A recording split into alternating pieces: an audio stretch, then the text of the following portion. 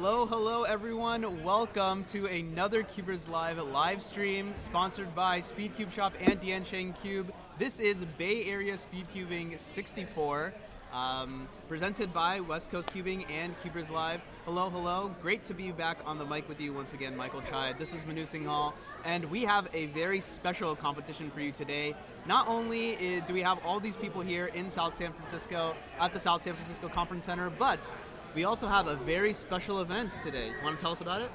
Yeah, so we're going to be hosting an unofficial WCA, unofficial event not recognized by the WCA. It's called the Face Turning Octahedron, as well known as the FTO puzzle. We are going to be hosting 2 rounds of FTO where people are able to record their official, unofficial results, would you call that? Yeah, official, I mean, they're like unofficial officially results? unofficial. Yeah, but also more specifically, this competition is based all around what's going to be happening at 1 p.m. approximately, the Face Turning Octahedron Melee. So it's going to be the top 8 competitors duking it out in a single elimination bracket. It's going to be a lot of fun, and they're going to be competing for $450. Yeah. That, Manu, is insane to me. You know what? I'm going to go out there and say it. That's pretty electric. Dude, $450. Imagine. Yeah, that is like no small amount of cash. Honestly, like, how much does first place win again? First place wins $200. Yeah, 200. That's pretty good.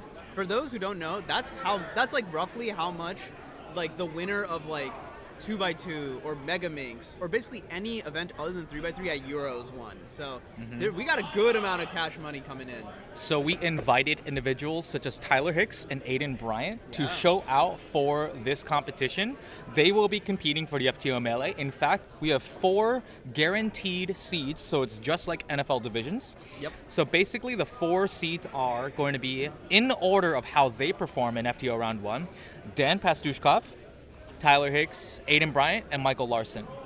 So even if they DNF their first round, they will still advance into the bracket. Yeah, just as invitees. Correct. And then for the other contestants, they will be competing for seeds 5 through 8.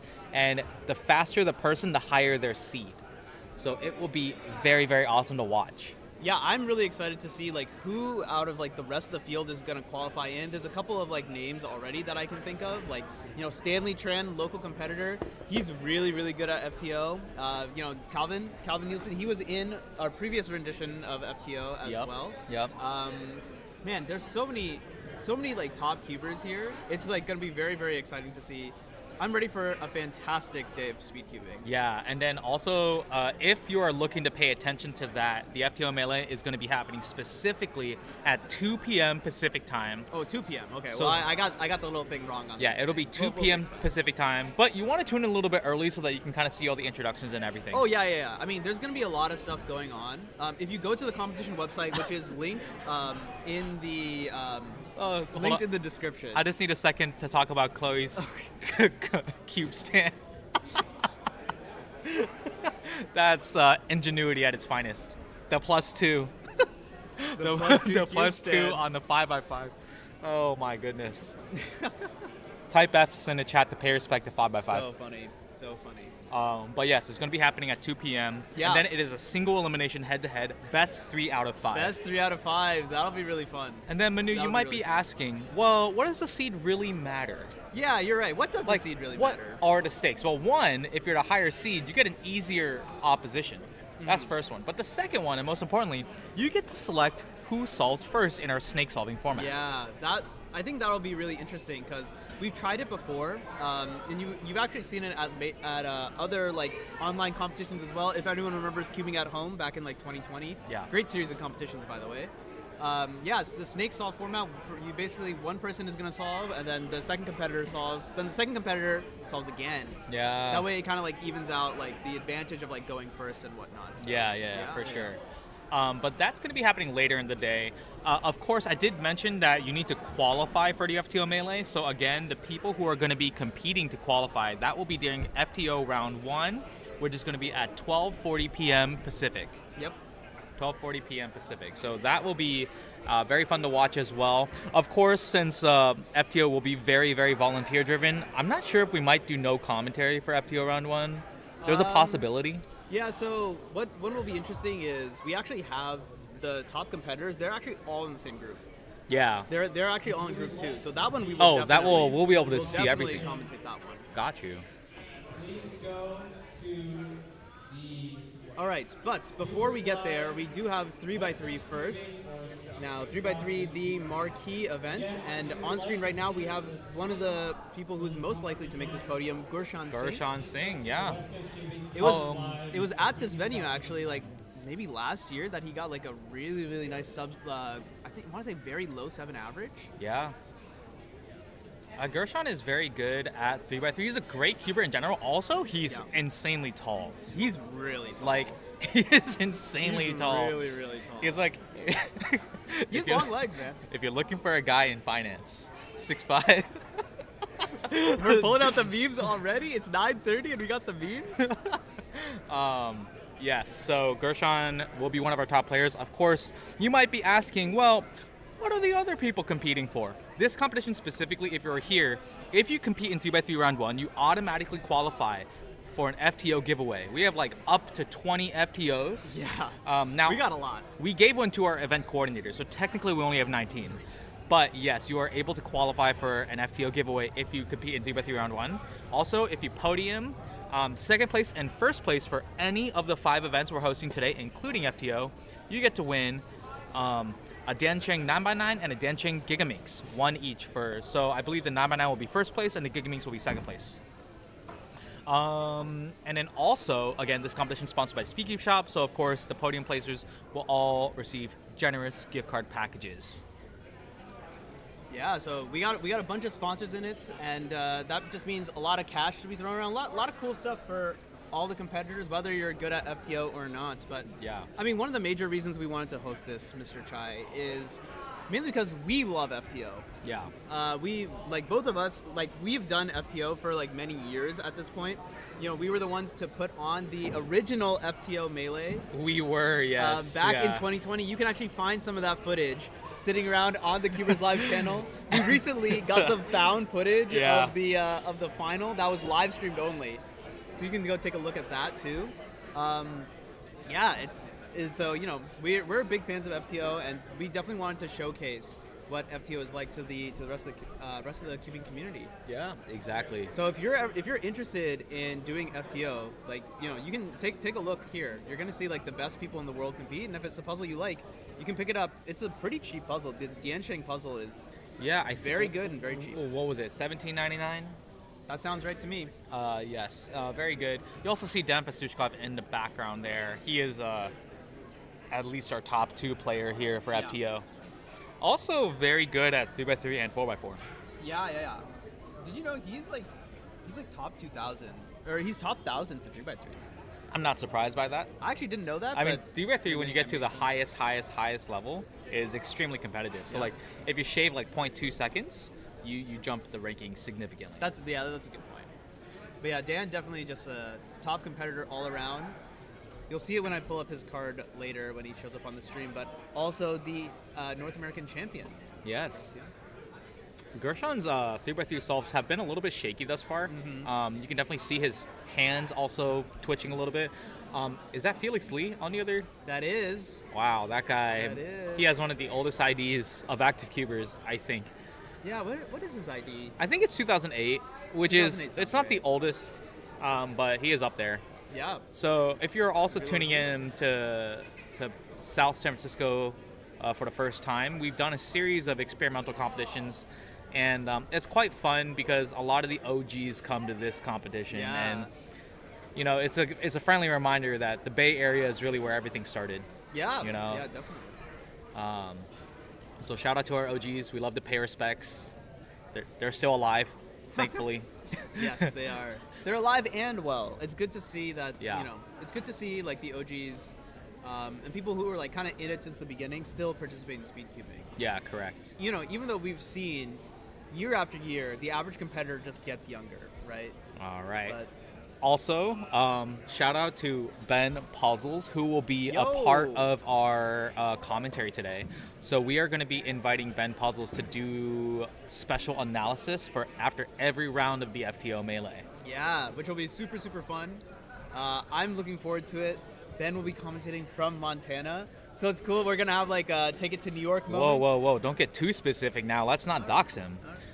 He might be anywhere between this the coordinate and that coordinate. Fair enough. All right. So Dan has also been announced to have been sponsored by Dan Cheng Puzzles. Yeah, which is pretty cool. I was very excited to hear that. An 896 to start off for him. Well, that looks like he's actually into solve 3 now, based on the scorecard. That is not Dan's best work. No. What I will say is, if you're looking to improve on 3x3, watching that solve was a good example of what you would not want to do. So he was definitely looking on the back side of his puzzle, pausing a lot, just rotating the puzzle a lot, and that's not something you want. Yeah. You want to have fluid turning. Yeah, not the best work from him, but then again, it's important to remember it is only round 1. Yeah. These results don't really matter that much. Of course, like if you get like a personal record or something, that will still count. But you know, in terms of like getting the podium placement at the end, it doesn't really matter. Gershon with that good looking F2L to start off here, kind of shaky turning, still ended up getting a 7. Very interesting. OLL. I do not like that OLL. It's something with the M move into a soon and then finish. Yeah, as we watch Felix back on the stream now. Man, dude, I love live streaming competitions. It's always just back to back action. It's a lot of energy. Yeah. We always love the energy at live stream competitions. Get to really show you the community that exists at the local level, right? Yeah, of course. And one of the things I love doing is, one of the reasons we love to stream the competitions is to just share with everyone else. Like, this is like, you are now part of our community now in the Bay Area, whether you like it or not. Well, I guess if they don't like it, they don't tune in. I guess that's true. But why would you want to tune in? Like, we got Michael Larson on the stream right now. He's gonna show up to do FTO later. Great delegate from Reno, Nevada. Yeah, we just got some awesome guys around, so certainly is very fun. Good solve. 756 from him. Yeah. I feel like one major pause. I saw one major pause and maybe slightly sloppy turning. The PLL could have been better because it was an A perm. Yeah. He could have executed that much faster. But the OLL, great execution. Yeah. And I feel like something that we're going to see a lot of in Cubers going forward is improved efficiency. Yeah, I feel like nowadays Cubers are like focusing a lot on efficiency, which is good. It's tough to focus on efficiency. It's very easy to think that, oh, I'll just like turn fast and it'll be fine, but it's a bit of a trap to turn fast, I think. It's a bit of a trap to turn fast, but then again, like the best cubers in the world, they're learning to turn fast and look ahead at the same time. Exactly. It's pretty nuts. Yeah, I guess you're right. I needed to caveat that a little bit. Obviously, like, ideally you want to turn fast. Yeah. But you need to be able to turn fast and not pause. Yeah. And then the meta right now has really been, I mean, the Chinese cubers have really set the precedent for the 3x3 meta. Yeah. With a combination of ZBLS and ZBLL. Yeah. Xuanyi in particular has been very, very impressive as of recently. Yeah. So if you're looking to improve on 3x3 and you're young, you know, capitalizing on ZBLL might not be a bad idea for you. Maybe. Yeah, I mean, at this point. A lot of Alex. A lot of Alex. I mean, we cannot stress how many Alex. 400? 470 some? Yeah. 476, I want to say.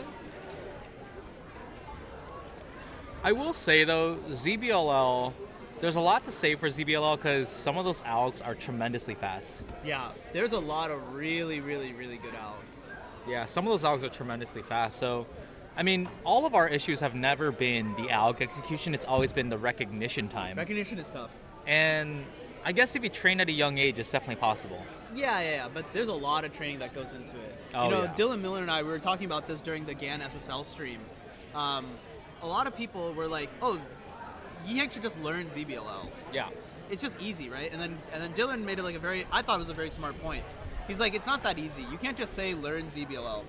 If you think about it from Yiheng's perspective, he's like done thousands, tens of thousands of solves without using his ZBLL knowledge, where, you know, he just completes F2L4, has some idea of what the EO is, and then has some idea of what OLL and PLL is. So if you're him, why would you waste time learning ZBLL and trying to like learn a different recognition scheme, slow down the recognition when you're just going to execute the same speed anyway?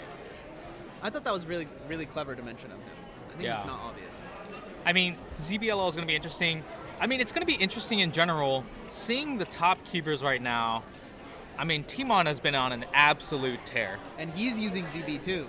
He is, well, he just used ZB in an official average. On that 479 average, yeah. All right, we are now calling. So that was very, very impressive. Extremely so, yeah.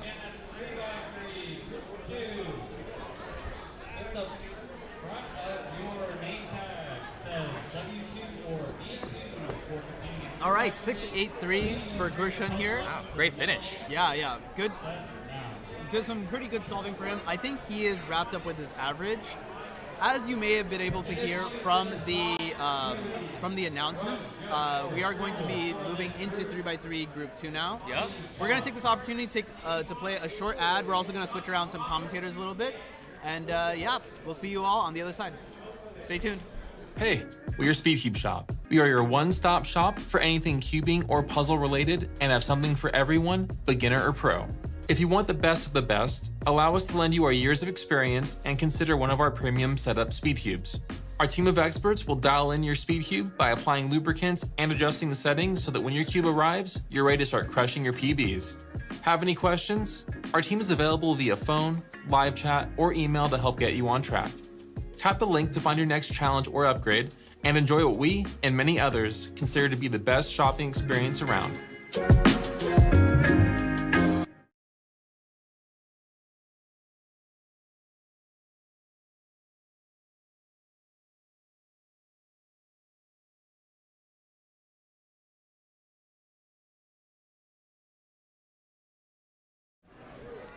Hey guys, welcome back everybody. We are preparing for 3x3 Group 2. I am here with Cube Pianist. How are you doing? Doing pretty good. Awesome. So, Cube Pianist, you are not at all a rookie when it comes to content creation. Can you tell us a little bit about what you do? I mean, I make content on different platforms, on TikTok, YouTube, different places, and yeah, generally try to make content that's entertaining or fun. Yeah. Do you have a favorite platform? Probably YouTube. Probably YouTube. Yeah, I like YouTube too. You know who I miss? Who? I don't know. I miss a lot of people. There's a lot of YouTubers who just disappeared. J-Perm. Yeah, I miss him. Red KB. Red KB. You know who hasn't uploaded in a long time? Crazy Bad Cuber. That was a long time ago. Okay, but also you've also done a little bit of dabbling into helping us cast for streams. What is your overall impression of how streaming has been for you thus far? Pretty good. I mean, it's run pretty good, but I mean, with the limitations, because like obviously you can't have cameras on everyone. Yeah, that's true. Because like it's not viable, but yeah, with what it's been pretty good for what it's been with the budget and stuff. Yeah. So. We are. Someone started solving. Yeah. So before, when we were in Group 1, me and Manu were talking a little bit about ZBLL. Now, Cube, I would love to hear your thoughts on what you think ZBLL is going to do for cubing moving forward.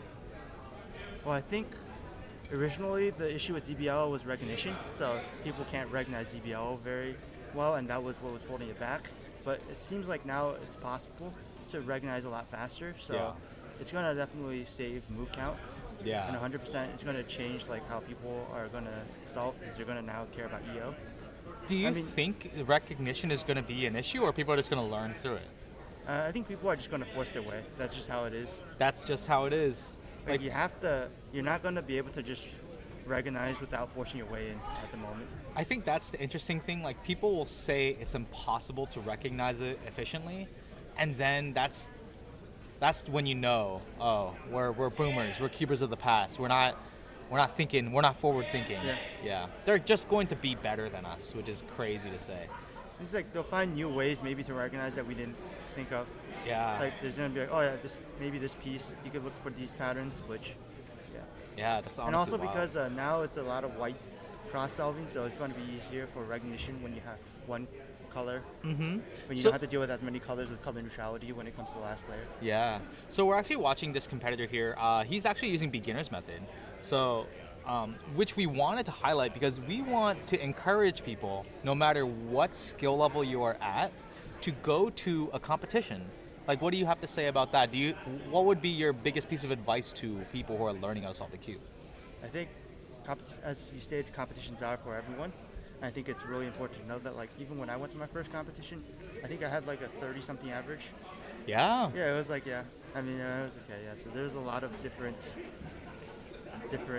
types of people who go to competitions at different speeds. Just realize that it's about like beating your own personal best. It's not necessarily about like beating Max Park or beating like Yi Heng Wang. You know, like they're the best in the world, but you don't have to like always race against them.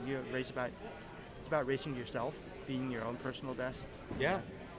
And that mentality is exactly how they became the best, because let's be honest, they all started from here.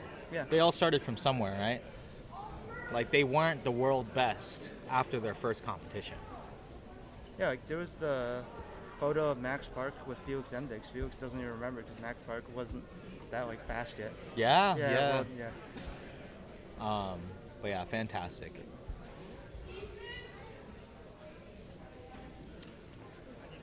There are female competitors. 30.09, not bad.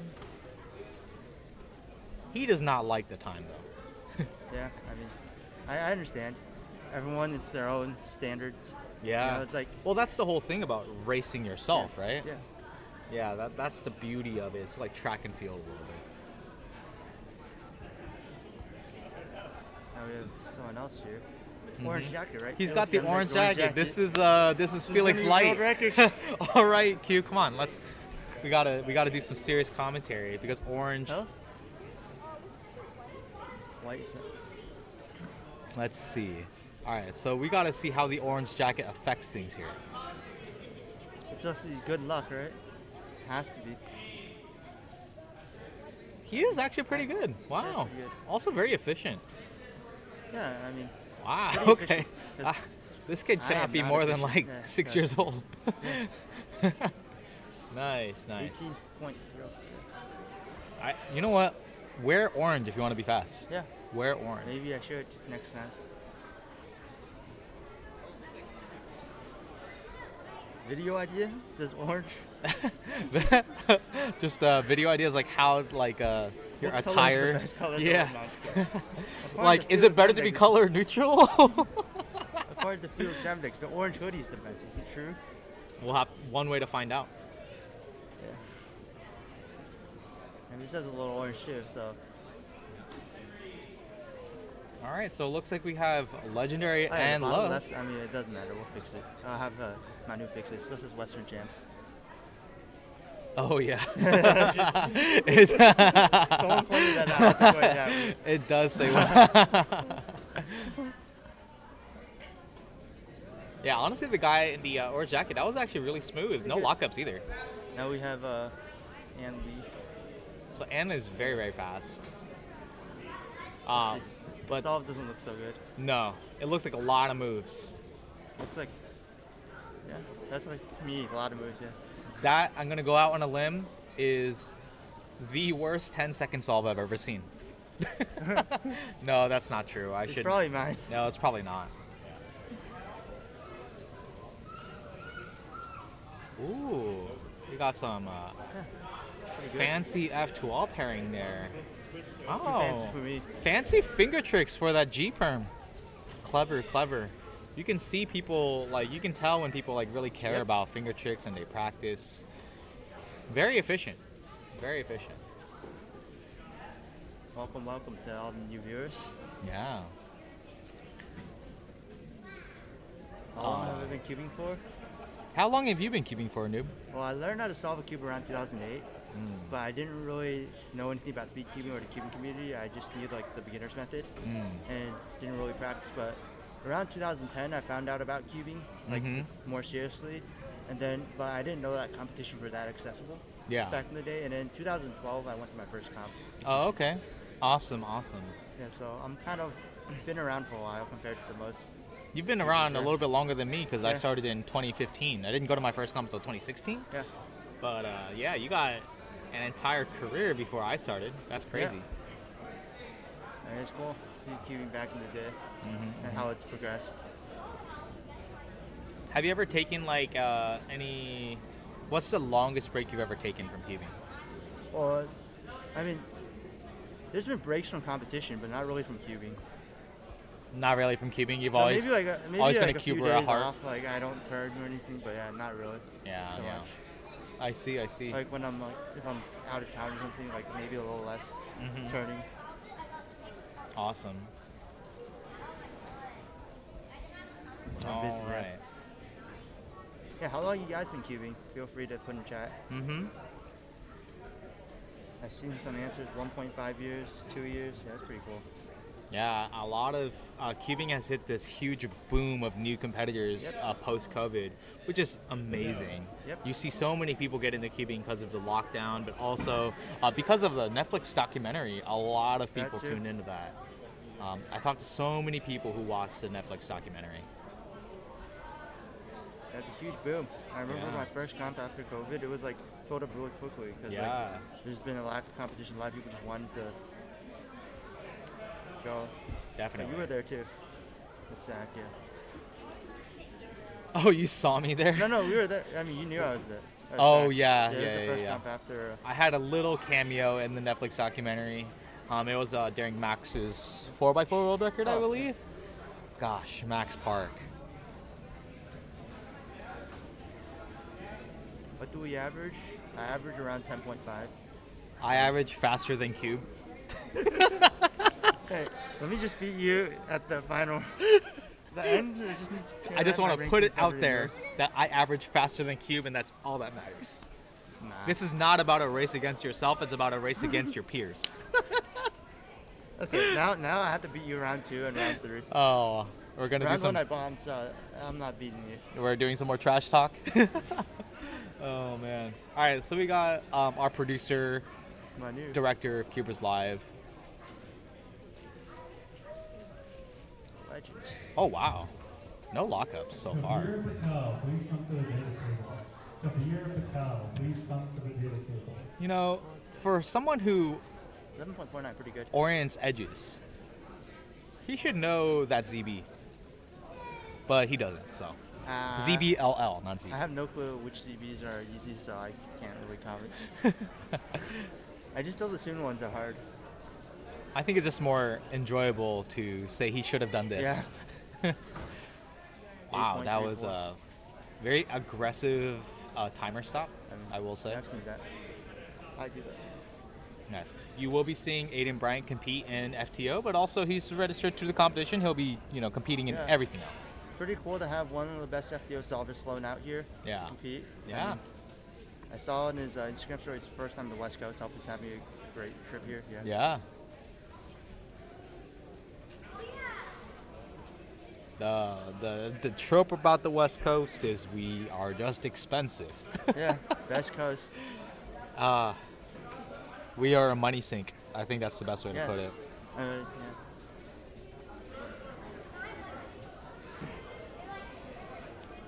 This might be the first time I've ever seen a CCFF00 Polo.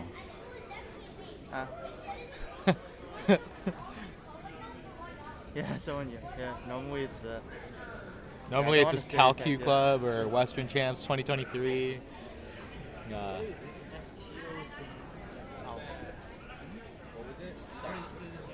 oh, it's an unofficial puzzle. It's a head-to-head against me. So it's really fun to watch this stuff. It's just unofficially. Yeah, so someone's asking about FTO and what it is. So later, just to might as well talk about it, later we'll have what's called an FTO Melee, along with 2 rounds of FTO. Yeah. So the FTO Melee is actually a head-to-head for the world's fastest FTO solvers that have been flown out to compete. And with other 4 force people FTO. to qualify.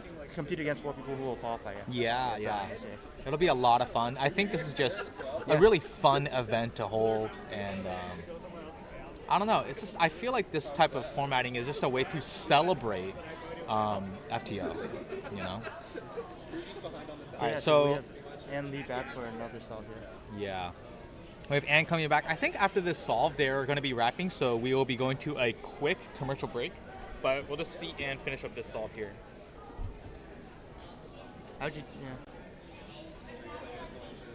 Are you in this group?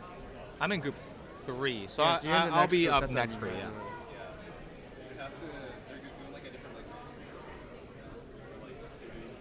Yeah. All right, so and with a 9:45. All right, cool. Also, So later you're gonna have to change the West Coast cubing text to, yeah. and wrapping up there, and we're going to be Or the West transitioning, Champs, yeah. and we will catch you guys in the next group at 3x3. Thank you guys. Yeah, next group. CubersLive has recently opened memberships. Becoming a member gives you a fun badge next to your name on live stream chats, and you get access to some exclusive members-only videos. Joining the membership costs just $1 a month, and we'll use those funds to upgrade stream equipment and hardware, make more exclusive cubing content, and just generally push the envelope of cubing media. Joining the membership is not a requirement by any means. You can still enjoy our content right here on YouTube for free.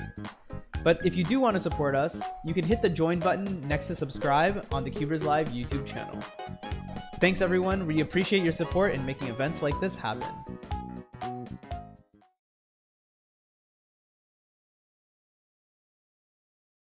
Just do it. Hello everyone. Hope you enjoyed the CubersLive ad. I made that ad like yesterday. So, no, actually it was Friday. I made that ad on Friday. I mean, So I didn't really get to listen to the ad, but it must have been good. It was a really good ad. Trust me. It was a really good ad. I don't make bad ads. All right. Actually, it was like extremely mediocre, but you know it's fine. But yeah, I mean memberships are now open on the CubersLive channel. If you want, it's like $1. So it's Help support the content and as well as Yeah. CubersLive. Yeah, we do the we do a camera. lot of stuff. So Yeah, probably want to tell people not to move the camera. yeah, I'll go move the camera back. But yeah, it looks like Ann had that last solve. Actually, we actually can't see what it is from here. What is it? 9:03. 9.03. So it's not even that good of a time. Yeah, we'll move the. Okay, I'm gonna go I'm ahead. gonna move the camera back. If you want to just entertain the chat a little bit, just chit chat Yeah, a little. so they're calling the next group of. Wait, let me move close. They're calling the next group of 3x3, so we're gonna have to. Yeah, we'll wait for their announcements then.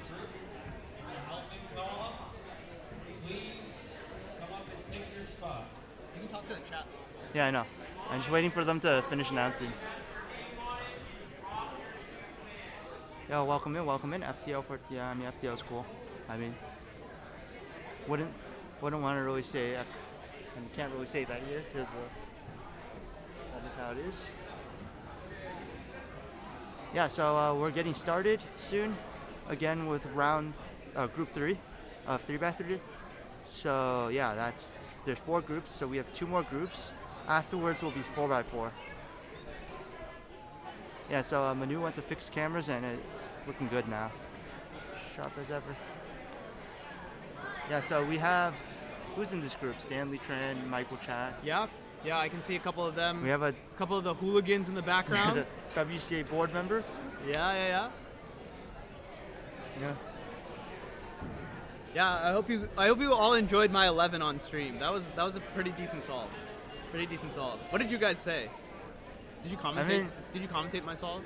I mean, it was pretty good. Was I mean, someone more interesting? he was on? roasting. Michael was roasting you for not knowing that ZBL. Wait, which one was it? I don't remember, but I think he's kind of jokingly roasting you. Yeah, but, because I don't know many of them. I don't know any. I know, so I like- can't tell which ones are hard. or I know easy. like maybe 40 ZBs. No, that's not true. I know. Actually, that's probably true. I probably know about 40. Yeah, because everyone knows the default walls. They're technically some Yeah. walls are default ZBs. Yeah. So like, you know, you everyone always- knows like 7 of them.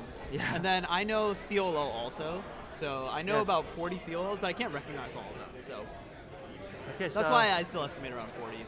now we have people starting to compete. Yeah. I'm realizing we never explained what ZBLL was to like the rest of the audience. Basically, like the way that ZBLL works is it's a sub-step of the method called CFOP. It's basically it's kind of like a layer by layer method. Yeah, it's where- advanced. where you build like the first 2 layers.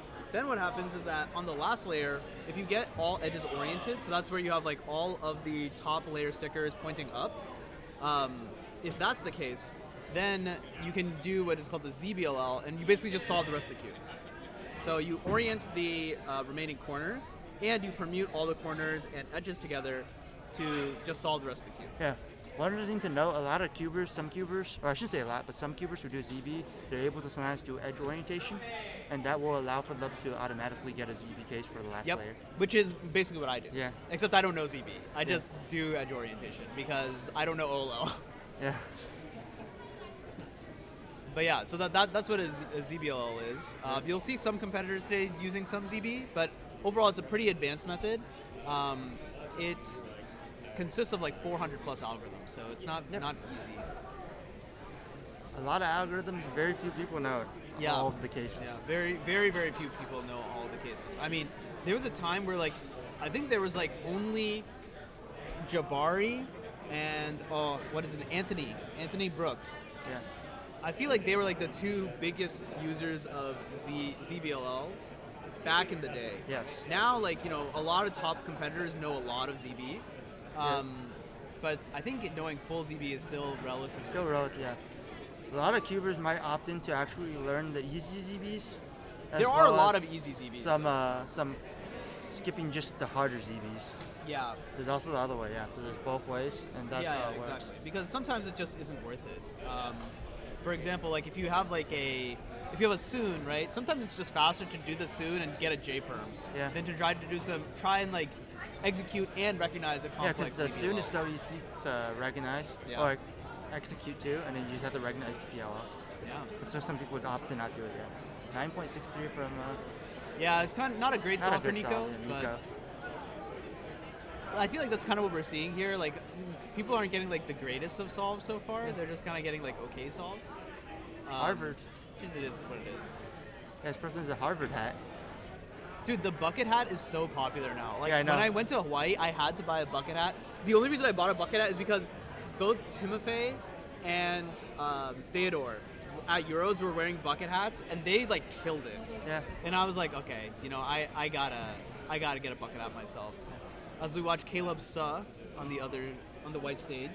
Where is this comp? This competition is in South San Francisco. Yes, South San Francisco. We're just next to the San Francisco airport. The international airport, yes. Yeah, you guys might be able to hear some planes and stuff. So yeah, if in the future, if you ever want to come to this comp, it's usually very convenient because it's right next to the airport for anyone. Yeah. Yeah, you just. I think there's actually a shuttle from the airport to here even. I'm not too sure, but yeah. I mean, it's not. Yeah, It's so not bad. yeah, and it's a fun little series of competitions that we've had since last year. Live stream competitions. Yeah, so if you ever want to appear on live stream, Yeah. This is a good might. opportunity. you have a Place good. to show Yeah. up. All right, looks like Nico is gonna get back onto the stream, and as he does, I got a little card to bring up for you, just so you all know who he is. So that's when we say, oh, he got a 9, it's not very good. We're not dissing him. It's just based on his official average. It's kind of a. Okay, luckily, that's why the overhead cams are OP. Yeah, it's so much easier to see what's going on with an overhead Yeah, cam. people have the.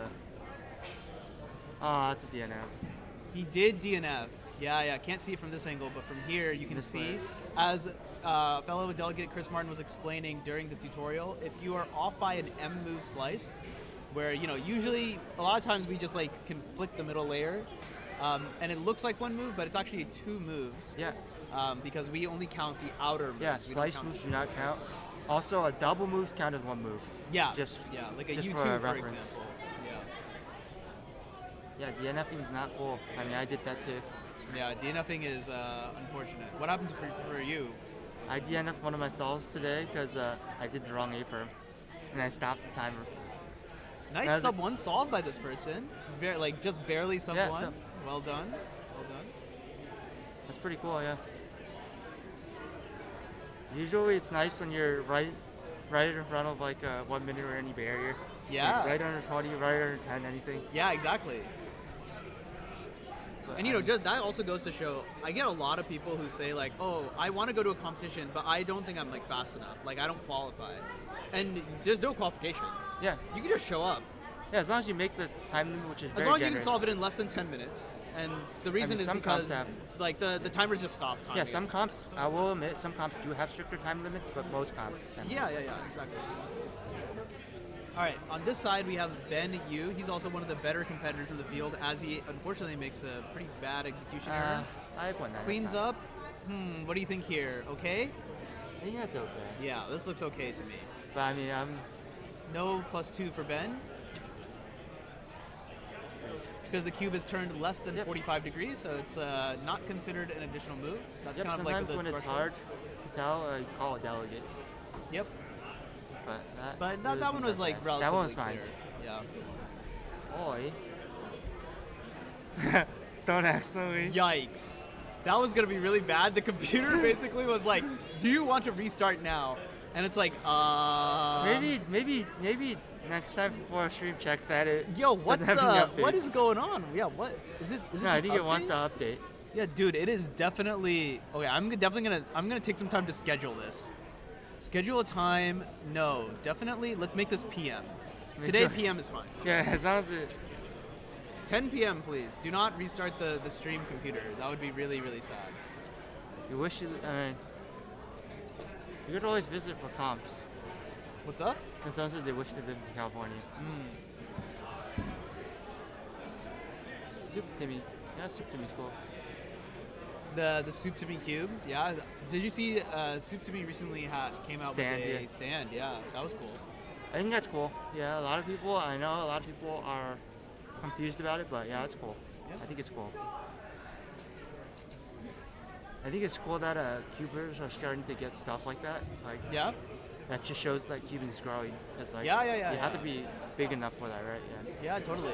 I think it's fun to see like cubing kind of break out of like kind of like the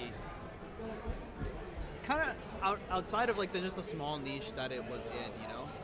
It's like it's bigger than that now. There's Yeah. like there are like more eyes on cubing than have ever been. So yeah, it's really cool. Yep. So now I think just continuing this group. Yeah, I think we're on the tail end of this group. I think there are 4 groups total. So we have one more group of 3x3, and then we'll move on to 4x4. Before that happens, I'd like to hear from everyone in the chat what your favorite WCA event is. Like, it can be anything. It can be like what you find most fun, what your best official results are, just anything. I'd love to hear from you all. Or maybe even if you like FTO. Yeah, totally. Because Yeah. this is an FTO comp. It is an FTO comp. There will be FTO lovers. There are many watching the people stream. here who like FTO. That's what I'm saying, because it's literally the FTO comp. So I have to say, FTO is a loud answer. Today it's a It's WCA a legal event, answer. quote unquote. We can make it a temporary WCA event for today. Emperor. 3x3, clock, good choices, Pyraminx, cool. That's cool. Yeah, I'm a big fan of 3x3 as well. I think 3x3 is a really fun puzzle. The Red is a cool event. I mean, I think it's what everyone gets started with most It's part. it's really interesting because like, you know, there was a world where like 3x3 was like not an interesting event, like where like it was the first one to be invented, but like no one really cares because it's just not like a boring event or something. Well, I mean, But at three- the start it but was 3x3 was cool, but great. it died down pretty good. Yeah, but I think 3x3 is like still holds up, you know? Yeah. It's still like such a fun puzzle to just do from time to time, and like I like to just like randomly, like when I'm like in the airport, right? Yeah. I'll just pull out a 3x3 because I'm bored, and like people will be like, "Yo, that's so cool." Yep. I think the other thing is like a lot of things are like fads or stuff. Like the Matthew's been around for so Right. long, and it's still the It's most held the popular test of event. time, right? Yeah. Even with other events being added, and other events even got maybe removed. Yeah. It's held the test. Yeah, 3x3 is great choice. Yeah, it's also I think a great length event. You know, Yeah, like, that's true.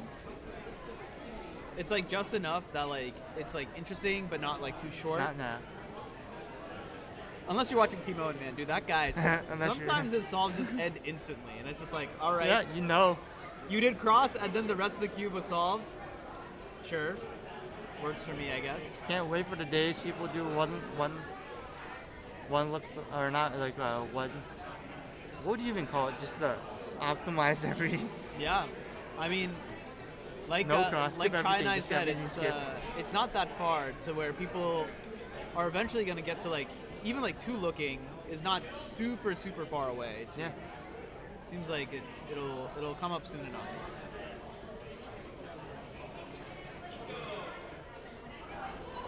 All right, as we're wrapping up, it looks like we have Sean on this side and Ruby on the other side. 9 seconds Probably all, not, and 22.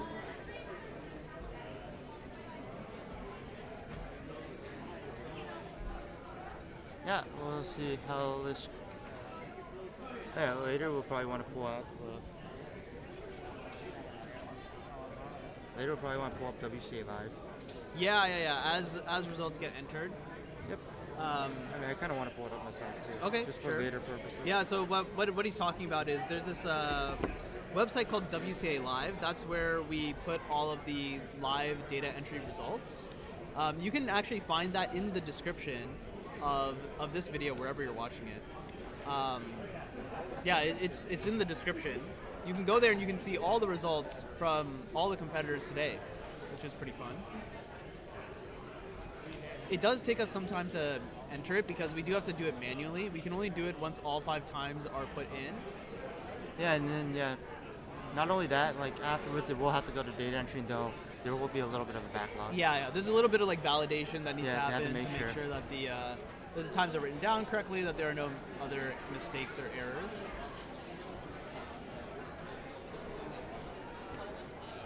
I want to make sure that all the results are accurate and correct. Yeah, You know, definitely. We also have a integrity. results team member here today, so we definitely want to make sure that Yeah. they're they don't get in. that they're nice and accurate, that everything is all good to go. We also have a WCA board member. Yeah, having That's true. everything, That's true. if we mess up, that's. We got actually a lot of people from the WCA. Like Yeah. we got the board, we got results team member, we A got bunch of delegates. we got a bunch of delegates, of course. We got competition announcements. We got quality assurance as well. Yeah, a lot of people from around the WCA at this competition, which is really fun. Yeah, it's pretty cool. I think that's like one of the fun things about California comps. There's just so many competitors, and like the competitors are all like unique in their own way. Yeah, which it's I think very is really diverse. fun. People with different Very speeds. diverse. Yeah. People with different events they specialize in. Yeah. People of all ages also. Yep. We were mentioning Felix earlier, Felix Lee. He's actually standing right over there, by the way. Yep. Yeah, he's like one of the older competitors in the field. We actually have someone who competed in 2004. Thomas Rond is also here. Yep. I saw there's another 2006 ID. Yeah, which is I pretty saw cool. him, yeah. Pretty cool, right? And then we have some people who like just competed this year, Yeah. which is really Some really people fun. maybe this is even their first competition. Yeah. There's definitely. Yeah. So totally, there's not like a barrier to entry or anything like that. There's no like age limits per se. As long as you can solve a cube under 10 minutes, then you're good to good to go. As long as you register, just register. You can cop. Yeah, to any cop. Yo, it's Ed. Hello, my friend. Good to see you tune in. Yo, what time is it for you? It's like probably. Oh, Welcome. actually, it's like 5 or something, right? You're here for FTO, right? Yeah, I know it's here for totally. FTO. Oh, totally. Oh, Yeah. dude, yeah, that'll be so hype. That'll be so hype. Wish we could have you here, Ed. Yeah, there's a lot of people we wish could be here. Yeah, that's true. Especially with the FTO. Yeah, I mean, FTO is so fun, and That's it's so fun. great to see it like expand, and like the popularity is growing. Dan Chang has put out like a good puzzle. Yep. It's easy to get your hands on now. It's not very expensive either. It's not a super hard puzzle either. It's pretty easy to learn. FTO is this puzzle, by the way. Wow. Great guy. It turns very differently. You would think that like kind of turns like a pyramid, where it turns on its tips. It actually doesn't turn on the tips. It actually turns on the faces like this. Kind of weird. Yep. Very interesting little puzzle. Wait. I was like, they messed A up. little I bit was of an like, error they there. missed the whole group. We just skipped Come on, all John. of 2x3. Just smart. Hello, everyone. So yeah, we're going to start group 4 of 3x3. Yeah. I think what we'll do is we'll run it into quick breaks, switch out some commentators. Actually, you've been here for a while, so you should get some water. Just in general, chill. We'll be back with more action from Bay Area Speedcubing 64. CubersLive is your home. for all things speedcubing. From exclusive interviews with top cubers and personalities, Dylan Miller, Maddie Nava, Tommy Cherry, to highlights from major competitions such as US Nationals, North American Championships, and the WCA World Championship, to podcasts you can listen to while commuting, studying, or even cubing, and of course, live streams from all around the Western region. If you'd like to support our efforts to make speedcubing exciting and accessible like never before, consider subscribing to our YouTube channel. Thanks, and enjoy the rest of the broadcast.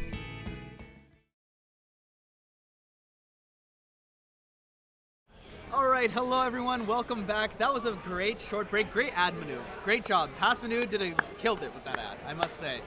We got the one and only Mr. Dan the Man, Dan Patushkov, out on the stream for you all. Dan, how is it going? Tell me what it's like being here, Bay Area Speedcubing 64, the FTO comp.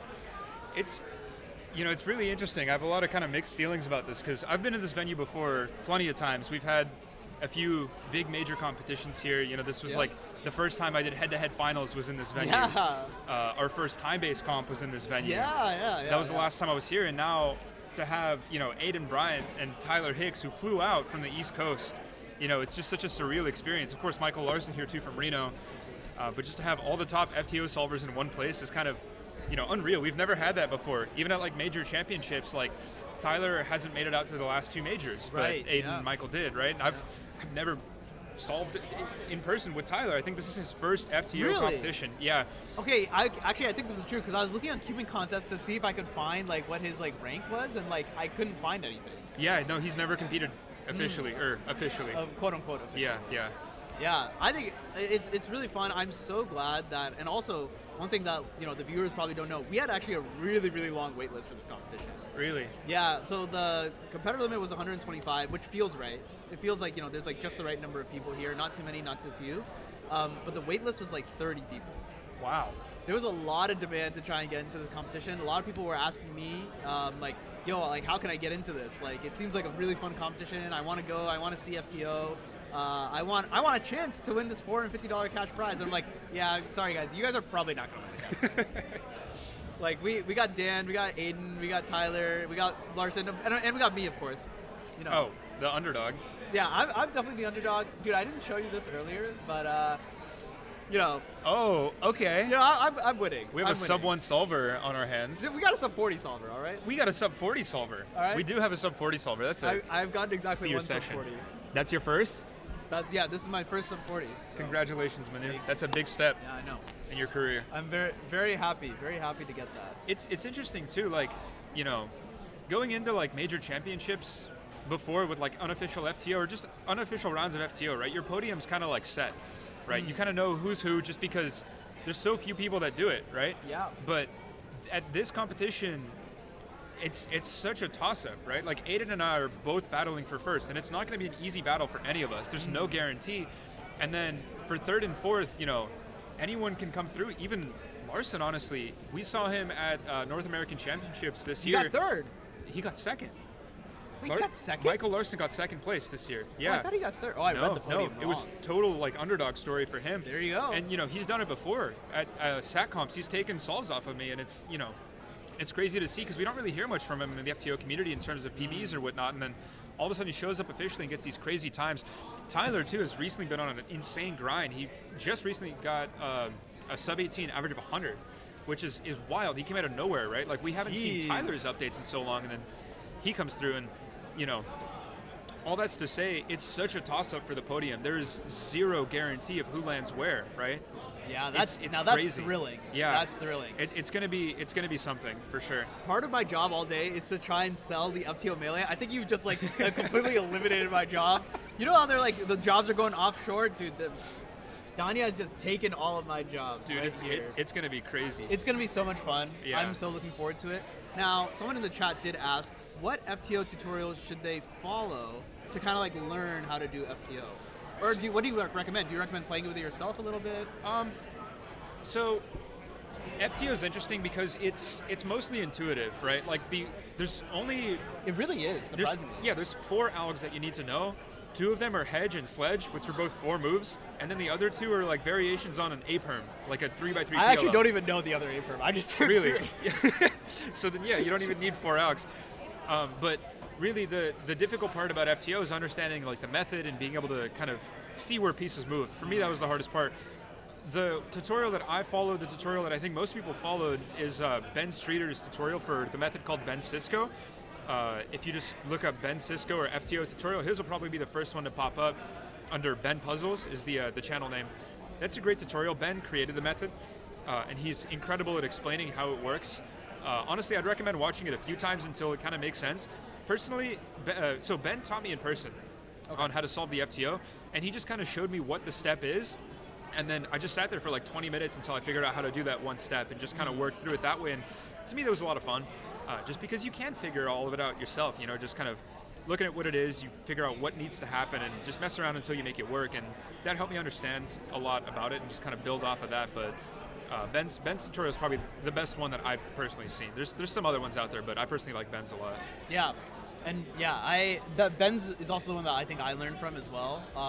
It is like interesting because when you first pick up an FTO, it's just like I have no idea what's going on. This is so foreign, very, very different than anything you've ever touched before. But it's actually, once you understand how the pieces move, it actually is not too difficult of a puzzle to like comprehend. No, yeah. And I think that's why it's a lot of fun, right?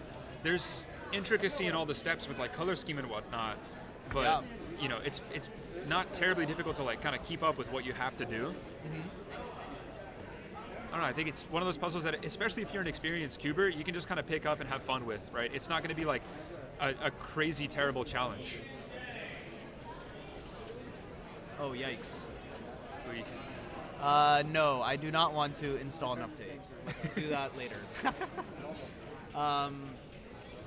I got completely distracted. Yeah, it's not too difficult of a puzzle. Yeah. I think it's really fun, and the time it takes to solve an FTO is actually like not an absurd amount. It's not like a 7x7 that's gonna take like a new person like 10 minutes to solve. No. Like if you solve FTO for the first time, it's probably like within probably like 10 to like 20 attempts, you can probably be like 3 minutes. Yeah, something like that. Yeah, and it's you know, it's really easy to improve kind of when you're just starting out. You know, the more comfortable you get with color scheme and the concepts and how the pieces move around, just the more solves you do, the more you get used to that, and the faster you just end up getting. Yeah, totally. Especially, I think the color scheme. The color scheme is definitely a little bit hard to understand. That's why my color scheme is the best, because it's just intuitive. Every other color scheme is objectively wrong. Right. But yeah, like I think it's really fun. I'm really glad to see it like kind of come up to where it is. Let's talk a little bit about that. You were part of the original FTO Melee that we did back in 2020 during pandemic times. Yeah. And now like we're here where we have it at an official competition. We have it sponsored by two big companies. We got SpeedCubeShop and we got Dansheng. And there's a cash prize at stake here. Tell me about what it's been on this ride from FTO from day one to now. Oh wow! I mean, it's crazy. When I was starting out, I was hoping it would get to this point, but truthfully, I never thought it would. Yeah. And it's crazy to see what kind of community we have now, especially now that we have mass-produced hardware. For a long time, that was the biggest problem. Was the only way you could get a viable FTO was if you paid a bunch of money for a 3D printed one and spent time putting it together, or modified a LAN and then had a bunch of problems. But now Dansheng released a mass-produced FTO that's very, very speed solvable. Yep. And it's so easy for people to just buy one and out of the box get right into it. And in the last 6 months, there's been just insane just growth in the community. And it's awesome to finally see that happen. We've been waiting for that for years. The first Melee that we did, I think, was just kind of like a for fun thing, get some publicity out there. Yeah. People had started hearing about FTO, and I had a ton of fun with it, and I'm sure the other competitors did too. Tyler and I occasionally will talk about how that went for us in those times and like those kind of competitions back in the day, and to see it on this kind of scale now, where you have so many people signing up and the top solvers are here, and now the community has grown just so much. It's just so unreal. And I was thinking about this the other day. What I've never seen an unofficial event have a community of like thousands of people. Our Discord has over 1,000 members now, and that's just the Discord. And Aiden and I now both being sponsored by Dansheng. Yeah, it's so cool. Maybe I'm wrong, but I've never seen anyone get sponsored for an unofficial event like this, and it's kind of unreal. And on the way here, I was thinking to myself, like, if I had told myself 4 years ago that this is where I would be, and that this is where the community would be, I don't think I would believe myself. You know, it's incredible to see. Yeah, and it's so cool. Like for me being so I'm on like the outside looking in to see that like we always knew that FTO was like a great community to start off with, just because of the people that were like the people who were into FTO since the very beginning have been like class acts, and you included, of course. Thank you. And so like, we always kind of knew that it was going to be like a really fun puzzle, even if it just stayed like an unofficial puzzle forever. And just a really fun community to build itself around. So, and I'm very excited to see that like after many years, finally like a mass-produced FTO is available that, it pops a little bit. It has its flaws, but it is so much better than what you could get before. Oh, and absolutely. it looks great. It turns decently well, and just to get people into the puzzle, I think it's done a fantastic job of that. That's what's cool about it, is it's so accessible, right? Like Yeah. before, it was hard to find someone that would build a Rex TO for you. That was the hardware used previously, and no one wants to mod landlands, right? So Yeah. it was just nearly impossible to get hardware, and that's why the community was so kind of, just plateaued. But now anyone can go on any cubing website from any country and pick up their own FTO for what, $20 $20, ish, right? It's $20 USD. crazy, and then just get it a couple days later and start speed solving. Yeah, exactly. It's a very drastic change for FTO. But Oh, yeah, it's yeah. it's great. I think it's so fun. I'm really excited to see it. I'm glad that we have this opportunity here to kind of like showcase to the rest of the world how fun of an event it is. Yeah. And I think it's just all great. It's just good for the community as a whole, for FTO and for cubing. Oh, absolutely. I agree. I think it'll be interesting to see what kind of the next 6 months to year is going to look like. There's other companies kind of just getting ready to produce their own FTOs. We're going to see how that kind of stacks up against the Diansheng, how that's going to look in competitions. Maybe probably not next year, but the year after, who knows? Maybe we'll see this become an official event, just with how much interest there is in this from both the community and now manufacturers to build these cubes. Yeah, totally. I mean, I'm pretty sure either NAC or Euros was probably the largest FTO round ever held. Oh yeah, yeah. Easily, right? It's crazy. And especially NAC was like very competitive too. Yeah. It was close. I was really nervous. There was a good chance, or the first and second was really a toss-up between Aiden and I. We were both seated first and second respectively, and then just I guess nerves got the better of Aiden. I happened to do decent, and then Michael Larson out of nowhere getting that second place. But it was such a toss-up. I don't think anyone could have really predicted that podium. It's so crazy to like actually have that kind of competition, or that level of competition right now on such a major scale too. And it's definitely going to be interesting today, because that's those same competitors. Exactly. And Tyler Hicks are going to be here, so no real predictions. So let's talk a little bit about the format. Okay. So the format is a little bit different this time. So we do have FTO, we do have the average of 5 format. We actually have 2 rounds of FTO. Right. I don't know how often 2 rounds have been done before. Probably extremely rare. I've never seen it. Maybe in other regions. Yeah, maybe in other places, but so 2 rounds, that'll be really fun. But what's interesting is we're going back to the old FTO Melee rules, where it's head-to-head, and it's not average of 5, it's best of 5. Uh-huh. So it really does matter how the other competitor performs, because if they throw, then the door is wide open. But that also means if you throw, the door is wide open. You can't come back from it. Every solve counts. So tell me about what you think going into it, about this format. Man, it makes it so much more, I guess, difficult, right? Yeah. Like head-to-head for one with nerves. I think, I don't know, it's going to be hard to say. I'm kind of trying not to like think about it too much. Just go up and just solve. Try not to think all that hard. But it's so different than what we've done really ever, aside like in the last 4 years since the last like FTO Melee that we did. Yeah. It's definitely going to be interesting. A lot more pressure, kind of, just on us as we're solving. Just head-to-head format. But at least between Aiden and I'm thinking how that's going to run.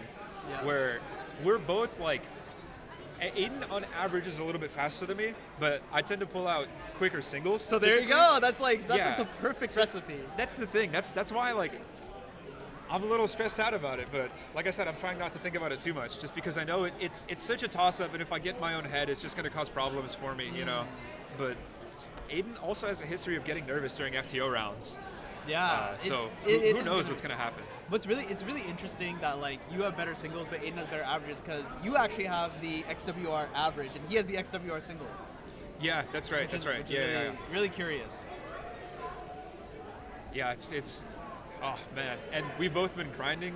Aiden just recently broke all the world records again, and then I came through with average last week.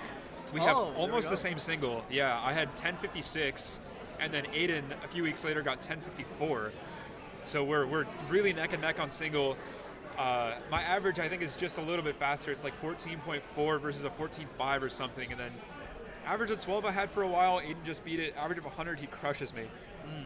So it's really going to be interesting. Zero guarantees today. It's just going to be so fun.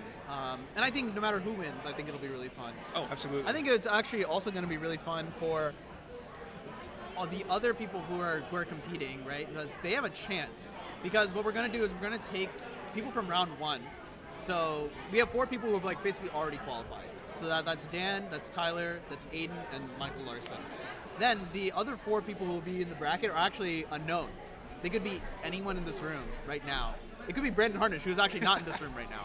Not yet. But anyone who is like gonna compete, if they finish in the top 4 spots, other than the people who have already qualified, then they have a chance to get into this bracket and try and knock off one of these guys, which I think is gonna be really, really fun.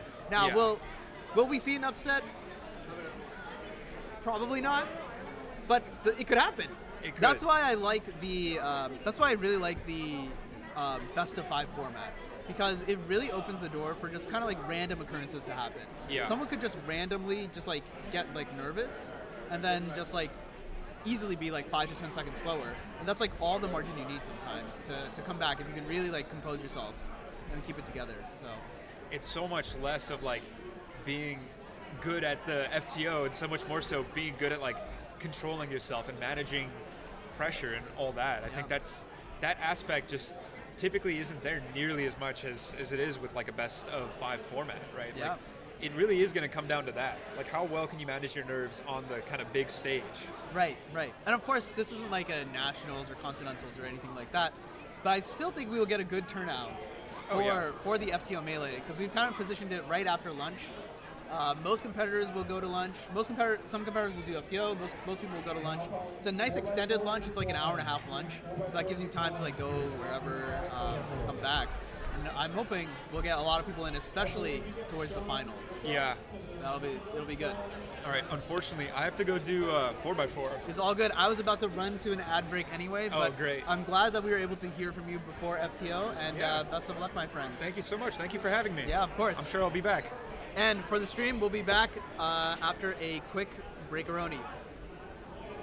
Hey, we are SpeedCubeShop. We are your one-stop shop for anything cubing or puzzle related and have something for everyone, beginner or pro. If you want the best of the best, allow us to lend you our years of experience and consider one of our premium setup SpeedCubes.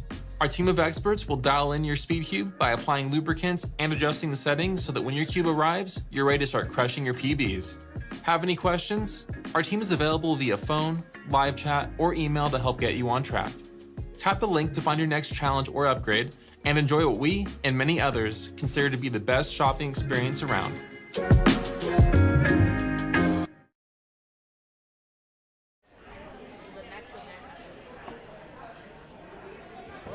2x2?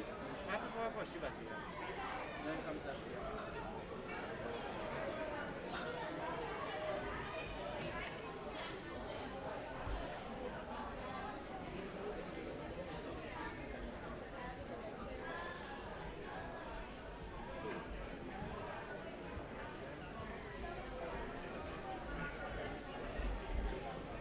Okay. Whenever you're ready. Yeah. Welcome back, everyone. We got Mr. Michael Chai on the mic now. We just spent some time talking to Dan about FTO, like the history of FTO and how FTO has gone for him personally and what he thinks the FTO Melee is going to turn out like. And his answer in a word, he's nervous. Is he? Yeah. Oh, It's okay. he thinks it's gonna go really, really back and forth. Kind of anyone can win. I'm looking forward to that. That sounds hype to me. Does that sound hype to you? It does sound really hype. Here's one thing. If I know Dan as an individual, Dan loves to put on a show. He does. He loves That to put on a show. He understands the beauty of pressure. He accepts the pressure, and I think he's going to do very, very well. Yeah, totally. All right, so we're doing 4x4. And Manu, I've said this many, many times, 4x4 is my favorite event to spectate. It's a great event. It's so much fun to watch. A lot of people are like, oh, but 3x3 is the best event. Sure, yeah, it makes sense. 3x3 is the OG event. But Yeah. I just think for the amount of time it takes, 4x4, you can really get into the weeds and go into each individual solve, kind of dissect it, Yeah. and see where exactly each solve is going. Stanley here, he's very solidly into some edge pairing, wrapping that up, going into 3x3 stage now. Very good. We're going to see if he He's gets gonna an get a Olo parity, parity, yeah. And that's the other reason I love 4x4. The competitors hate it. I love seeing parity because Exactly. it's a wild card. It is. Anything can happen. You could have two world-class competitors go head-to-head against each other. They're both on pace. They're both going to get an 18. One person gets an OLL parity. The solve completely changes. The other person gets PLL parity, Yeah. and they're back in it. Yeah, it's a level. It's a I don't know how to the best describe it. It's a way to level the playing field. Exactly. Yeah. Actually, if you're not familiar too much with FTO solving, FTO does not have parity per se, but it does have some very, very complicated last three triples cases, which might as well equate to that. Yeah, kind of. For some sort of- I guess if you get like one flip or something. Playfield leveler, leveler. Yeah. So we got one of the legends, Richard J.S. Apigar.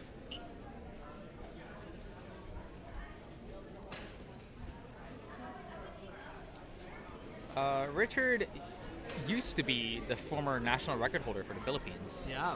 Of course, taken over by the one and only Leo Borromeo. He's getting PLL parity here as he ends up with a 37. Fastest solve we've seen so far. Giving us a little the hand gesture. Richard acknowledging that he's on stream. Hell yeah. Always good to see Richard. We were talking about the OGs earlier. Yeah, Richard is such an OG. He's such a Yeah. great competitor. Great guy to talk to. Good to see that he's still in the scene. Yeah.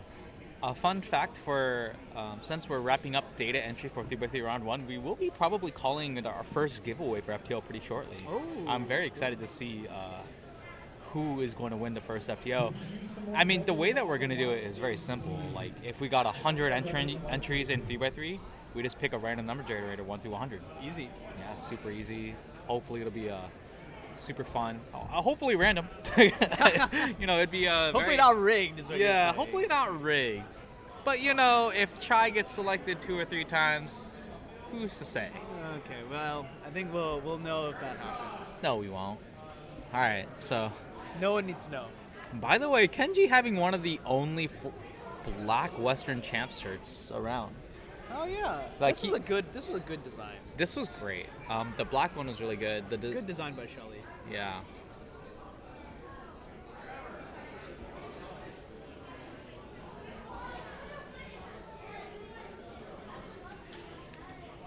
So some of the cubers that we've seen in 4x4 are Stanley Tran, Richard J.S. Apigar. Yep. We got a couple more people who are going to be on the stream. They're just like either at other stations or just sitting in the waiting area. Mm-hmm. And if you're curious, watching this 4x4 puzzle, what is interesting to note is the method of which that they are being solved with. So most people use the Yao method, and they solve that by doing the first 2 centers and then building some center edges. So if you solve white-yellow, you solve either the yellow or the white edges first, 3 out of the 4, and then proceed to do the rest of the solve with some simple edge pairing.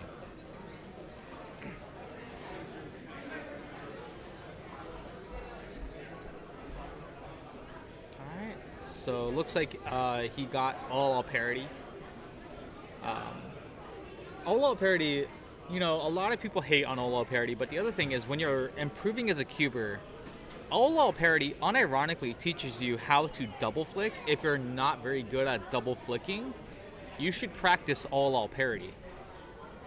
I used to not be very good at double flicking with both of my hands, but after forcing myself to practice double flicks and OLL parity, I got a lot better and I don't have that issue anymore. I really need to practice OLL parity. It's really funny watching Max Park do OLL parity with his flick. Yeah, because he can't double flick.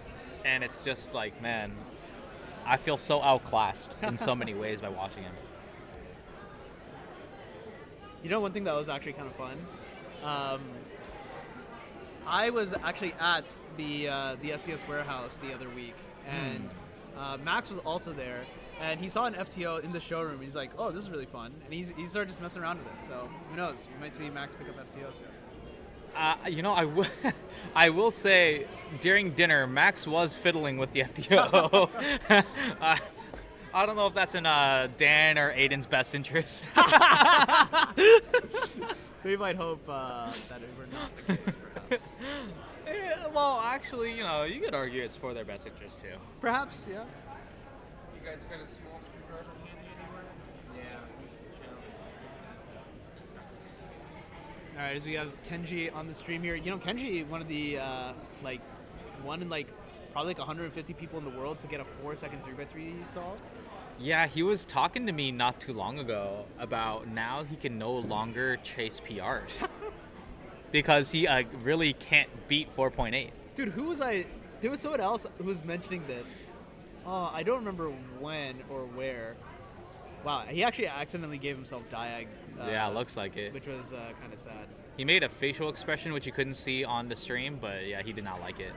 It was a very easy CP also, but it was also Sebastian, because Sebastian has 4.08 single, and it's really funny because it was Bay Area Speedcubing 63, where someone overheard him talking to someone else, and the other person was like, well, there's only 3x3 left, and it kind of sucks, you can't go for PR single anymore, and Sebastian was just like, huh, you're right.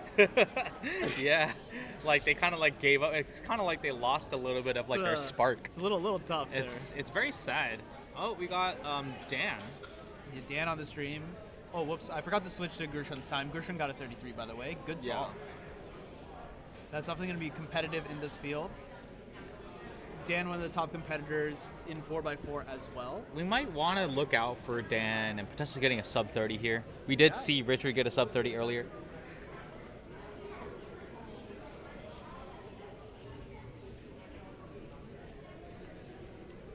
Dan solving above the table here, which is, I feel like for 4x4, a lot of people solve above the table. We still see some people kind of move it into the lap. It can be a bit more comfortable in a bigger cube format. Yeah. So Dan just passing the 20 mark right now, and I think he's got last two edges just now. Yeah, so it looked like he may have had an outside chance of sub 30, but not anymore, unfortunately. Not quite. But there was no parity for this solve. 32-32. That's approximately what Dan would expect out of himself. He might be a little bit faster, but that's about right. Yeah, it's not too bad. I have to imagine Dan has been primarily focusing on FTO for this competition anyway. Oh, yeah. Did we emphasize the fact that you have a chance to win $200 for first place? Yeah.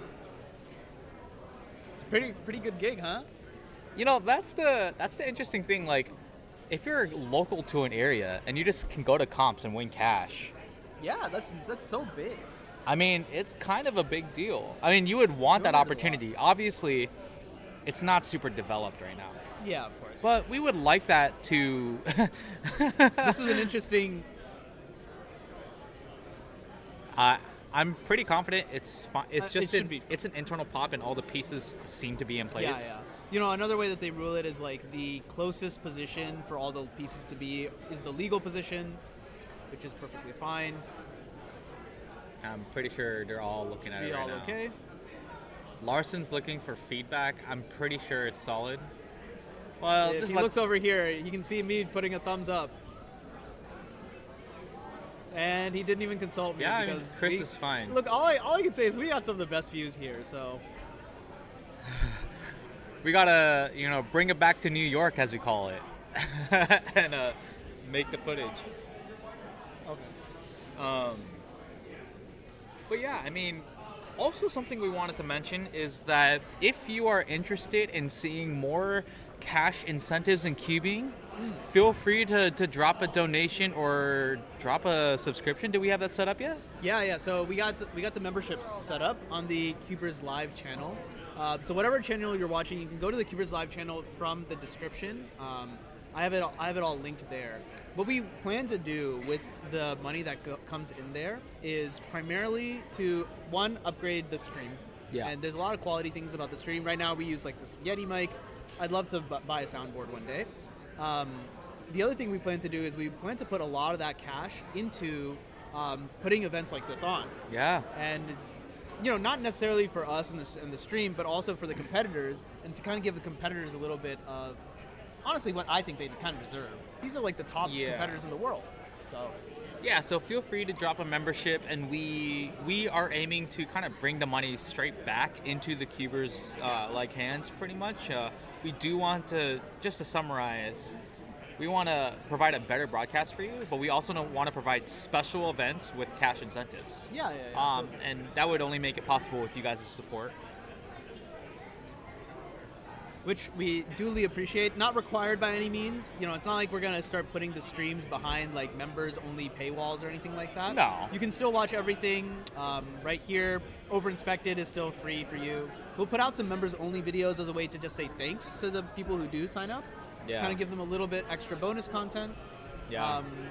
But yeah, as for the most part, it's really if you're looking to go a little bit above and beyond for support. Yeah. As I'm sure you've heard me from the past say a couple times on the broadcast already.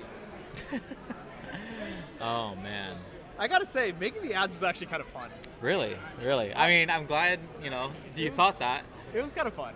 It took a very while. It took like an hour. Did it? An hour's not too bad. It's not that bad. Jason Ostig doing 4x4 right now. One of our fellow delegates, hailing from, well, I guess he's originally from California, but he lives in Reno, Nevada now. Goes to school out there. Solving Yao on green-blue, interestingly enough. He is indeed a Yao solver. I mean, basically everyone is for 4x4. Aren't many people who use any other method.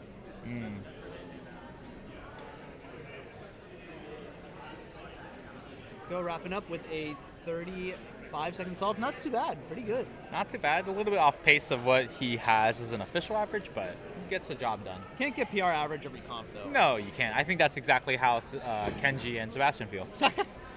In fact, they won't get a PR in any comp. They're very for 3x3. Hey, don't jinx them. Those kids are good. They're good. They are really good. Yeah. As Gershon sits down now for what looks to be solve number 5. As you can see from the scorecard. Took a while to do centers there, like 5-second centers. Moving into the next phase of Yao, building those cross edges, and now going into the remaining centers. Centers are fully built. You can see that yellow side is on top. That means he's going into edge pairing, putting all the edges together, turning it into the 3x3 stage. At that point, well, you just have a 3x3 left with a couple of parodies to fix. Like, looks like he's gonna get one here. Yeah, interesting. Gershon being very, very particular with his turning during edge pairing. Yeah. Not moving particularly fast. In fact, a lot of pauses. But did not seem like a lot of wasted moves there. I didn't watch that too carefully, but he did get pure parity. Did he solve pure parity? He had pure all parity. I wasn't paying attention I did not pay attention if he did an extra all. Yeah. But basically, when you see all parity and the corners are all solved and there's just one flipped edge pair, you can basically do an R prime into one of the all parodies and solve the entire orientation of the last layer. So it's basically just all. Yeah. Some pretty neat tricks coming out from Mr. Michael Chai. Mm-hmm. And I believe after this solve, we'll probably go to a quick commercial break and bring you the next group of 4x4. Okay, sounds good. Yeah, it seems like we're all wrapping up on this group. Yeah. Richard, I think, is on his last solve here, onto the 3x3 reduction stage, also getting OLL parity. He doesn't know the ZB. He did not know the ZB, but he still got a sub 40, 39. Not a super great solve, but hey, you know what? He had parity, therefore, Yeah, it is not what bad. It is what it is. It is what it is. Well, Mr. Michael Chai, Yeah. I think as mentioned, it is time to head out into a short break. And then we will bring you the next group of 4x4 coming up shortly with the commentator switch as well, I believe. Yeah. All Stay right. tuned. Yep. CubersLive has recently opened memberships. Becoming a member gives you a fun badge next to your name on live stream chats, and you get access to some exclusive members-only videos.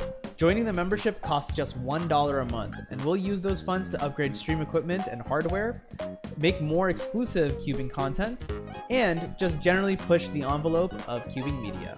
Joining the membership is not a requirement by any means. You can still enjoy our content right here on YouTube for free. But if you do want to support us, you can hit the join button next to subscribe on the CubersLive YouTube channel. Thanks everyone, we appreciate your support in making events like this happen.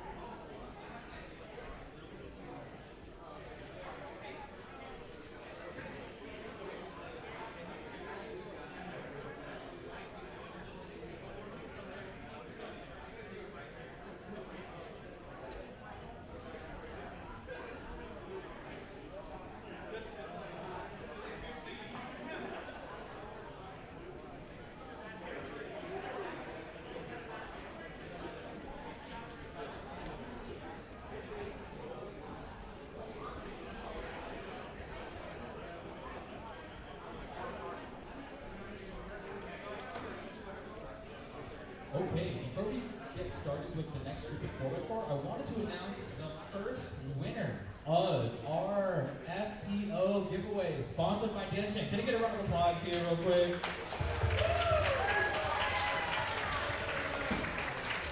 Wait, can you say something one more time? I love FTO.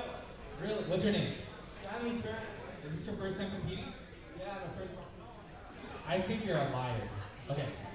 So, the winner of the first FTO out of at least 15 is probably my guess here. I have not determined that yet. Kabir Patel. Kabir Patel. Where's he at? Where's Kabir? Where you at? Kabir Patel. Oh, are you Kabir? Hey, you just won an FTO. Let's take a quick photo.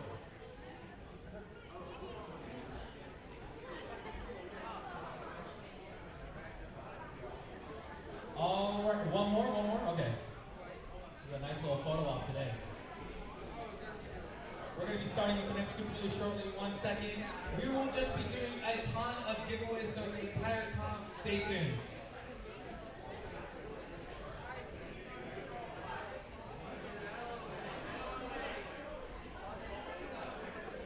Four by 4x4 cube, group 2, please come up. If you have B2 or W2 next to 4x4, you are now competing.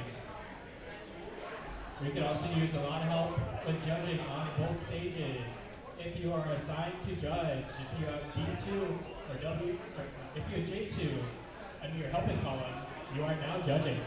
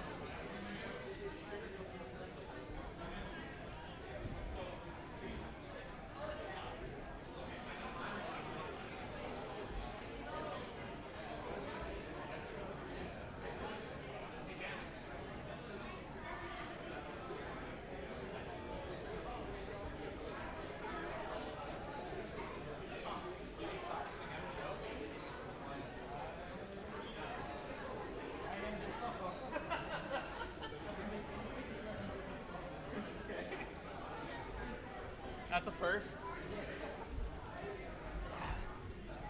All right. Whose phone is this? Oh, it's mine. Okay. Cool. Ready? As soon as Manu's done, we're gonna transition to break, so you can switch back.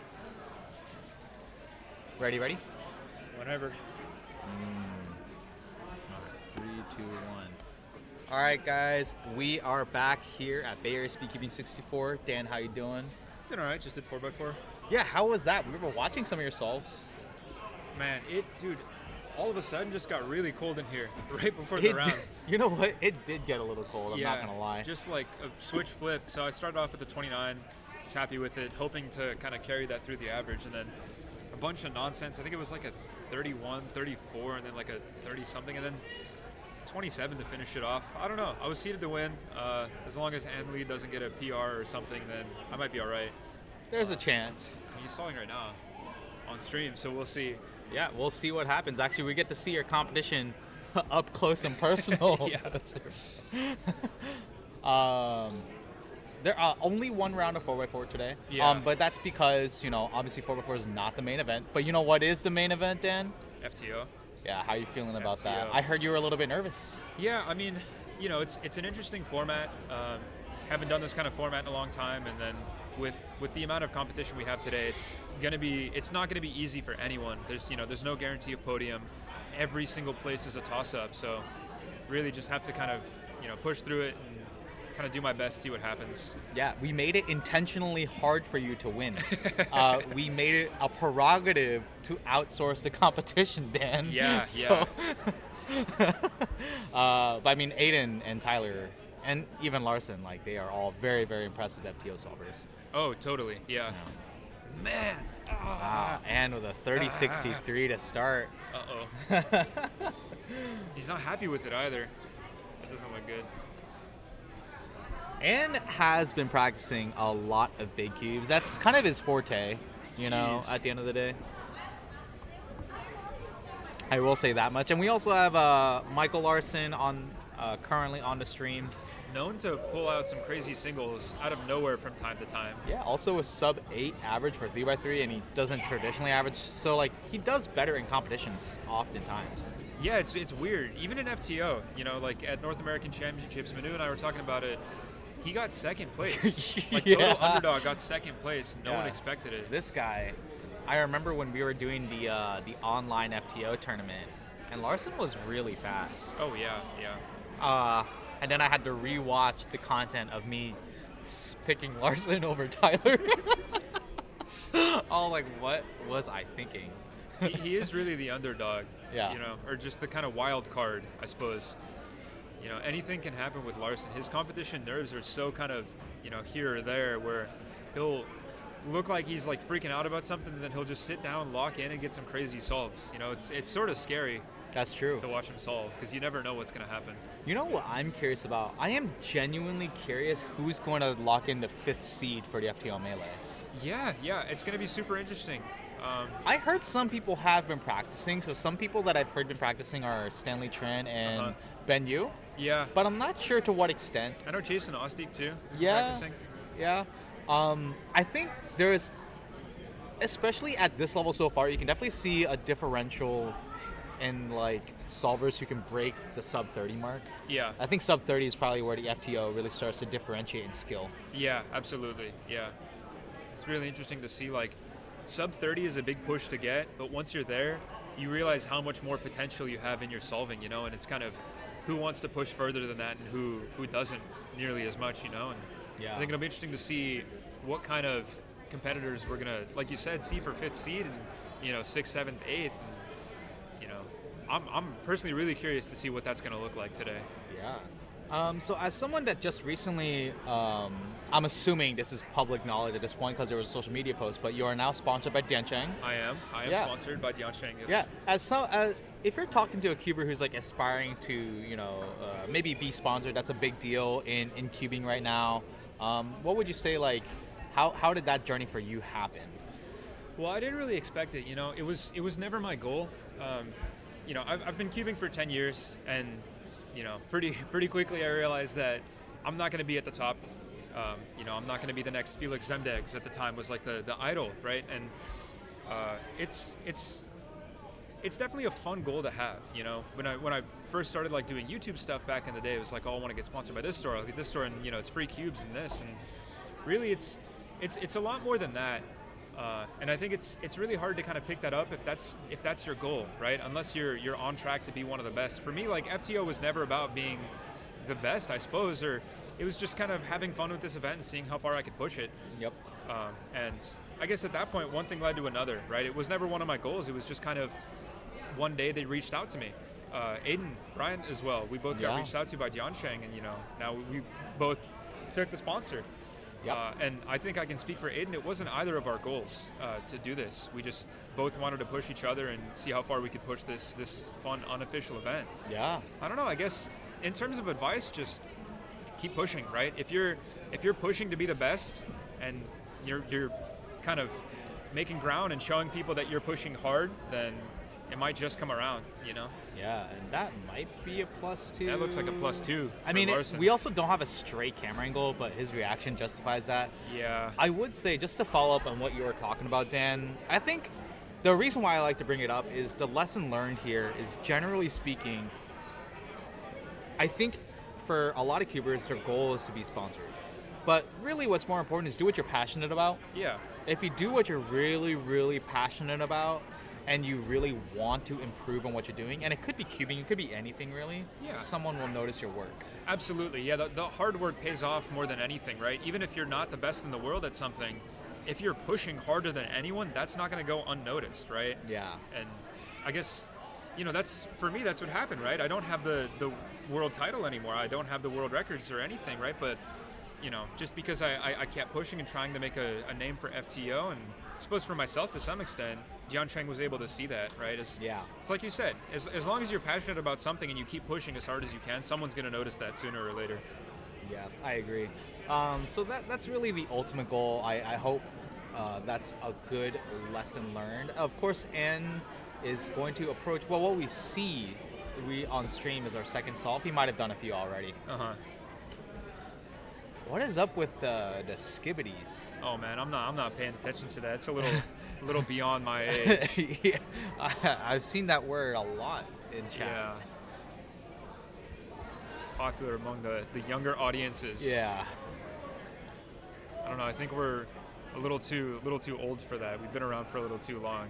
I think we're closer to retirement than we think, you know? Yeah, you never know, man. At our age, anything could happen. Yeah, I think a sign of retirement is when we start doing FMC.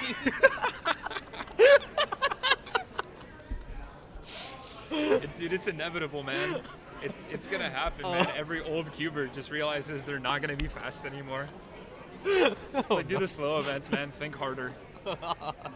Oh man, the strays I just sent out there. Someone will pick it up. Yeah. And with the 35, so that's good for you, Dan. It's good for me. It's not great for Ann. I will say though, I mean, 35 is. What did you get? Like a 32, 33 average? It's probably a high 30 or a low 31. I had a counting 29. Oh, you had a counting 29? Yeah. Oh, yeah. Wow. Okay. So I don't know. We'll see. I see. Okay, that's very, very interesting. I mean, PR is a mid 29. I was really hoping to kind of chase that down. Right, because you got that I want to say within the last year. Yeah, it was. And that was the most recent sat cubing. Yeah. That was a huge goal of yours for a long time. My first sub 30 was last year at Nationals in oh man, where was it? Pittsburgh. Yeah, Pittsburgh. Yeah, Pittsburgh. Yeah. Okay. That was my first sub 30 average, and you know, Yeah. I'd been chasing that forever, and then I hadn't been able to back it up until the last sat cubing. I beat that by a little bit. Ended up winning 4x4 in that, but it was a favorites comp, and none of the fast people showed up, which I was happy about. Yeah. You know, and I couldn't do it today, but still trying to chase it down and get consistent with it. Ed the Rex Man, I come back to the stream and immediately catch a stray. Yeah, that sounds. If you guys don't know who Ed the Rex Man is, one of the, I would call it maybe like what would you call the founding fathers of FTO? Oh, we can have an entire history lesson of FTO. Yeah, man. I mean, it's. Well, we have to have Papa. If we're talking about founding fathers, it's before my time, right? Ben is, you know, obviously the founding father. I think Right. the one of them all. If you were to have to single any one of them out, it's going to be Ben Streeter. Yeah. He's probably done the most for FTO, just single-handedly the most, from method development to hardware improvement. Right before we had anything mass-produced, it was all him. I think Brandon Harnish was one of the old school cubers. I think that did FTO. He was Mm-hmm. solving FTO at the competition that I found out what FTO stood for. Yeah. Yeah. He's been around I forever. remember that we were in Chris's house. That's right. Yeah. That was, and you were just like so enamored by it. Yeah.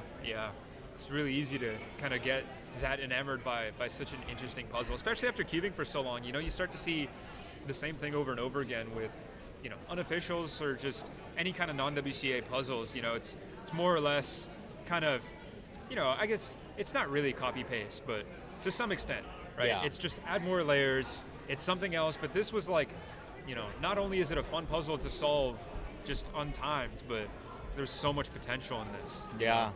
And I guess it's those founding fathers that really saw that and pushed so hard before anyone else even knew what it was. I feel like there's definitely like at least one more person I haven't thought about, but Absolutely. Ranja or Brandon Harnish and Ben Streeter come to mind immediately. The first two, I think, for me, those are the first two people that come to mind. I guess after that, it would have to be some sort of historical lesson on, I guess only Ben would know this, but like where Ben even got the idea to solve an FTO, he must have used a different method. And Yeah, right? that person must have, I wonder who that is. Yeah. I don't know. It's a good question. Yeah, but Ed the Rexman, to bring it back, he's been around for man, as long as I can remember, since like the beginning of the community. Pushing boundaries. At one point, one of the contenders for world class solving. And the Rex man coming from the Rex Cube, holding the unofficial world records for the Rex Cube as well. Yeah. I don't know if to this day or not. Maybe you could let me know in the chat, Ed the Rex man. But I remember seeing that back in the day, wondering, I guess, how like one correlated to the other, since they are fairly similar puzzles from the mechanism. Michael Gottlieb. Huh, interesting. It's a name I've seen on the leaderboards, but not very recently at all. I wonder if we count him as a founding father. We'll have to ask Ben at some point. Ed the Rexman, known for his beautiful accent. Oh, yeah. Yeah. The couple weeks ago, I got a voice memo on Instagram from Ed asking how to pronounce my last name for, I think it was the trailer for this competition. Yeah. At the end, he said cheers, made my night. Yeah. To have an English person say cheers to you, I think, is something special. He does So say thanks for cheers because like all of us plebeian Americans, like we always say TTYL. Yeah. Bye. Some uncultured nonsense. See ya. And like here they are, they type in cheers. I'm like, oh man, they really are just better than us. It really did make my night. Yeah. Yeah, it's incredible. Ed, very, very nice guy. Oh, yeah. Washed. But Washed? but What's that for? we did try to reach out to Ed to shoot the FTO trailer. Unfortunately, he had a sore throat, so man. he did not have his beautiful voice present. No, that sucks. Yeah. I'll say cheers, cheers to Ed. all of you Cheers. whenever you want. It'll The be late like night cheers voice memo. it'll be like the new 625, just Yeah. like the snap. Cheers. Cheers. And from what I've seen him get a 33, Oh. 35, and a 30 Man. so far. Uh-oh. I think you're on pace so far. Oh, I hope so. That's close, That though. looks like his 4 solve, so we are missing a solve here that Yeah. we haven't seen. Was that solve 4? Yeah, that's gotta be, right? 'Cause he didn't Yeah. take his cube. Yeah, it's solve 4. If you said you got a 31, I am actually curious what you got. Yeah, me too. Honestly, it was so, like, just kind of all over the place.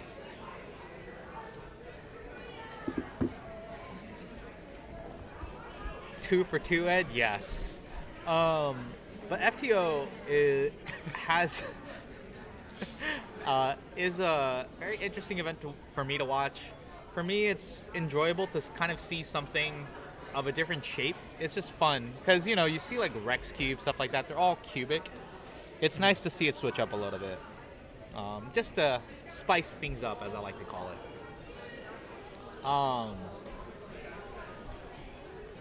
Oh, did it go silent?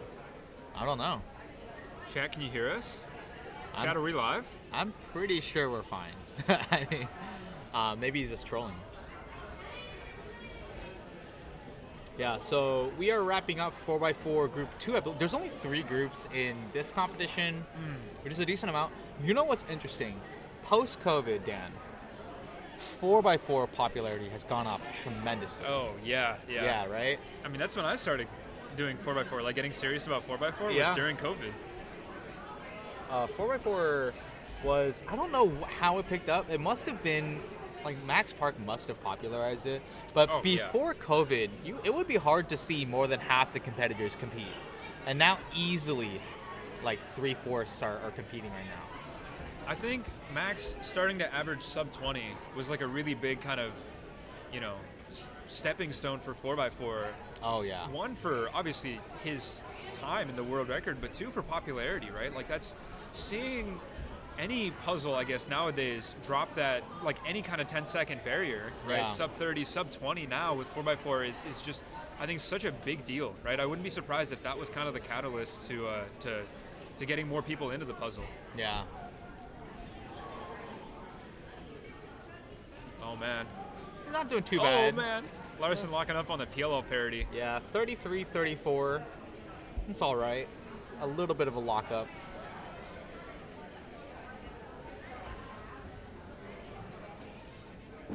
And we'll be doing his last solve off the stream, Dan, so you're just going to have to pray. Oh, man, But yeah. I'm pretty confident that you'll be fine.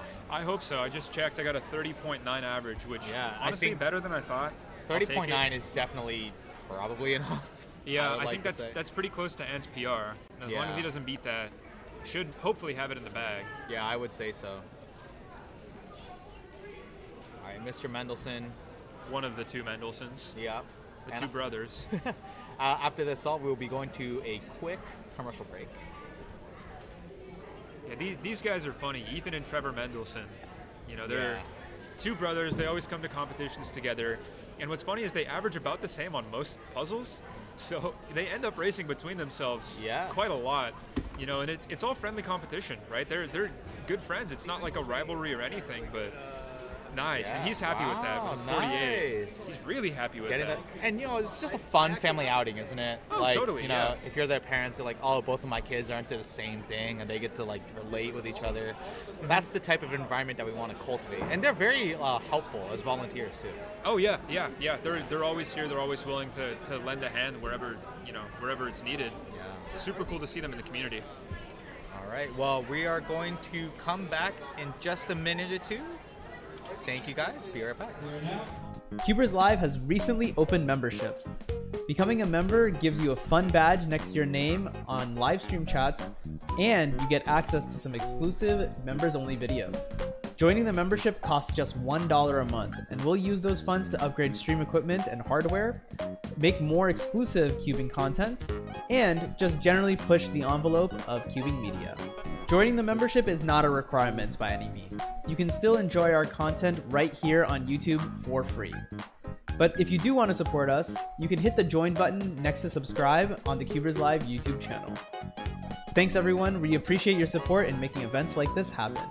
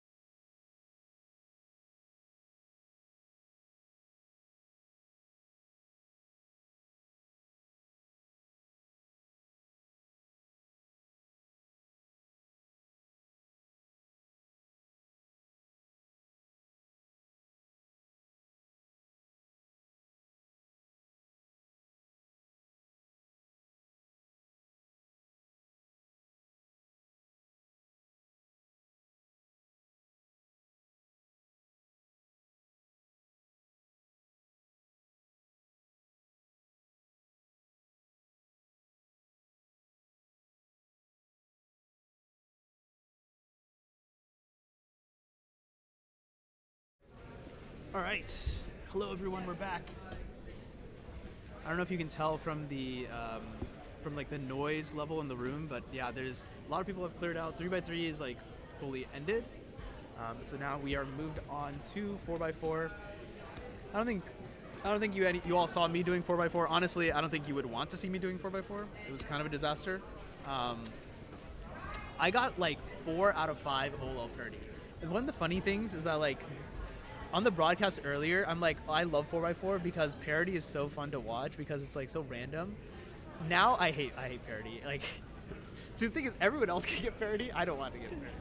Hey, you want everyone else to get parity, slow down their times, and you get no parity, and you get the advantage. Yeah, but dude, I suck. Who cares? Like, I mean, you'll rank higher still. Like if I get like a 1-minute solve with no parity, like That's how it is. this is all good, right? Who cares? Just give me no parity. That's all I ask for. I'm not even good. No, I'm not. I get that, like, you know, parity is like a little bit of a leveler for everyone else, but no reason for me to be getting parity. I really don't want parity. Parity is bad, even though I thought it was good. How did you do 4x4? It was so-so. I mean, first off, I +2 because my cube misaligned. After I was like, yeah, it was aligned, and then it was like mostly aligned, and it was not going to be +2, but I dropped and it aligned the wrong way. And then yeah, the other ones were there was some OL parity on like 3 out of 5 solves, and I had 1 PL parity on 1 solve. Oh, so you actually had like relatively good parity. Yeah, relatively alright. Yeah, that's not too bad. Because yeah, parity, you know, 50% chance you get it. Yep. Depending on 4x4, OLL parity is determined by the number of slices that you do. So like top competitors will do an even number of slices and track the number of slices that they're doing throughout the solve in order to make sure that they don't get OLL Yep, parity. some of them will. That's called OPA, OLL parity avoidance. We saw Ari Randers Pearson use that at Western Champs. Yep. You got a pretty good single with that too. Not You everyone got 20. uses it. Is this Hoya? That's we have Aiden Brown. Yeah, so here's Aiden. I think they're using Hoya. Well, it seemed like it was Hoya because centers were I don't like know. it looked like there were only 2 centers not solved, that being the front center and the top center, but like a bunch of other moves were being made. So it's a very interesting. I'll be honest, I don't really know much about Hoya or how it works. Yeah, Hoya is like not super it's- used, but I mean, dude, they got a 33. Pretty good. It's pretty good. Helpful. I don't know. Because I don't know what what you average for. Let me so see what wanna, they have. Don't want to comment too quickly before it's a bad time for them. Aiden has a 32 average, so it's Yeah, it's that's like pretty on good. pace. And now we have Nico Harper with 36.4, right? Yeah. It's not too bad of a solve from Nico. You all should get familiar with his name because he's gonna show up on a lot of stuff. Yep. A lot of, I think in literally every event, except maybe not 2x2. He's like one of the top players. He is, yeah. He is One of a the chance better at winning competitors. a lot of the events here. Yeah. He's a pretty good solver in All-rounder, in yeah. and of himself. World class in Megaminx. Also, he has like a 4 single on square 1, which is like I think top 100 also. Yeah, just very good. He's a solver. very good cuber at different events, like one of the more all-rounded cubers. Yeah, it's as really, opposed to like some of the cubers we see now who are very quick, but they're only good at like one event or 2. yeah, it's really interesting, like seeing like, because it kind of like makes sense that like some people are like good at like one event, right? But there's like to be able to be an all-rounder and good at like a lot of different events. I think there's a lot of skill in that. Yeah, it's also a skill to be still like world class in Megamix. Usually, like sometimes when people all around, they're like pretty good at all the events, but to be able to still have 1 or 2 events that you're really good at, that's still really nice. Yeah. So here we're actually going to be able to see like the full of Nico's solve. As it looks like he's done with the Yao step. Yep. Now he's just going on to edge pairing as you would in a normal 4x4 solve if you were using reduction. On to 3x3 stage. He's looking at a sub 30 here, right? Yeah, no parity. Yeah, no parity. So 28.72. Pretty good. Now that's a good comeback from the 36 he had earlier. if you ever watch some of Nico's videos, like he uses the GoPro attached to like the head strap. Yeah. It's such an interesting angle to like watch because like he's like also a competitor who like moves his like head around. So it's kind of curious. He'll like move his head around to like different parts of the cube, and you can kind of like see it happen as he's going through his solves. Very interesting. Different angles from different cubers. I mean, people film themselves differently. Yeah, I mean the other thing is like sometimes you can like genuinely get like a different perspective if you just like look over here, and you can like see like different pieces that like you wouldn't see before, or you get a better angle into those pieces. Yeah, that's what I like about the overhead angle. It's pretty nice for like some people, because like sometimes it's hard to see when you're looking at front. Yeah. And it also solves the solving under table issue. Yeah, previously when competitors would solve under the table, it was pretty difficult for a live stream to be able to capture what was going on, because like you just can't see anything at all. But now that we have like the top-down cams, even like when the cube goes into the lap, you can still like pretty comfortably see everything. So. Yep. So we're watching Mitch right now, and Nico out on the other side. Legendary Mitch 6.25. Indeed. So Mitch, it looks like he's gonna get a low 30 here. Oh, ended up Parity. with a PLO parity to get a 33, unfortunately. 33. Oh, that. I realized this the poster's Oh, falling out. that poster is falling out a At little least bit. they want their ad. Well, we'll fix that. Yeah. We'll get it They fixed. want their ad. Here's Nico finishing up edge pairing. Looks like this is going to be a bit of a slower solve onto 3x3 stage at 25. He's probably looking at like a 31 or 32. Oh, okay. Yeah, split the difference, 31.68, Yeah, it 31.86. Yeah, I wasn't too sure about whether there was PL parity, so yeah, that would have made a difference. Yeah, but it looks like he just had U-perm at the end to finish. He's choosing to use the MU U-perm, Yeah, which is interesting interesting. choice, because usually for anything bigger than 3x3, some people avoid the MU U-perms because the M layers are harder to turn. Yeah. But I feel like nowadays, like 4x4 hardware is also like slightly improved to the point where like there's like less misslicing now. So like the layers kind of like stay together a little bit more. It makes it a lot easier to do those slice moves.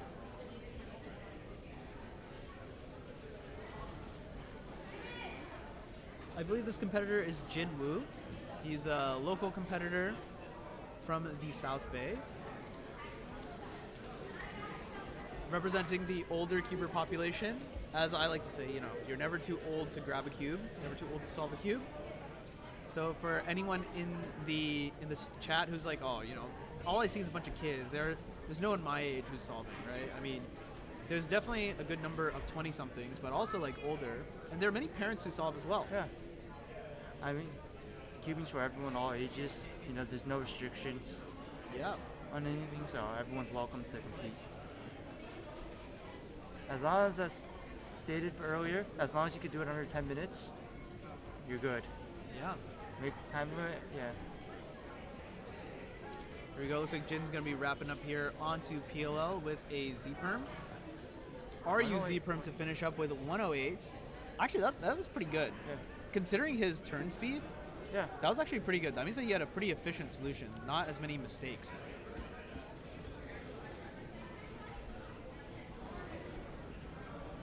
All right, Nico Harper back. Here's We Nico. have Nico again. he is back. One and only Nico Harper. One of our 4x4 contenders for winning this competition. That's it. Or at least podium. Oh, I Oh, went whoops, Mitch. I accidentally switched to Mitch. I wanted to keep showing Nico. My bad. Not good. Hopefully Mitch starts after. Yeah, Mitch is still Mitch is doing going to his watch, inspection, so we've got some time. Yeah, as you can see on your screen, Nico, one of the best competitors in the world in Mega Minx. He was also a finalist at North American Championships, which was held earlier this summer. Soon into what was going to be a U-perm, but then Misrecognized, yeah. He thought it was just a U-perm. well, he had PLL. It's hard to tell because PL parity ruins recognition. Yeah, it really does. U-perms, especially with U-perms. With Mitch. Is Mitch now? Looks like Edge is like just finished up, so he's a bit behind. He's gonna get parity. OLL parity.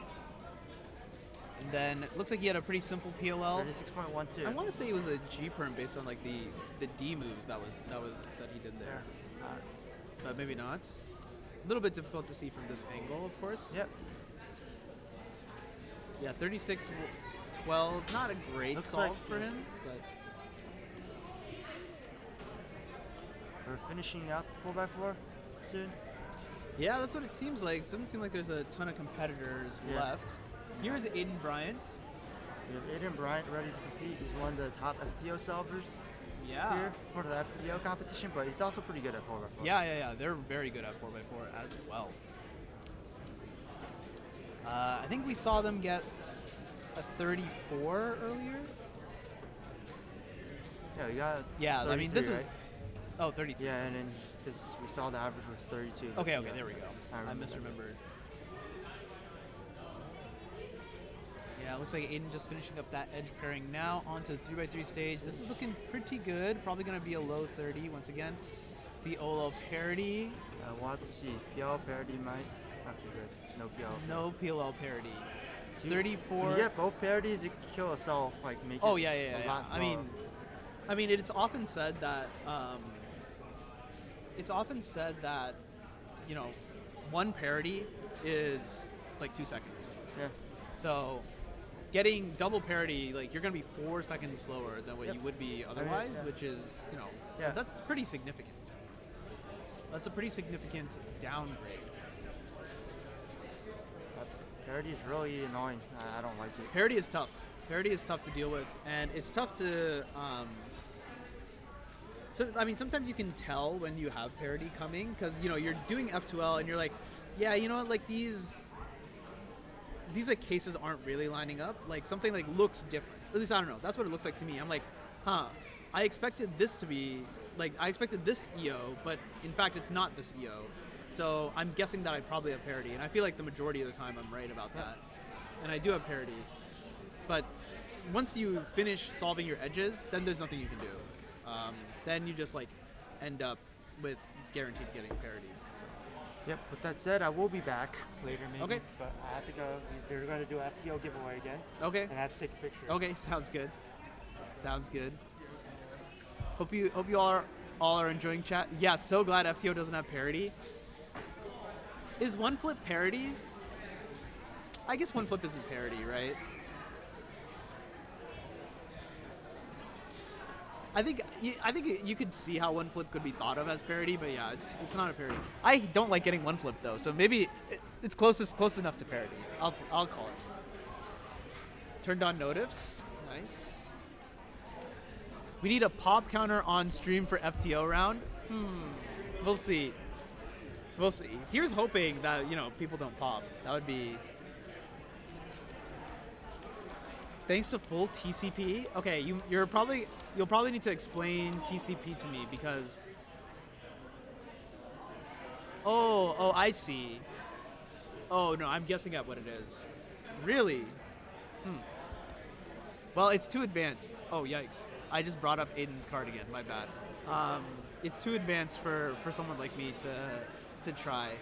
Although I will say, while sitting in the waiting area waiting for 4x4. I got a 41 single also, so I'm feeling pretty good. I got a 41 yesterday, got a 43 yesterday, got a 39 today, got a 41 today. So I'm feeling good. Maybe I have a chance to beat my 52 official average. All right. In the chat, I think we're going to be doing a not a raffle, a giveaway round real soon. Oh, I can't scroll up and down in this chat. That's kind of annoying. I'll open the chat on my other computer here. Let us know if you have any questions, things you'd like to see. Let us know. Let me know if also like the audio and stuff is like working well. It's a little bit hard to tell sometimes. Thanks to everyone who subscribed, by the way, to any of the 3 channels. We do appreciate it.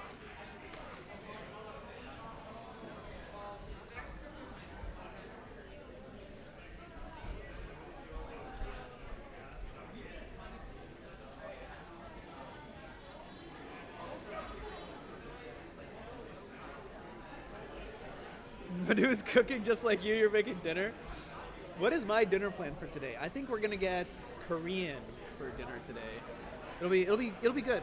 The plan is just, you know, I think me, Chai, and Dan, we're just gonna go anyway, and I think we're gonna invite Aiden, Tyler, and Larson as well. So it'll be fun. You learn Tulip TCP? Okay, send me an alg sheet. I might fiddle around with it. The next FTO round I have, I think, is at the end of the month, actually, in San Diego.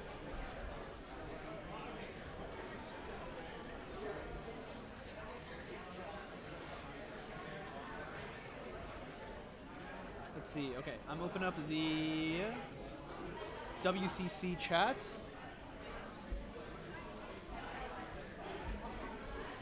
Three people watching on that chat. Hello, welcome. Welcome. How many people from the SpeedCubeShop channel? 15 of you watching on the SpeedCubeShop channel. Hello to you all. Hello. All right, I thought they were going to do this this giveaway a little bit sooner. That's why I don't have anything necessarily planned for right now. I do see a wild Brandon Harnish that I definitely will be bringing onto the stream at some point. Probably for FTO. That'll be all good fun. Trying to see if I can get someone else onto the stream right now. We're still waiting. Okay, we're still waiting. Okay. Oh, I see. Okay. Okay, sounds good. Sounds good. Oh, it's 3 algs? Okay. Dude, okay, well, never mind. Goes to show that I have no idea what I'm talking about, so.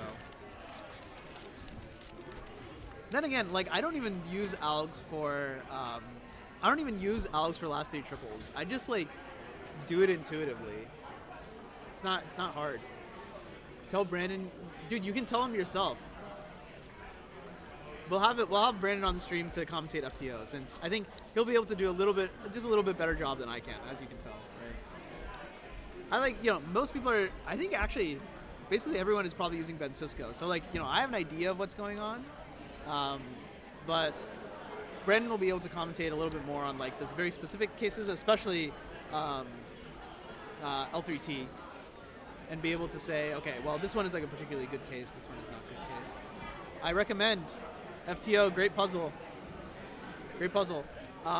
When I was in the showroom like a couple weeks ago, the one in the showroom was actually a pretty good puzzle. The only thing though, someone must have popped it and tried to put it back together because it was like not solvable.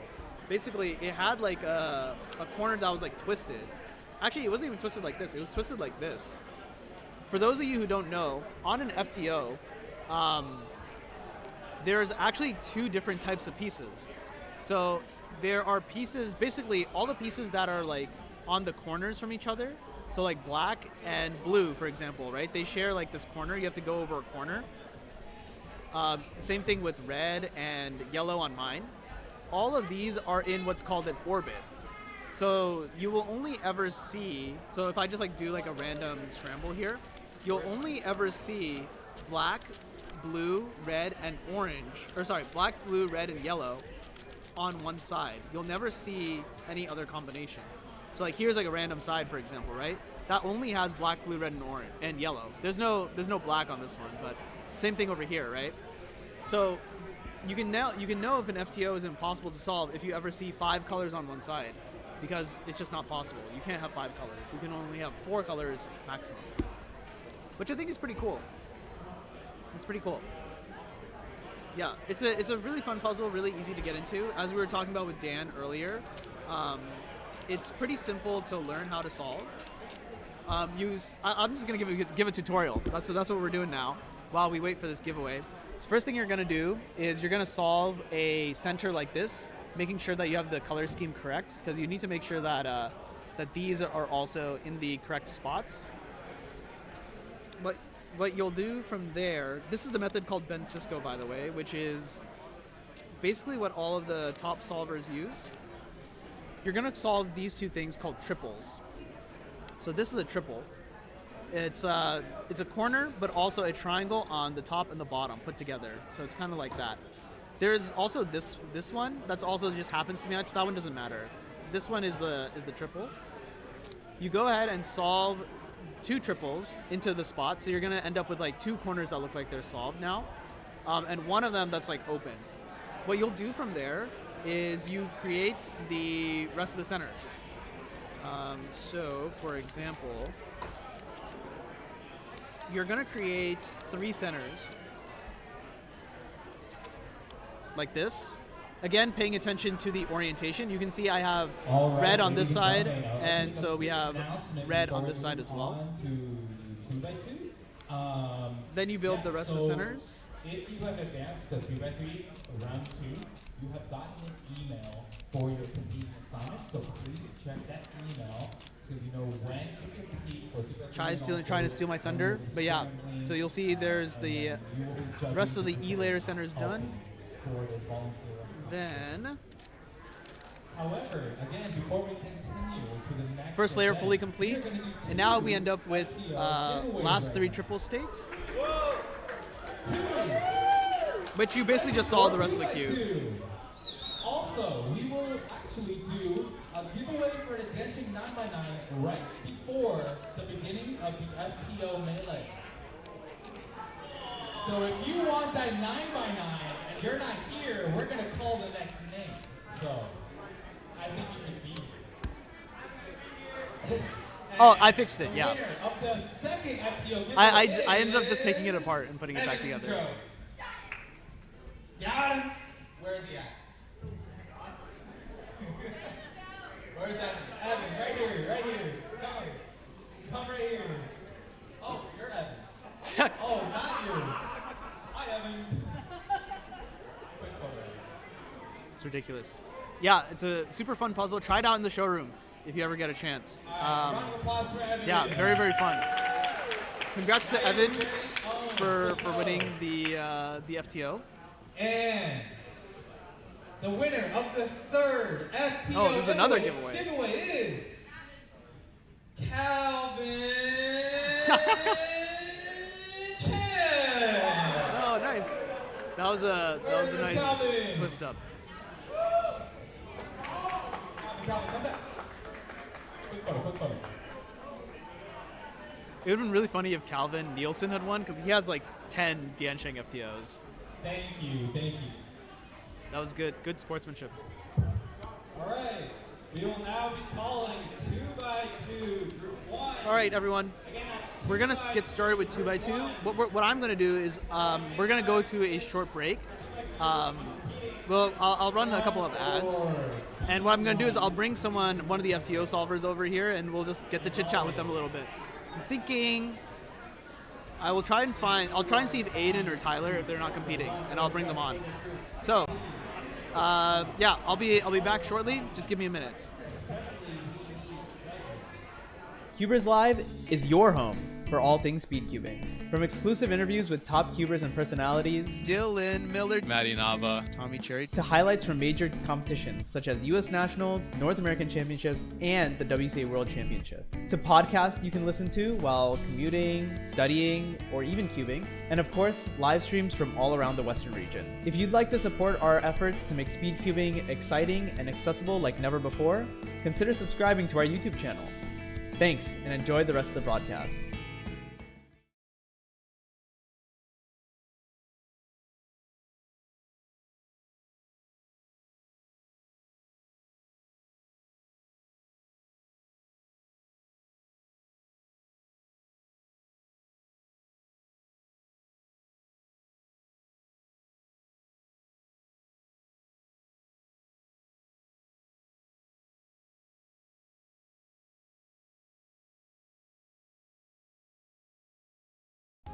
CubersLive has recently opened memberships. Becoming a member gives you a fun badge next to your name on live stream chats, and you get access to some exclusive members-only videos. Joining the membership costs just $1 a month, and we'll use those funds to upgrade stream equipment and hardware, make more exclusive cubing content, and just generally push the envelope of cubing media. Joining the membership is not a requirement by any means. You can still enjoy our content right here on YouTube for free. But if you do want to support us, you can hit the join button next to subscribe on the CubersLive YouTube channel.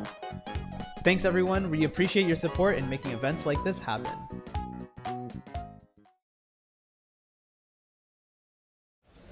Hello everyone, welcome back. We are getting closer and closer to FTO, and I have with us one of the world's best FTO solvers, Tyler Hicks. Say hi to the stream, Tyler. Hello, everybody. Tyler, how have you been? Tell us a little bit about your recent FTOing, your recent speed solving, because we haven't heard a lot from you recently, but I hear, according to Dan, that you're on fire right now. Yeah, so I've been pretty consistently practicing ever since I got the Diansheng. I had kind of a lull in my motivation before the Diansheng because the Rex TO just didn't suit my turning style.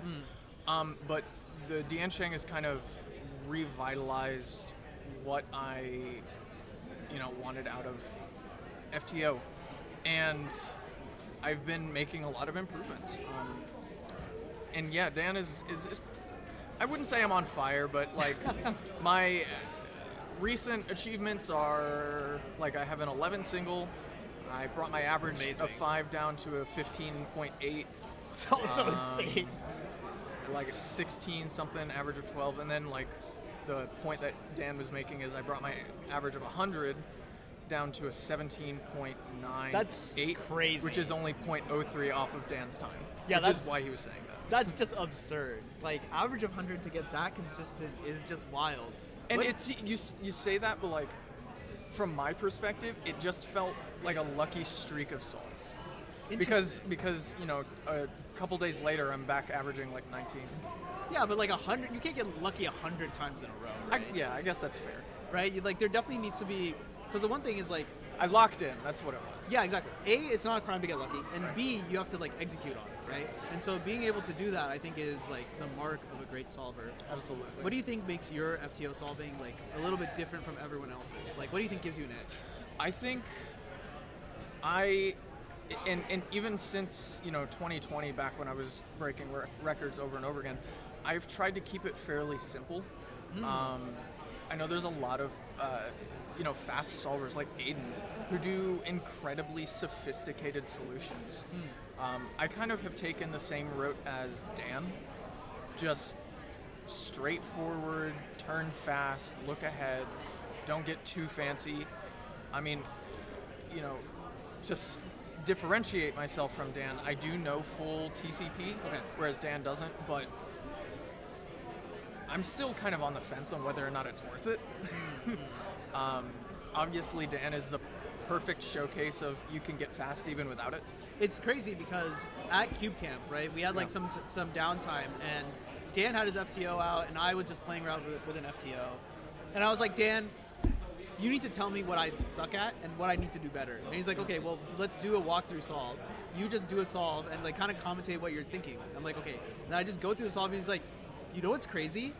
I would do almost exactly the same as you do. See, and that kind of harkens back to something, I can't remember who it was, but some YouTuber basically asked Felix for like a quick like coach of a solve or whatever. Yeah. And Felix essentially said, I do the same moves you did, but faster. Yeah, which is wild. Yeah. That's nuts. That's absolutely nuts. We had this conversation, Aiden and I, a little bit ago in like a Let's Cube session. Ben basically invented the perfect method right out the gate. That's crazy. That's crazy.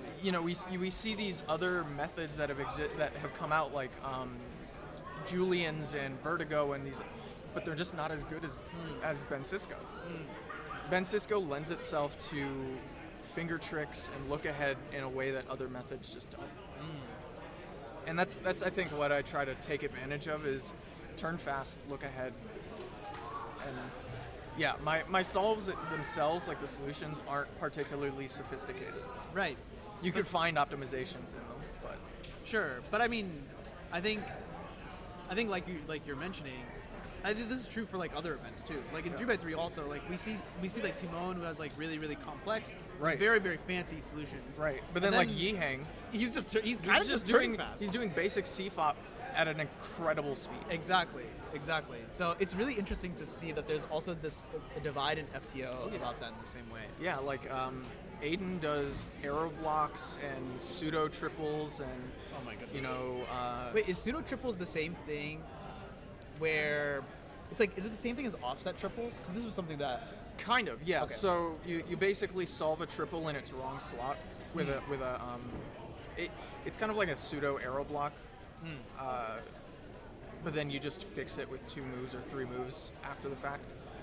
And it can be very efficient, but it also takes a lot of brain power and planning, which is the opposite of what I'm trying to do with my solves.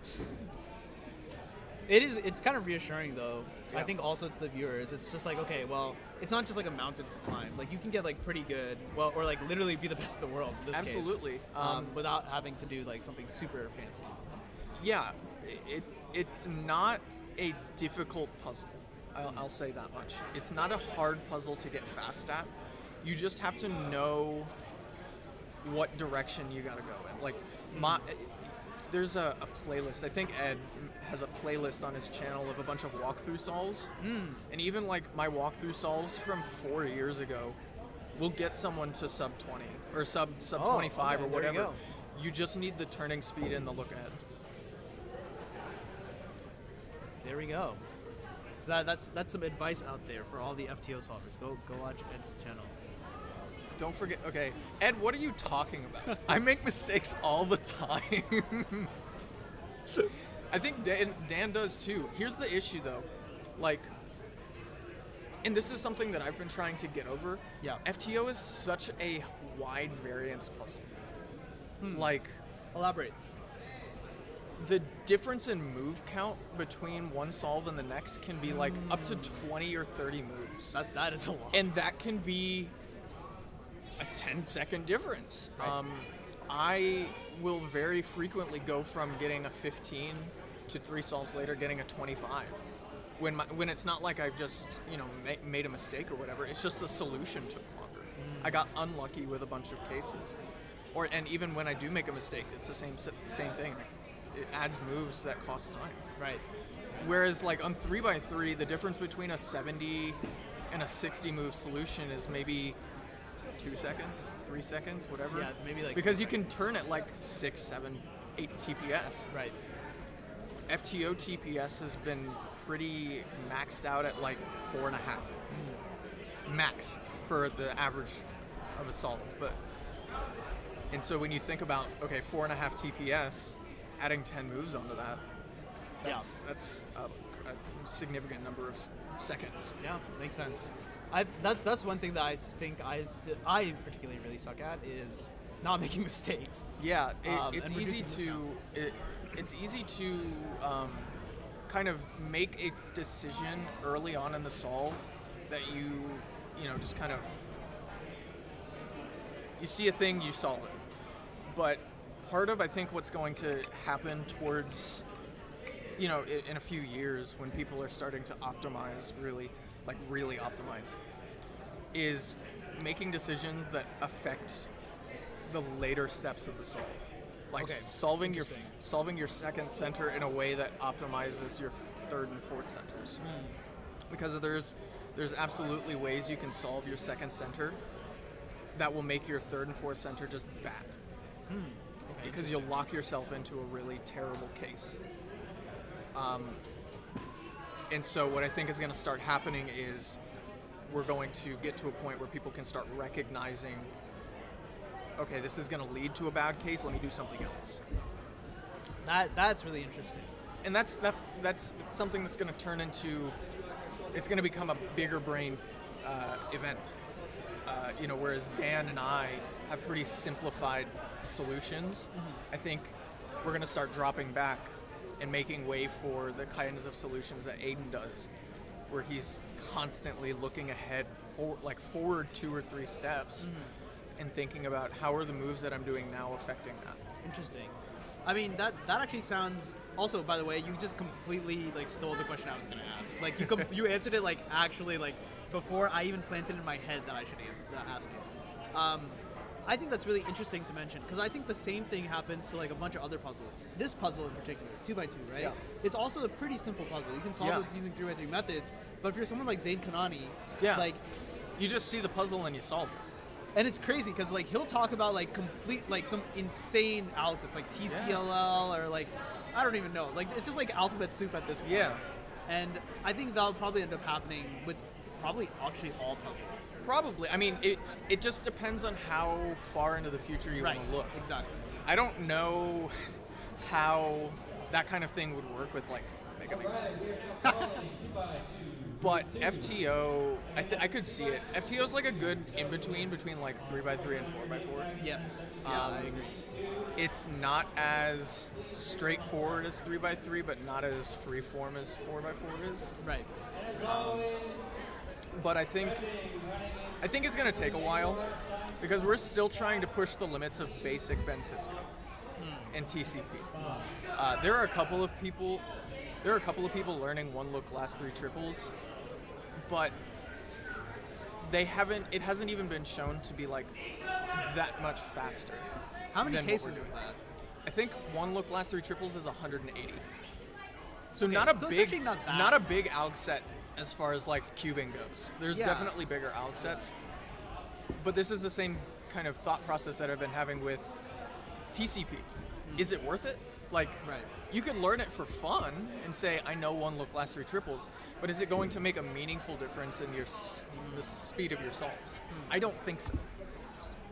At least until we get to a point where we can optimize the recognition system. I feel like that's probably the hardest part. Well, yeah.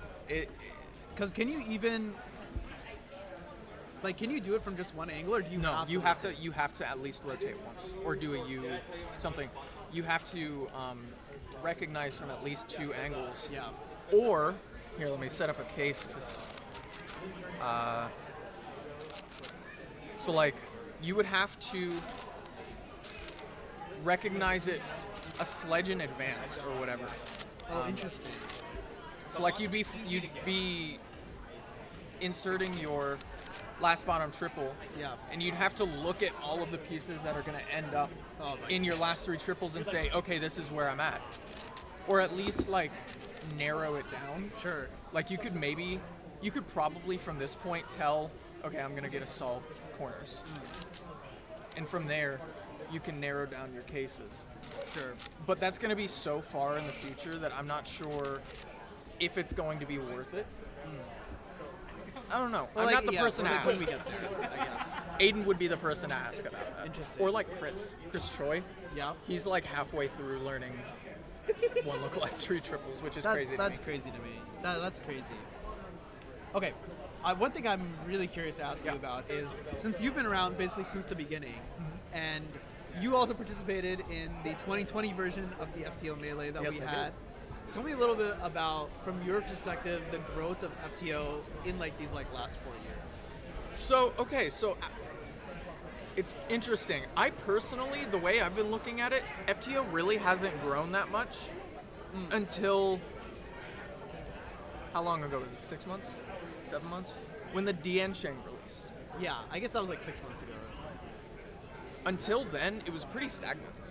Which I guess makes sense because it was just hard to get your hands on like actual hardware that Hardware wasn't accessibility was the main factor. Like you had people who seemed enthusiastic about FTO, but just couldn't get their hands on a good puzzle.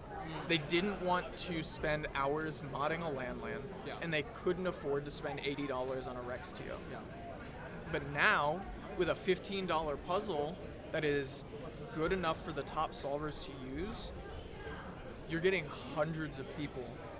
Like in the last 6 months, the Discord server, which is like the metric I use, has grown by like an order of magnitude. Not actually, but like it's exploded. It's crazy, and we see this. And another thing is we see this resurgence of people who were interested in FTO, Yeah. but like dropped it. and then got back into it because of the Diansheng.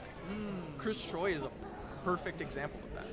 He was like a mildly interested solver back in 2022, but then he stopped it. Like he dropped it, and then the Diansheng came out, and now he's like full steam ahead, very close to taking over third place. Oh wow, yeah. So, it's crazy. For many years, we always like thought about like it's kind of a chicken and the egg problem for like a manufacturer's perspective, right? It's like, do we want to release this puzzle if it's not going to have interest? But we also know that releasing the puzzle is going to grow interest. Yeah. So like, which one kind of comes first? I'm really glad that like someone ended up deciding, okay, like this is a puzzle that there's a lot of interest for. Absolutely. And we have the opportunity here to kind of step into a niche where there's no one else really in the space. Exactly. And really grow the puzzle. Diansheng knew that they were going to corner the market when they released the FTO. Yeah. And even in its imperfect state that it's at, like it's not a perfect puzzle. Yeah. But it's better than anything else that we've had. And they knew that, and they were like, let's get in there now. Yeah. And look at what's happened. We've had an explosion of interest. Yeah. Which is great to see. It's Absolutely. great. It's great for FTO, obviously. It's great for all the FTO solvers. I think it's great for cubing in general. Yeah, I think and a lot of people have made this argument for like why FTO should be included as an FTO or a WCA event. Yeah. It's just different. It is an entirely different solving experience from anything else that currently exists. That's true. Very, very true. And we have a very, and aside from the solving perspective, we have a very close, tight-knit community.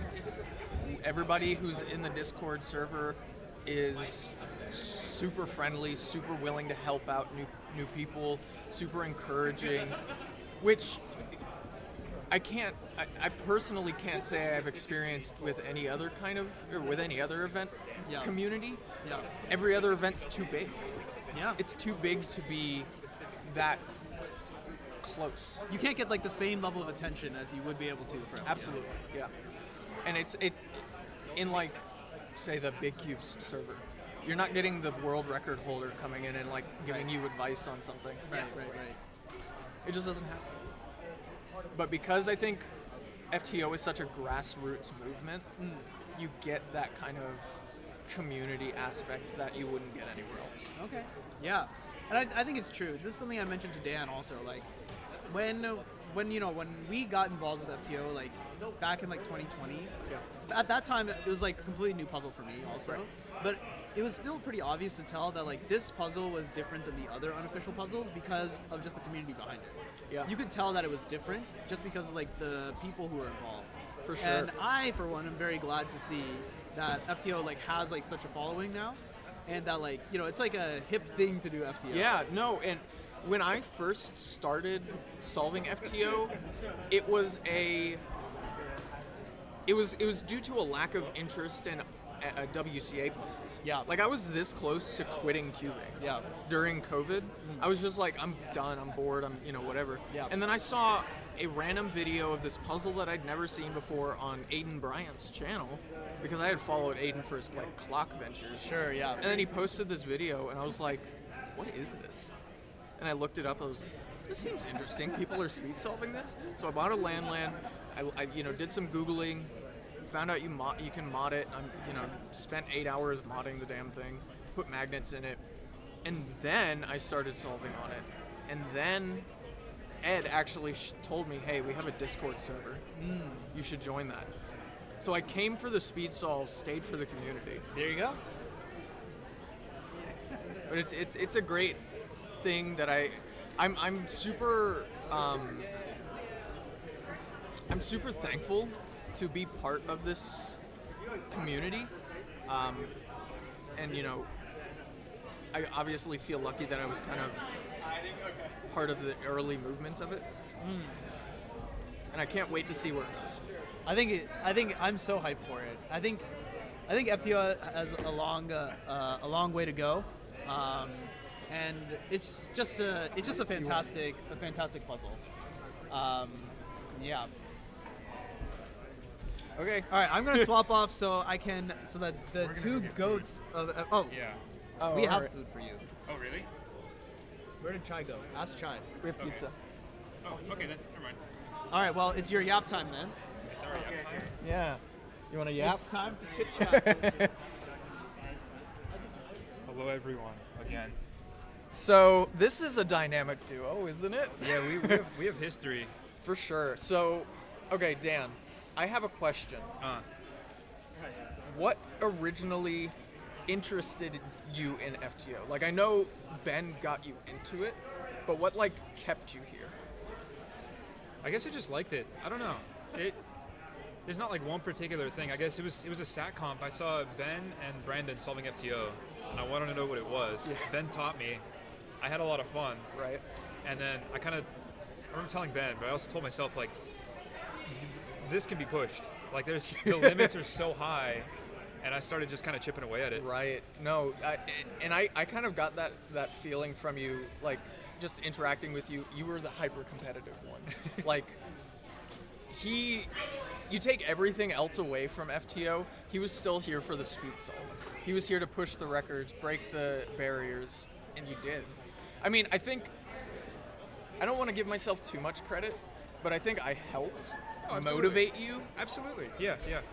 It was like without the competition, it wouldn't be where it is at all, right? There was like a period of time where no one else was really kind of challenging the records. Right. And it was, it got slow. I had no reason to push further than that, right? And it took Tyler to really start kicking my ass to push me even further, And it's so funny because and even Ben like calls me the trendsetter for what I was doing back in 2020 and 2021, but like Dan you were always capable of those times. You just needed someone to show you the way. Yeah.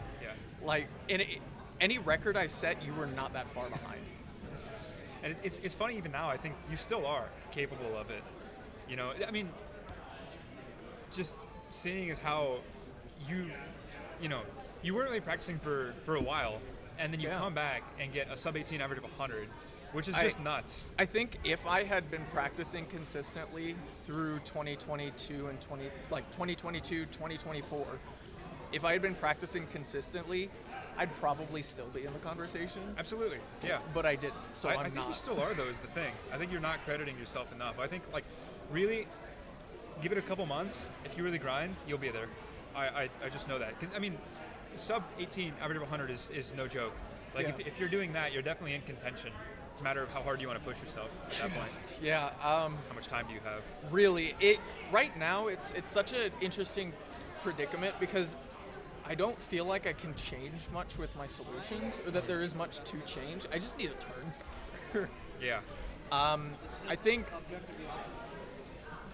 FTO is such an interesting puzzle at being at the top level because we adapt so quickly to the hardware. We're already feeling like the Diansheng is holding us back. Like, I know this is a sponsored stream and Dan is sponsored by Diansheng, but I'm not, so I can say things. I feel like the Diansheng is holding me back already. The anti-pop kit helps, and, adjusting my turnstile helps, but it already feels like we can go further. We're so early in the hardware, though, like, realistically. This is the first mass-produced FTO, right? And, the Diansheng is great. It's what I use. It's not really any other options, though, on the market right now, right? And I'm definitely interested to see what's going to happen, right? If Diansheng is going to come out with another one, what other manufacturers are going to start coming out with FTOs, and how those are going to stack up to kind of what we have now and what we've had in the past, right? Absolutely. I'm definitely curious. I can't wait for there to be options. Absolutely, yeah. Because right now we're kind of pigeonholed into obviously the Diansheng is the best FTO, and that's the one that everybody's going to buy. Mm-hmm. When the Dian comes out eventually, the Diansheng V2 comes out, we're going to have choices. And the Qi one that's coming, it's going to be great.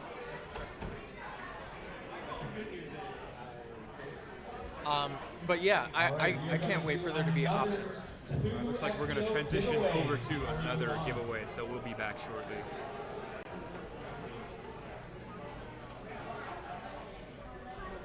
CubersLive is your home for all things speedcubing. From exclusive interviews with top cubers and personalities, Dylan Miller, Maddie Nava, Tommy Cherry, to highlights from major competitions such as US Nationals, North American Championships, and the WCA World Championship, to podcasts you can listen to while commuting, studying, or even cubing, and of course, live streams from all around the Western region. If you'd like to support our efforts to make speedcubing exciting and accessible like never before, consider subscribing to our YouTube channel. Thanks, and enjoy the rest of the broadcast. CubersLive has recently opened memberships. Becoming a member gives you a fun badge next to your name on live stream chats, and you get access to some exclusive members-only videos.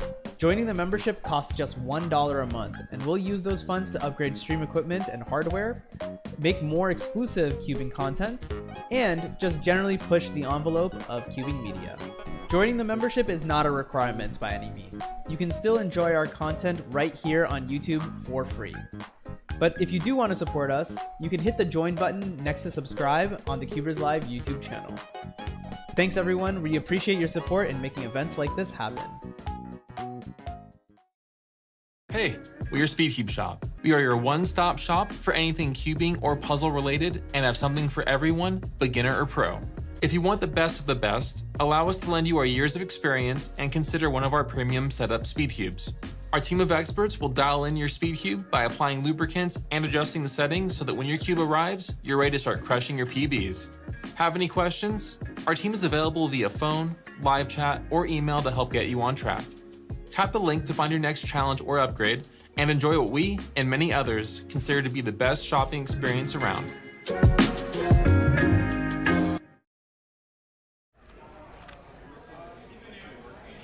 Yes.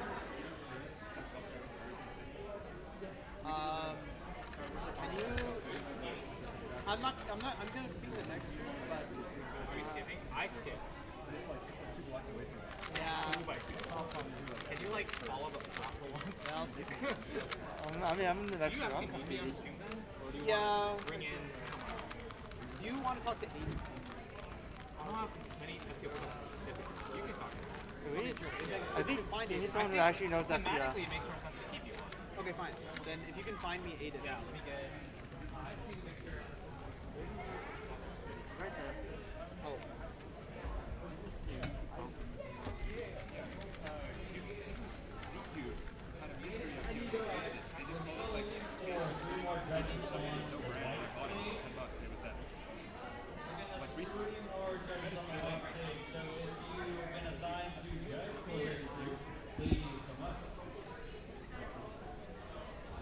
Hello.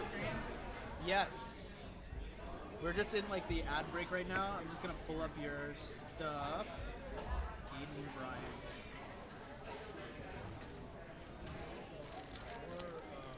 Okay, cool. That's this. This is here. This is there. Okay, I am ready when you are. All right. Okay. Oh, I'm realizing that they can hear us. Whoops. Whatever.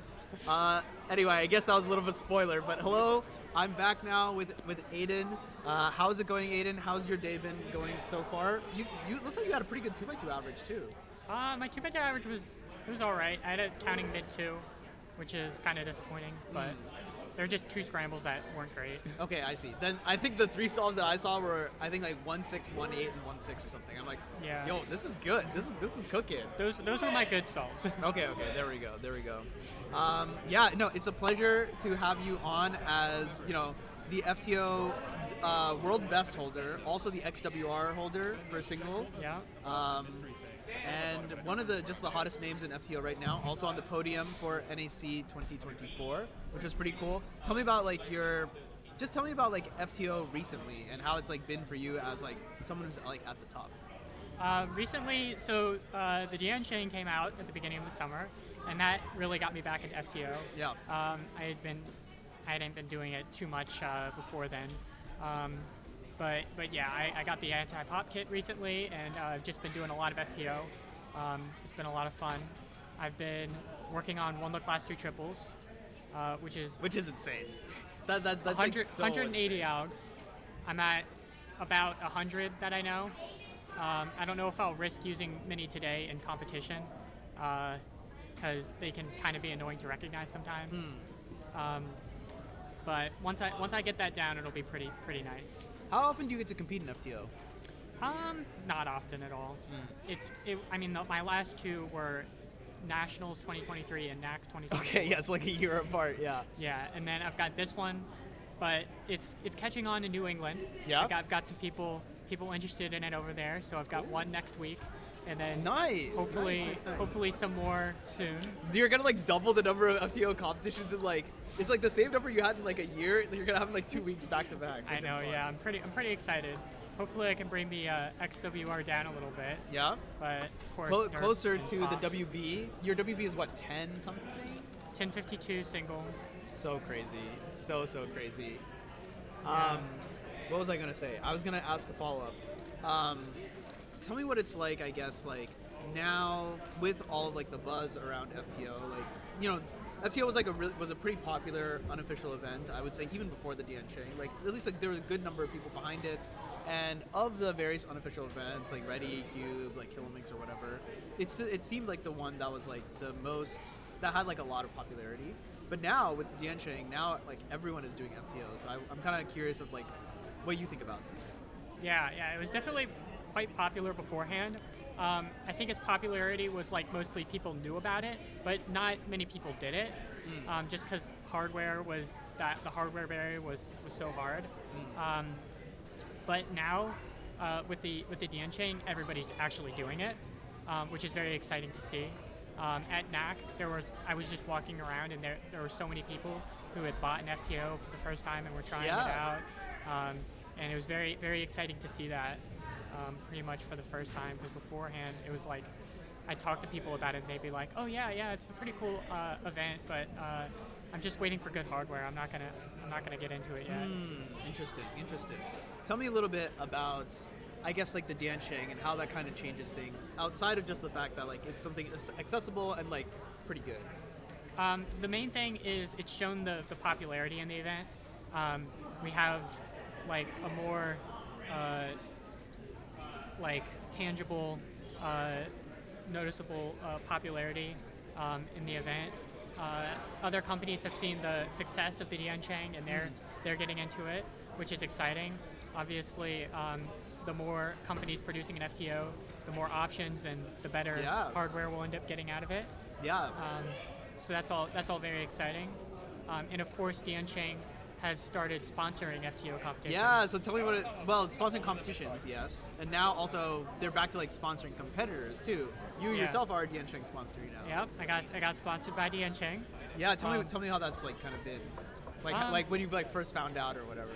I mean, they originally contacted me back at NAC.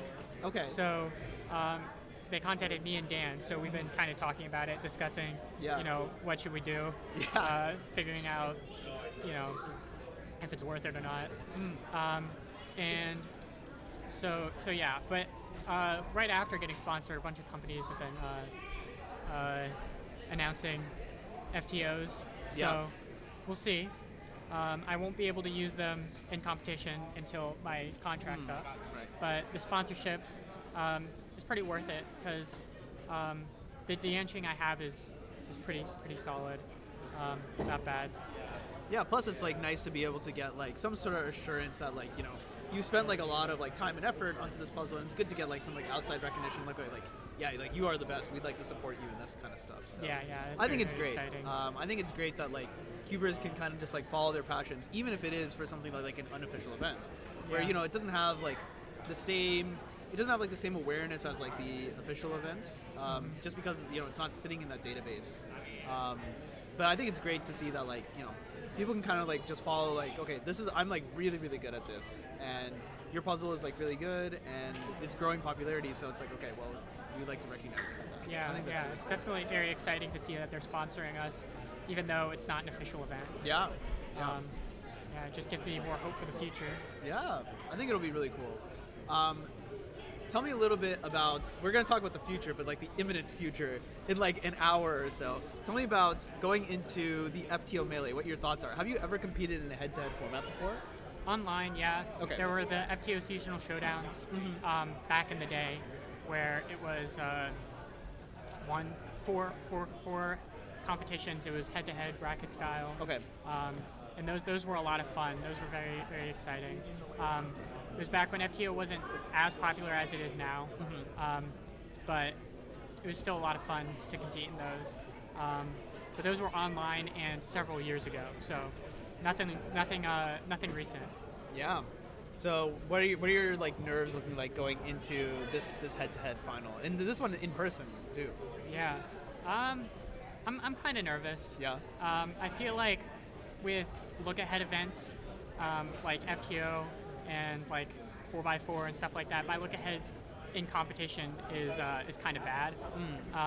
So if I can get in the zone and my look-ahead's all right, I think I can do well. But if I'm just not focused and I can't look ahead, it's not going to be great. Sure. I mean, yeah, I think that's pretty reasonable. I think a lot of people struggle in competition to be able to kind of like calm their nerves down and like look at pieces other than the ones that they're solving. I know this is something, a big problem that I have at least, and it's something that I definitely need to try and remedy. What do you think, I guess, are going to be like the keys to success going into the FTO Melee? What do you think is going to be able to differentiate you from the other competitors? I guess just hopefully getting in the zone, staying relaxed, not getting too nervous, and then of course all my practice leading up to this. Yeah, I've done quite a bit of practice, brought my average of 100 down quite a bit.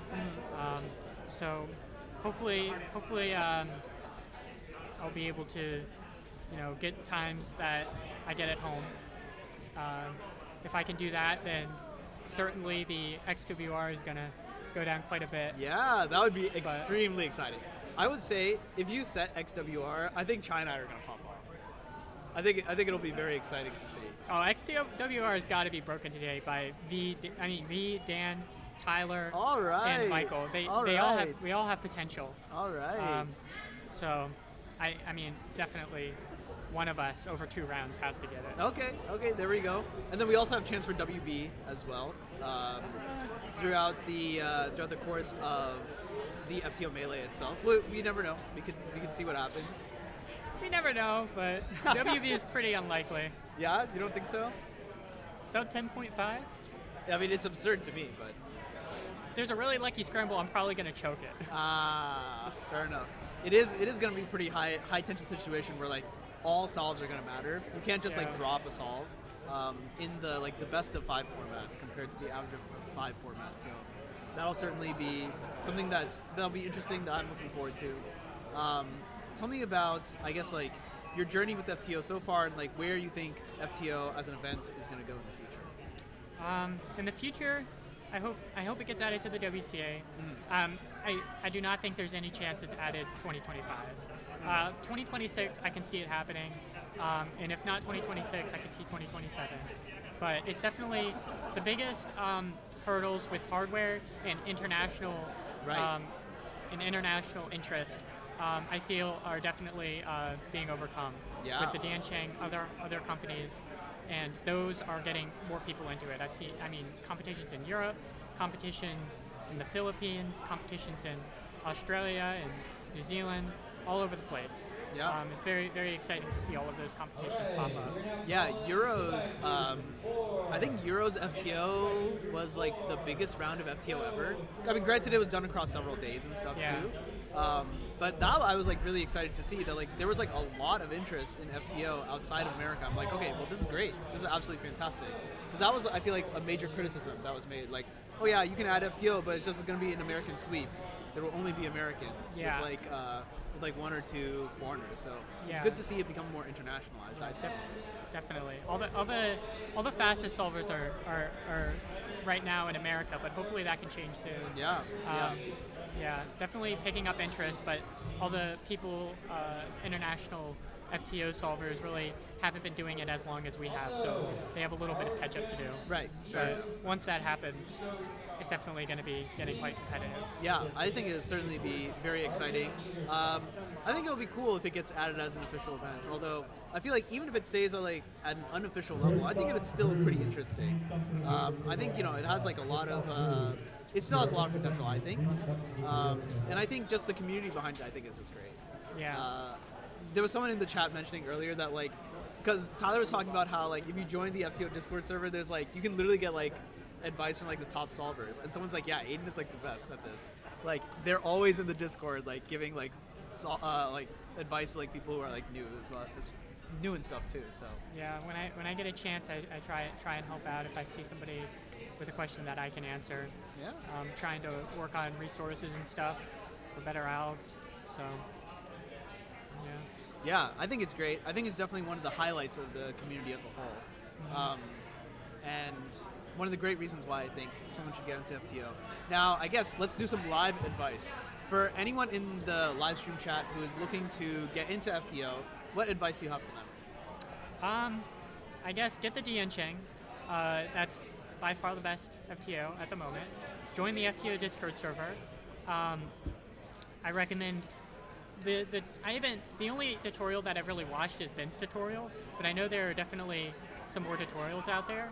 But as a beginner, I think learning two-look TCP is a good idea because that's a lot easier to learn and a lot less frustrating than the last year triples method Ben teaches, and that makes it a bit more of an accessible method to learn.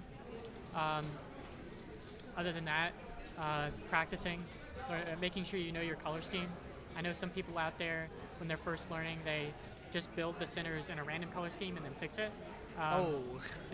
It's probably best to know your color scheme and make sure you know it well. Color scheme is one of the biggest things with FTO solving. You've got 2 different color schemes you've got to worry about, and even nowadays I still sometimes mess up my color scheme. So definitely something you've got to work on getting better at. Color scheme is definitely, I think, the toughest thing for me. I mess it up all the time too, even though I have the objectively optimal color scheme that like is supposed to be impossible to mess up, but I still mess it up way more often than I would like. So, okay, yeah, good tips. I'm actually gonna follow some of these tips because I do use last 3 triples just like a very intuitive way, where it's just like, okay, I've just used sledge and hedge to just flip my triples and just put them all together. And then like there's some patterns that like, you know, my brain has just like learned over the years, but maybe I will look into two-look TCP as well. Yeah. Okay, I think we're gonna go to short break as we wrap up the end of 2x2. Then we will go into the one and only FTO round 1, where we will pick 4 competitors to join Aiden Bryant and the others in the FTO Melee, everyone. So, with a quick break, then we'll go back to 2x2, and then we'll start FTO. Stay tuned. Hey, we are SpeedCubeShop. We are your one-stop shop for anything cubing or puzzle related and have something for everyone, beginner or pro. If you want the best of the best, allow us to lend you our years of experience and consider one of our premium setup speed cubes. Our team of experts will dial in your speed cube by applying lubricants and adjusting the settings so that when your cube arrives, you're ready to start crushing your PBs. Have any questions? Our team is available via phone, live chat, or email to help get you on track. Tap the link to find your next challenge or upgrade and enjoy what we and many others consider to be the best shopping experience around.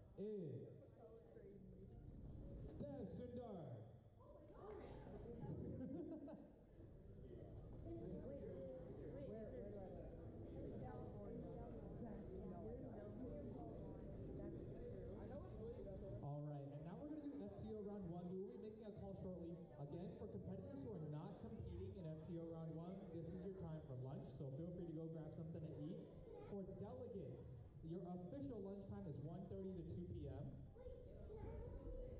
And also, please come back for the FTO Melee at 2 p.m. as we are going to be doing, of course, the Melee, as well as a giveaway for the Diancheng 9x9. Thank you.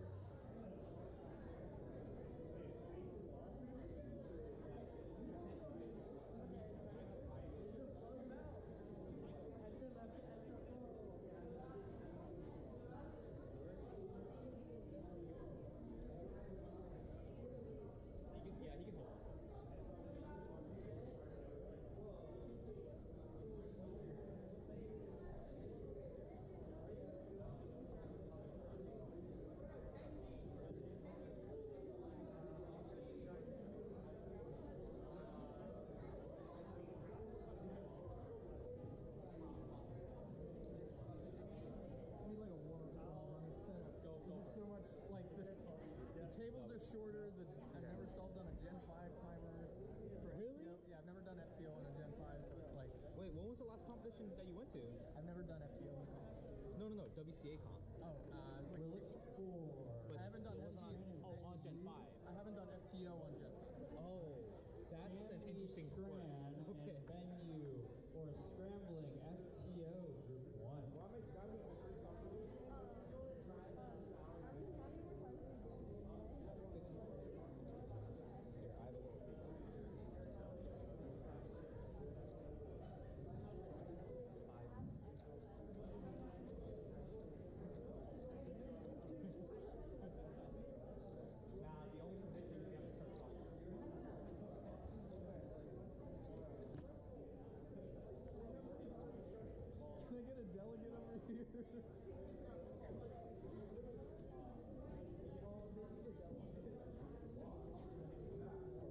Delegate over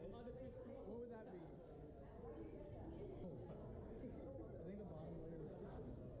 The bottom layer? I feel like honestly, doesn't the top layer look more sus? Yeah, the top layer looks. I mean, that would probably be a plus. Because it's like it's a plus too because it's no. If it's from the middle layer, is it from the middle layer? Both relative to the middle. Oh, so it's relative to the middle. So that would be both. So that would be a plus. Yeah. So this is good and this is a plus.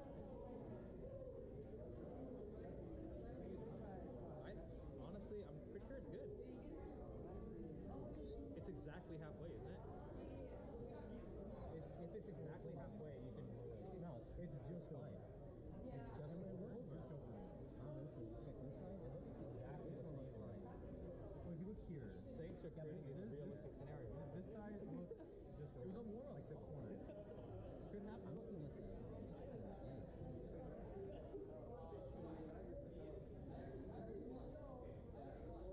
Yeah, I'd be close. But you guys, 2 versus 1 overrule, it's fine. That's fine. But it's relative to middle place.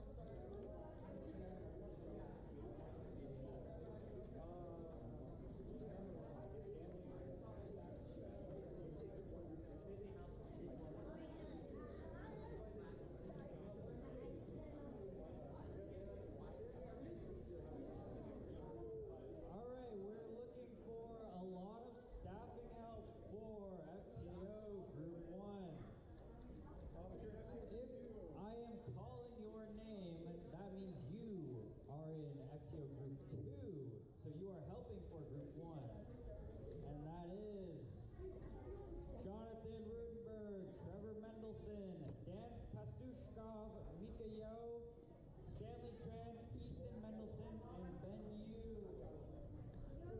as well as David Crawley, Tyler Hicks, Michael Larson, Aiden Bryant, Gavin Zhu, Caleb Sutt, Lucas Kim, Siddharth Shrivant, and Oscar Holzman White. You are helping for Group 1 if I just called your name. Hey, Michael.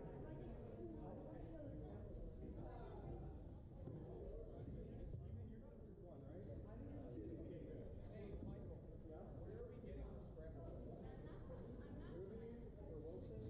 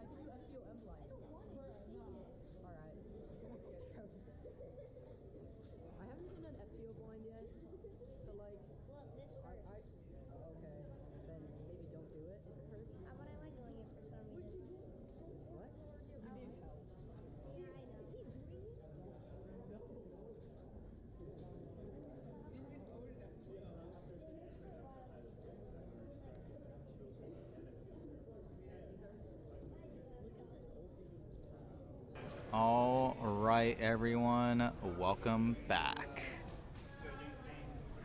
We are getting ready to do the FTO melee. But first off, FTO round 1.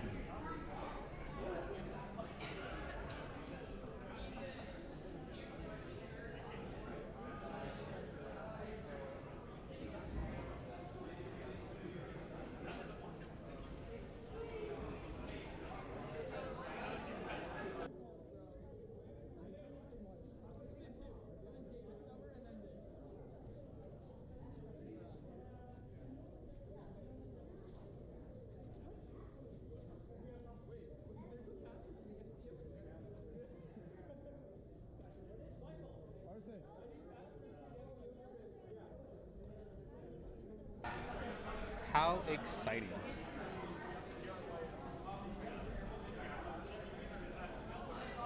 So the FTO melee, the way that we select the competitors who will be competing in the FTO melee as we are ramping up towards it, and we are currently scheduled to be on time, that's going to be starting at 2 p.m., is we have 4 people who are automatically invited to attend our bracket of 8 competitors, and the other 4 competitors will compete as a qualifier in FTO round 1. So if you have the fastest time, not out of the 4 invitees, you will get the 5th seed. So that will be very, very exciting. We also have people that have specifically only came to this competition for FTO and not compete in other events. So a classic example is actually Ranja, or Brandon Harnish, as you might see him sitting over in the stream little corner competitor waiting area talking to one of our OGs, Felix Lee, who is also doing FTO. So it's really, really funny.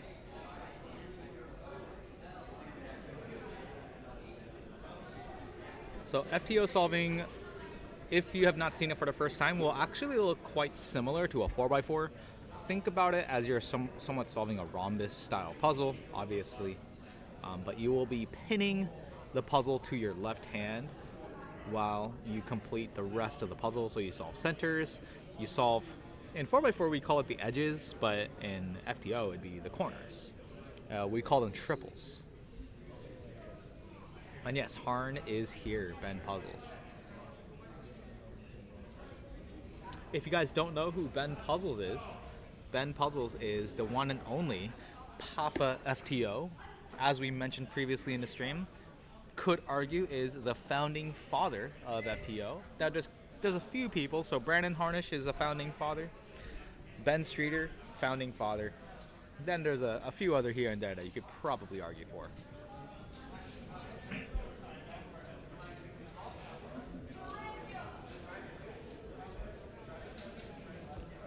All right. First person on board to solve an FTO will be Mitch Lane. How fitting is this to have Mitch? That is...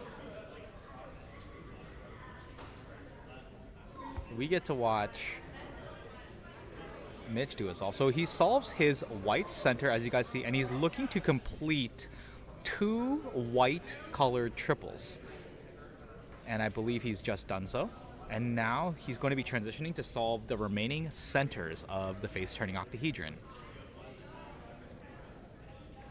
After he's done with those centers, you're going to see him rotate the puzzle and solve the last white triple. So let's see when he does that. I think that's right about now. Yep. All right. Wow.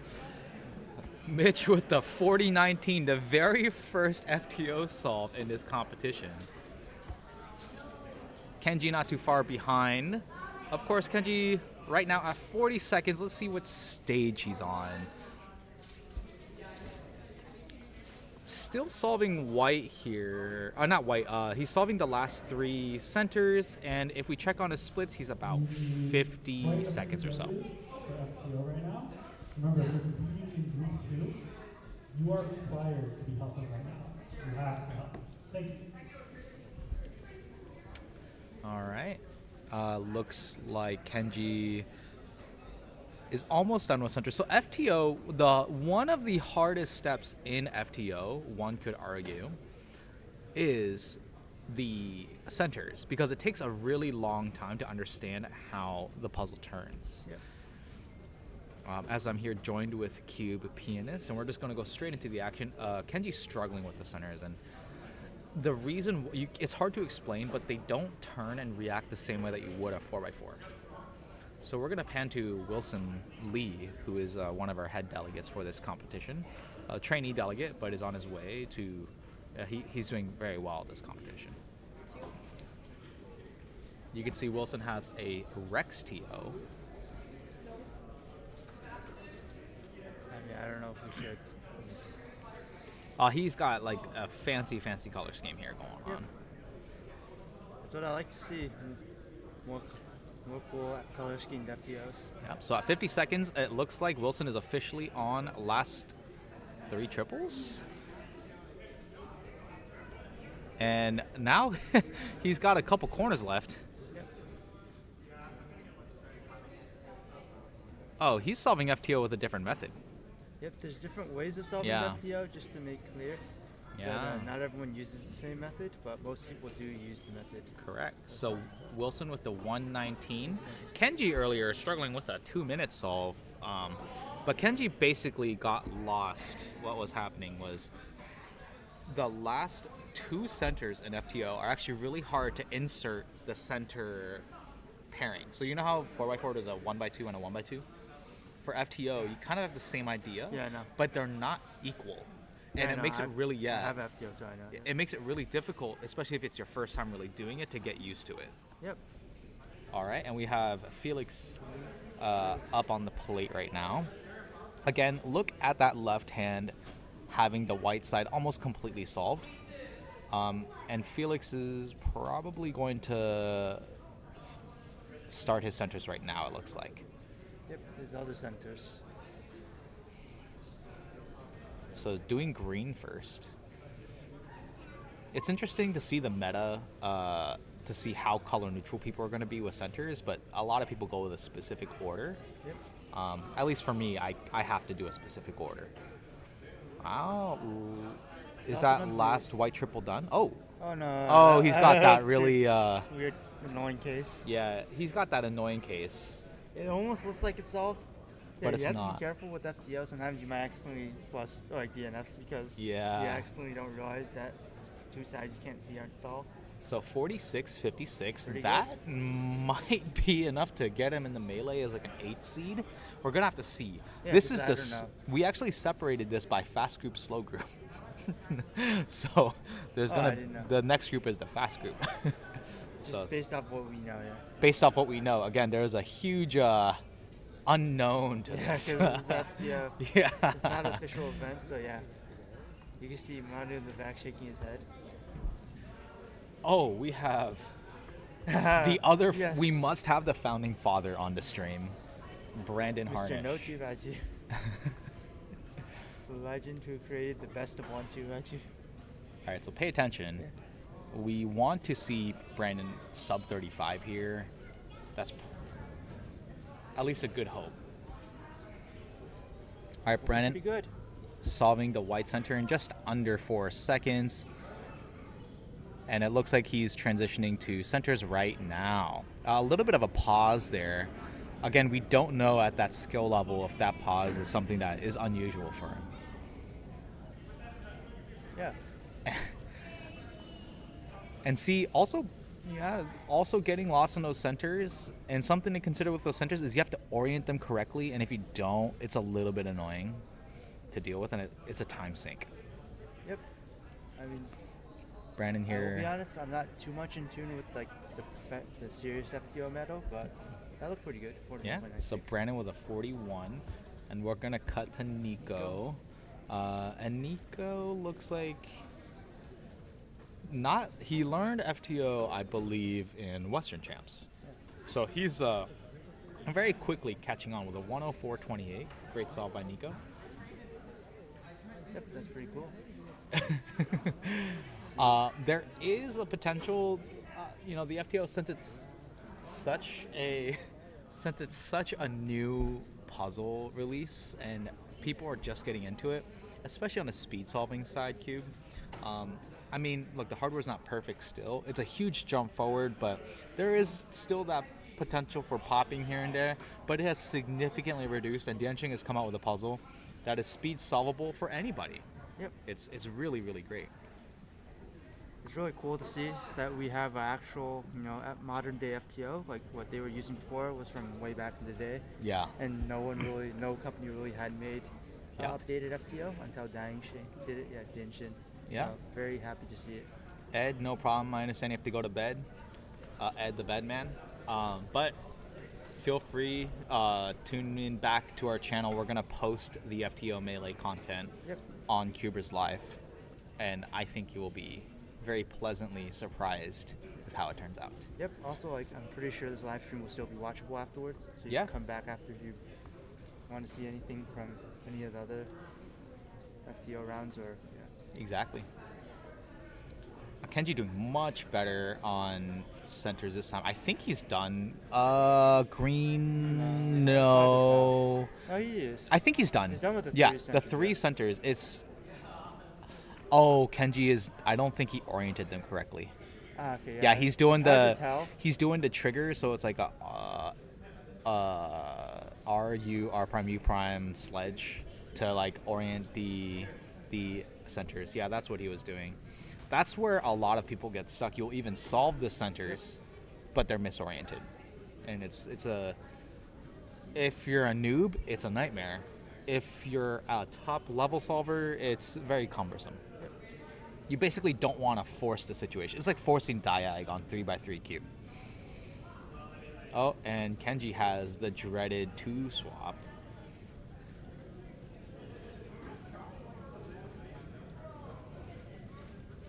Oh, don't pop it. Don't pop it, Kenji. 130 for 19. There you go. That's acceptable. Let's see. Again, later, as we stated, expect to see some of the faster starters. They will be in the later groups. Yeah. Not too bad, Kenji.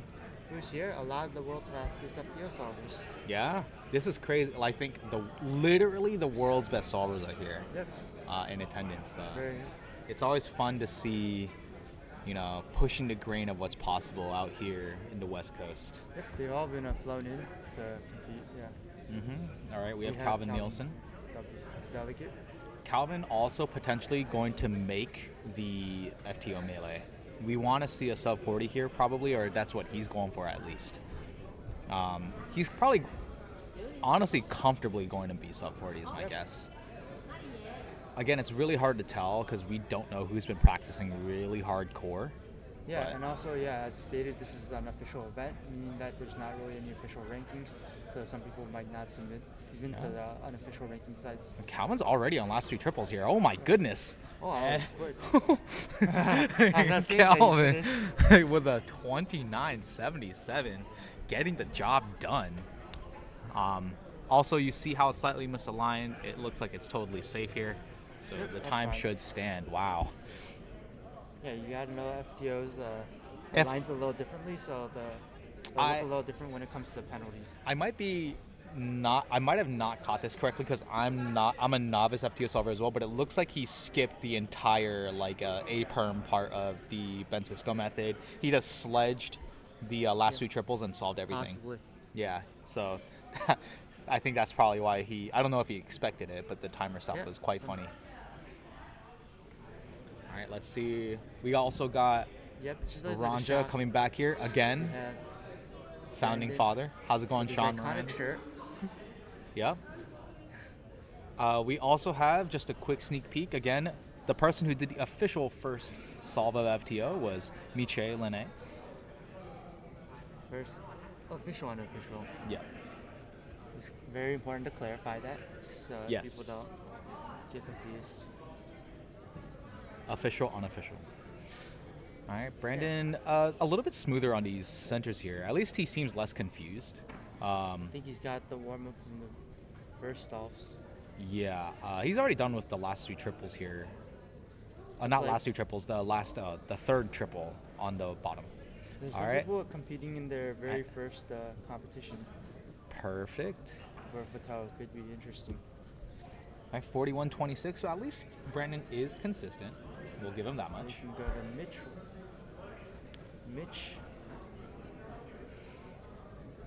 So Brandon and Calvin seem to be on pace to do some damage in the FTO Melee here. And again, the FTO Melee, $450 in cash prizes, generously provided by Diancheng Cube. Yeah, it's crazy to see. Oh, you saved the first. Missed the sub 1 opportunity. But yeah, it is very nice that Diancheng has offered such a prize pool. And I think it's really great for the growth of FTO itself. Mm-hmm. And cubing as a whole, too. And also, if you're watching on stream, you might not be able to catch this, but we've been periodically doing giveaways. So we've done we're going to be doing 15 to 16 FTO giveaways throughout the entire competition. And we have also decided that we are going to, right before the FTO Melee, give away one of the Diancheng 9x9s. Yep. Which I think will be a fantastic gesture for people who want to stay and watch the event live. All right, so Calvin's coming back here. Again, he just came back from a 29.77. So very much so on pace here. So let's see how this goes.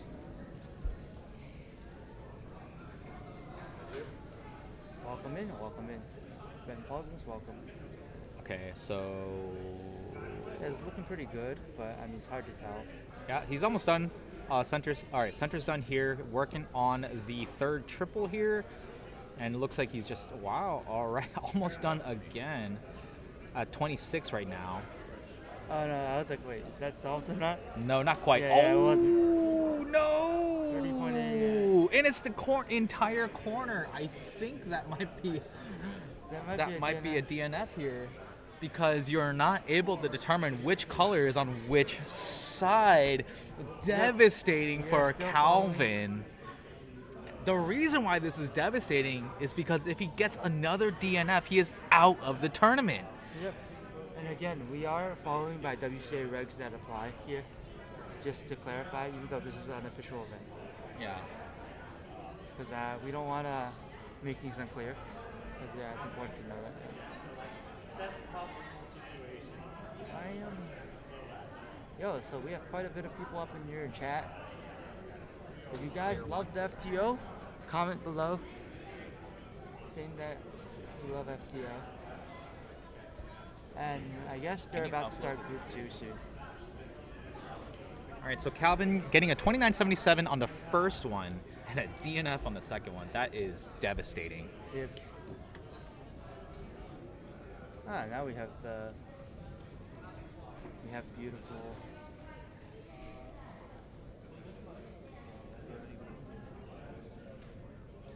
I think Calvin might have done some solves off stream. We'll see what happens. Yeah, because like they seem to be slowing down. It also seems like everyone's almost done here.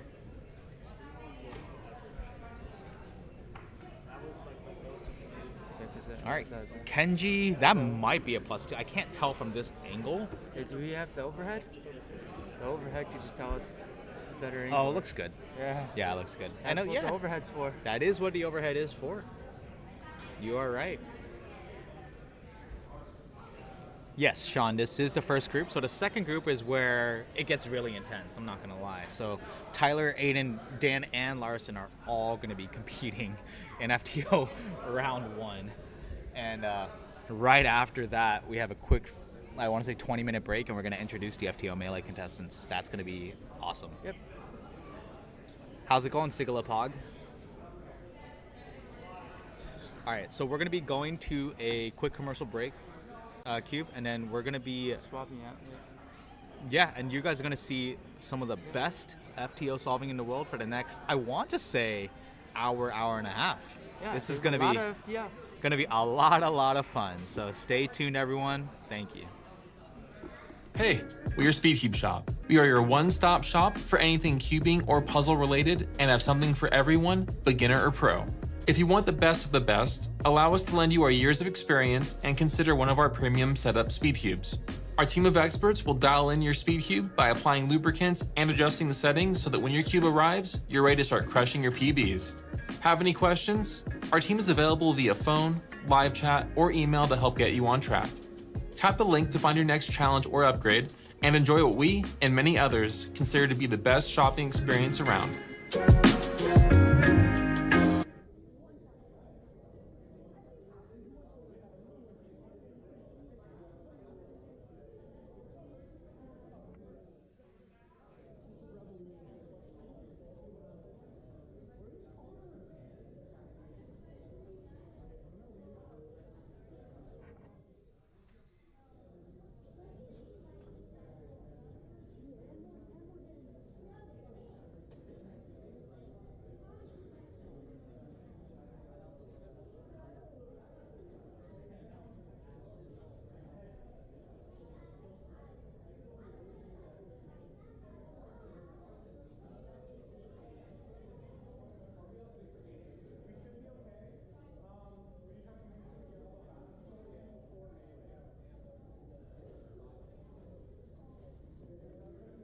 CubersLive is your home for all things speedcubing. From exclusive interviews with top cubers and personalities, Dylan Miller, Maddie Nava, Tommy Cherry, to highlights from major competitions such as US Nationals, North American Championships, and the WCA World Championship, to podcasts you can listen to while commuting, studying, or even cubing, and of course, live streams from all around the Western region. If you'd like to support our efforts to make speedcubing exciting and accessible like never before, consider subscribing to our YouTube channel.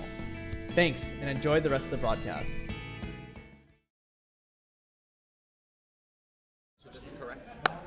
Hello, FTO, round 1, group 2. This is where all the firepower is because bums like us already competed. Yeah. Brandon Harnish, Manu Singhal on the mic here. And the first time I think FTO on actual live has been commentated at maybe? Probably. I don't know if it Isn't was that done at nuts? NAC, but No, it was not. We did not run it at NEC. This is probably and they did it. not run it at Euros either because it was on an unofficial unofficial place. So. Oh, no kidding. Okay, Yeah. well that makes sense. Yeah, because it was off to the side. But here it is still unofficial. But we have commentary for it now. We have someone who actually knows what he's talking about. Brandon Harnish has been doing FTO for a long time. You want to introduce yourself to the lovely folks at home? Yeah, my name is Brandon Harnish. I started organizing the Bay Area Speedcubing competitions in 2013 with a bunch of friends, and now we're at the 64th one, which is crazy Insane. to me. Yeah, so that's I knew I was going to be coming in at the start of 2x2, so I wore a shirt that was commensurate with that from 9 years ago. But I solve FTO. I'm not competing very much anymore officially, but I came by because I knew that the world's best solvers for FTO were all going to be here, and I'm friends with a lot of them.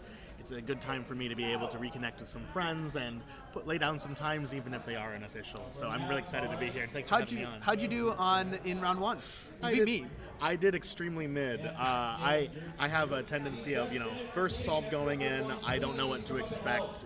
And something I don't know psychologically happens where I tend to turn faster and I go off of sheer instinct and tend to get a pretty good solve on solve 1. And then the rest of them, I panic and choke. So, and it happened this time too. So, I had a 36 to start.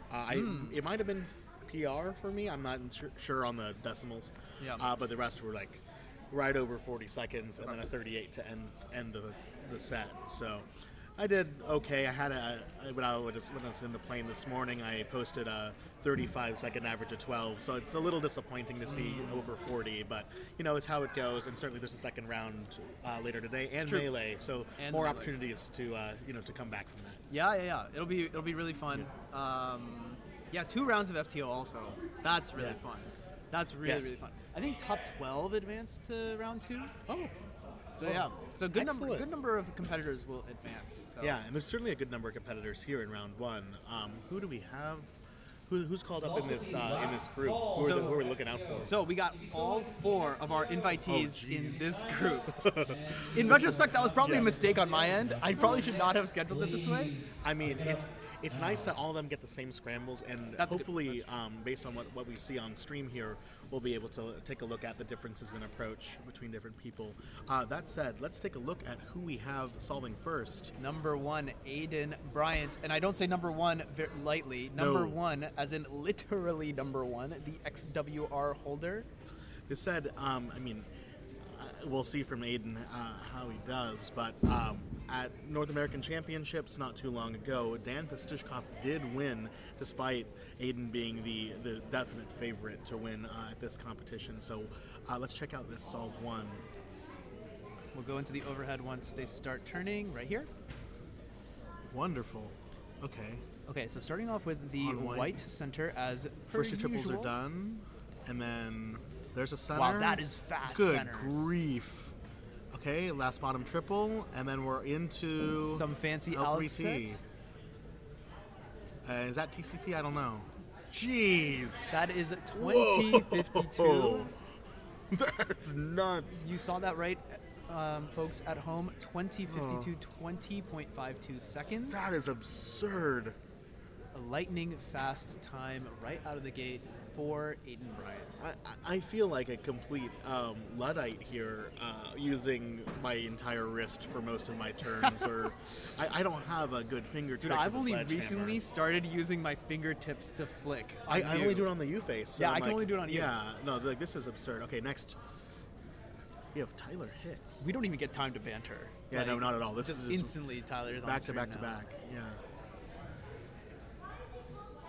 Tyler has notably has never competed in FTO when it's been held as like an unofficial event. So these will be his first results ever. Let's see what he can Yeah, post. look at this debut solve.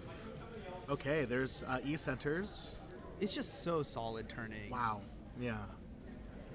Like there's TCP recognition there. It seems like. Oh no, that was maybe a mistaken last bottom triple. I'm not sure.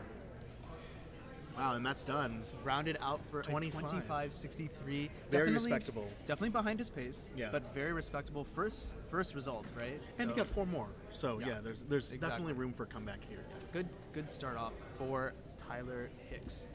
Now we are waiting for Dan Pastushkov and Michael Larson. They are seated off onto the corner on the other stage. I see them. They're peeking over this way.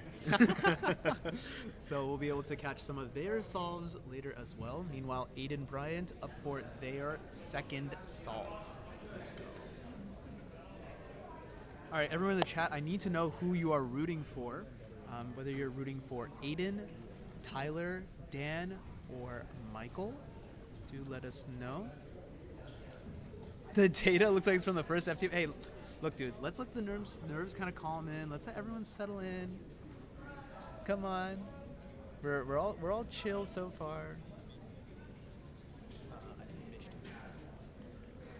Oh, that's a solved FTO. That's hilarious. Back to the scrambling table.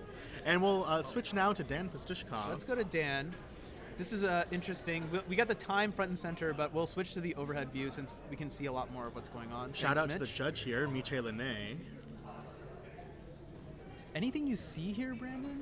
I see an FTO that's scrambled currently. That's about right to me. Oh, that's a weird first That center. was a weird yeah. Oh, is it not white? I can't tell. Oh, No, that's white. he did do white. Yeah, that There was, was a- strange. there's a- that triangle, right? Yeah, a loose triangle that was promptly dealt with. But instantly now into the. This looks like last three. Ooh, a little shakiness on the L3T recognition. And then A-perm, done. 2057. Still, despite the nerves, despite the shaking, that's an amazing first solve to have. Oh, we have back to Tyler. Jeez, you have no time in between these solves. They're just going and Literally going. no time. Tyler now on last three, 21. 21. Struggling a That's- little bit, just trying to find his way into the competition environment, really trying to settle down. You can see him kind of putting his hands together, just rubbing them up a little bit. And I don't blame him. It is, Here we the go. temperature has definitely dropped with the most competitors leaving the building. Yeah. Here's Michael Larson now for the first solve that I believe he's going to get on stream, and I think first solve overall. Delegate from Nevada, third place at FTO at NAC 2024, huge accolade.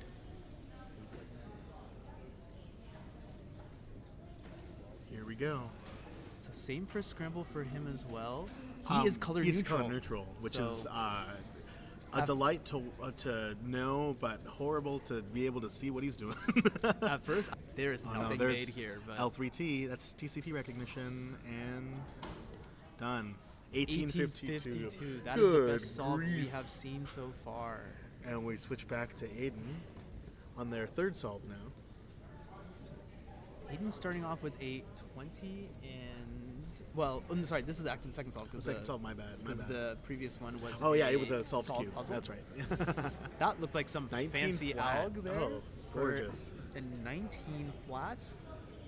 I don't know if that was just an A-perm or what, but it looked really, really swaggy. Brandon, So this is amazing. The competitors are neck and neck. Yeah, this is nuts. This is so much fun to watch. This is crazy. I cannot wait to see what's going to happen in the head-to-head format where every solve is going to matter. Dan now. Yeah, here we go. Okay, we got some pairs there, at least on white. And yeah, Dan is going to be solving white first. That's wicked fast. Yeah, I mean... There's... Okay, now on E-centers... The center recognition is just amazing to me here as he's going to wrap that up now onto last bottom triple. Bit of a tough pause. case, but it's done. Had a fully oriented... there we go. Corners, and then all done. 21.99 as we switch back to Tyler. Dude, I want to talk about Dan's solve there, but we just can't. We just don't even get the opportunity to. It is a delight and an absolute barrage to the senses. Indeed, indeed. That looked like last bottom triple, now into last three triples. Bit of a pause for a recognition. Is Tyler color neutral as well? 22.32. Okay. Definitely. I'm not sure. I didn't think he was color neutral. Definitely needs to warm up hands wise, which I get. That can't be easy. A mid L3T case, even I could tell, and I was like, this doesn't look like the best of cases. I'm thinking about it in my head, I'm like, yeah, that would definitely take several sledges for me. Looks like he's dealing with some delegate stuff right now, Michael.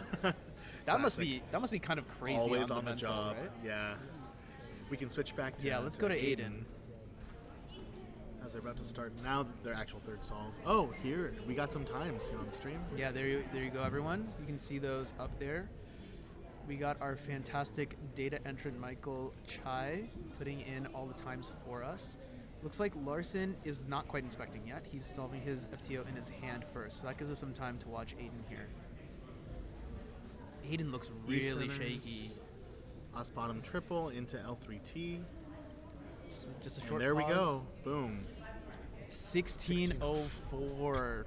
Fantastic. Oh my word. Solves. Fantastic solve. That L3T was wicked fast. Okay, here we go with Michael Larson. Okay, second bottom triple now. Going into E-layer centers. Green, I think, is done. And then that's done. Last bottom triple. Looked like a pretty simple case there. Two 4 movers there. And then done. 17:58. Yeah, no, you had it totally right. These competitors are neck and neck. So amazing. Such great solving coming out here. Finally, it seems like the competitors have finally locked in. How do they turn like this? Like this is coming from somebody whose Scube finger tricks are stuck in 2011, but I just cannot fathom. An OG. Call yourself an OG, all right? OG washed up. Potato, yeah, it's having the... I think that's a custom color scheme. That's what I was going to say, yeah. 22-12. 12 for Tyler. And a blank stare off into space. That's an unbelievable mood. The 1,000-yard stare. I think too many years of math got that for me. Dan, starting inspection. Let's see how he does. See what he's got here. Okay, Dan on that's solve good. number 4, I believe. That's 111, 222, and E-centers. I missed 222. I mean, I didn't... Where did that go? Dude, I didn't see a single orange piece until he finished E-centers. It just was on the bottom. A little bit of shaking. And a 2 flip. Oh, that was just 1 sledge, my bad. So it's still 17. 17. But can't quite see. As Aiden now going ahead on solve number 4. Just got a 16-second solve on solve number 3. There's for center. 111, 222, E center. Looking to control their shaking just a little bit. Okay, here we go. Button triple, and then here we go with the L3T. Last 3 triples. Oh, there it goes. There's the L3T. Some OPF action there, and wicked fast. 19.60. Another solid solve coming out. Stare right. Break the fourth wall, Michael. Go ahead. Go for it. There we go. Now we can see Thanks, all, Mitch. all the solves. Thanks, Mitch. Thanks for that, Mitch. Rarely ever mentioned. Oh boy. All right, here we go. Michael Larson now. He has got. I had to stop myself from thanking Mitch loudly. As we mentioned before I came on the cast, and not only am I a nerd, but I'm loud. Okay, here we go, Michael. Yeah, so he's on his third solve now. This is the scramble that Eden got a 16 on. I'm seeing some pairs here, but also an edge kind of trapped in one of the layers. I can't quite tell the color scheme from this angle, but it looks like it was done without too much issue. Solid E-layer centers there. Amazing stuff. Yeah, there we go. That's bottom triple. Or is that already? Oh, there it goes. It's done. Yeah. OPF into the TCP recognition. And done. Ooh. Nice and quick. That was a 1995. That was certainly a year. And a 1986. Also a year. Also a year.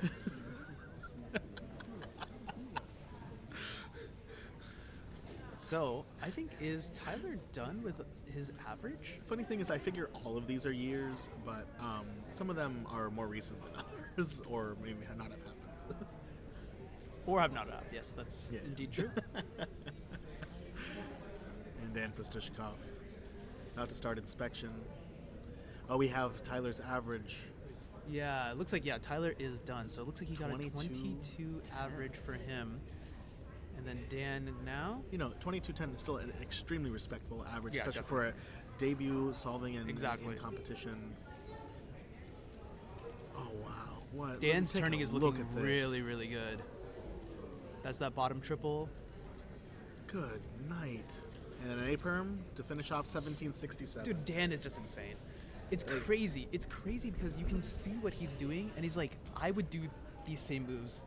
But it's just twice as fast. Just absurd. Literally twice as fast. Half as bad for pauses. Aiden now? Dan Pastishkov.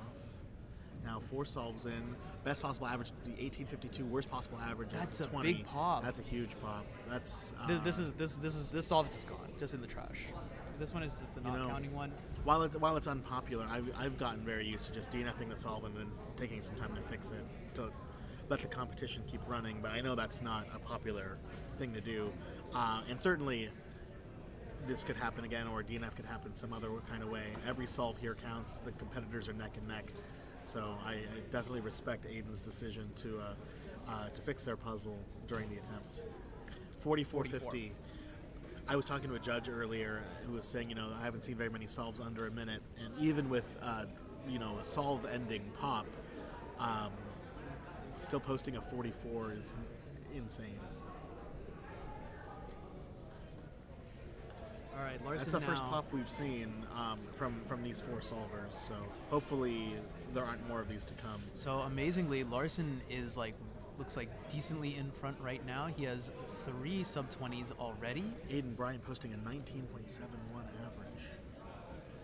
Can Larson lock in and confirm a Wonderful. solid 21.69? Okay, so a little bit more Nice, work nice. to do, but basically, if he can end up not counting the 21. Actually, it's not quite that simple. It's not quite that. I was gonna say if he didn't count the 21, he was gonna be in a good spot to be first place. But it looks like he does need to do a little bit better. I think he's gonna need another sub 20. Yeah. He's gonna need another sub 20. But that BPA is looking immaculate. Yeah. It's certainly not a runaway competition. Everything is extremely neck and neck with this. Yeah. Now, looks like Dan is waiting to do his 4th solve as well. This is crazy. Dan and Larson's BPA and WPA are almost exactly the same. That's crazy. We'll see how this goes. Dan starting out rough. Larson starting out hot. And even so, anything can happen here. Aiden could still come out on top with a 19 average. Right. It's anyone's call here. It's anyone's game for Now, a top seed. Remember, folks, the XWR is a 14, I believe. That's 14 seconds, so we could also see that get broken.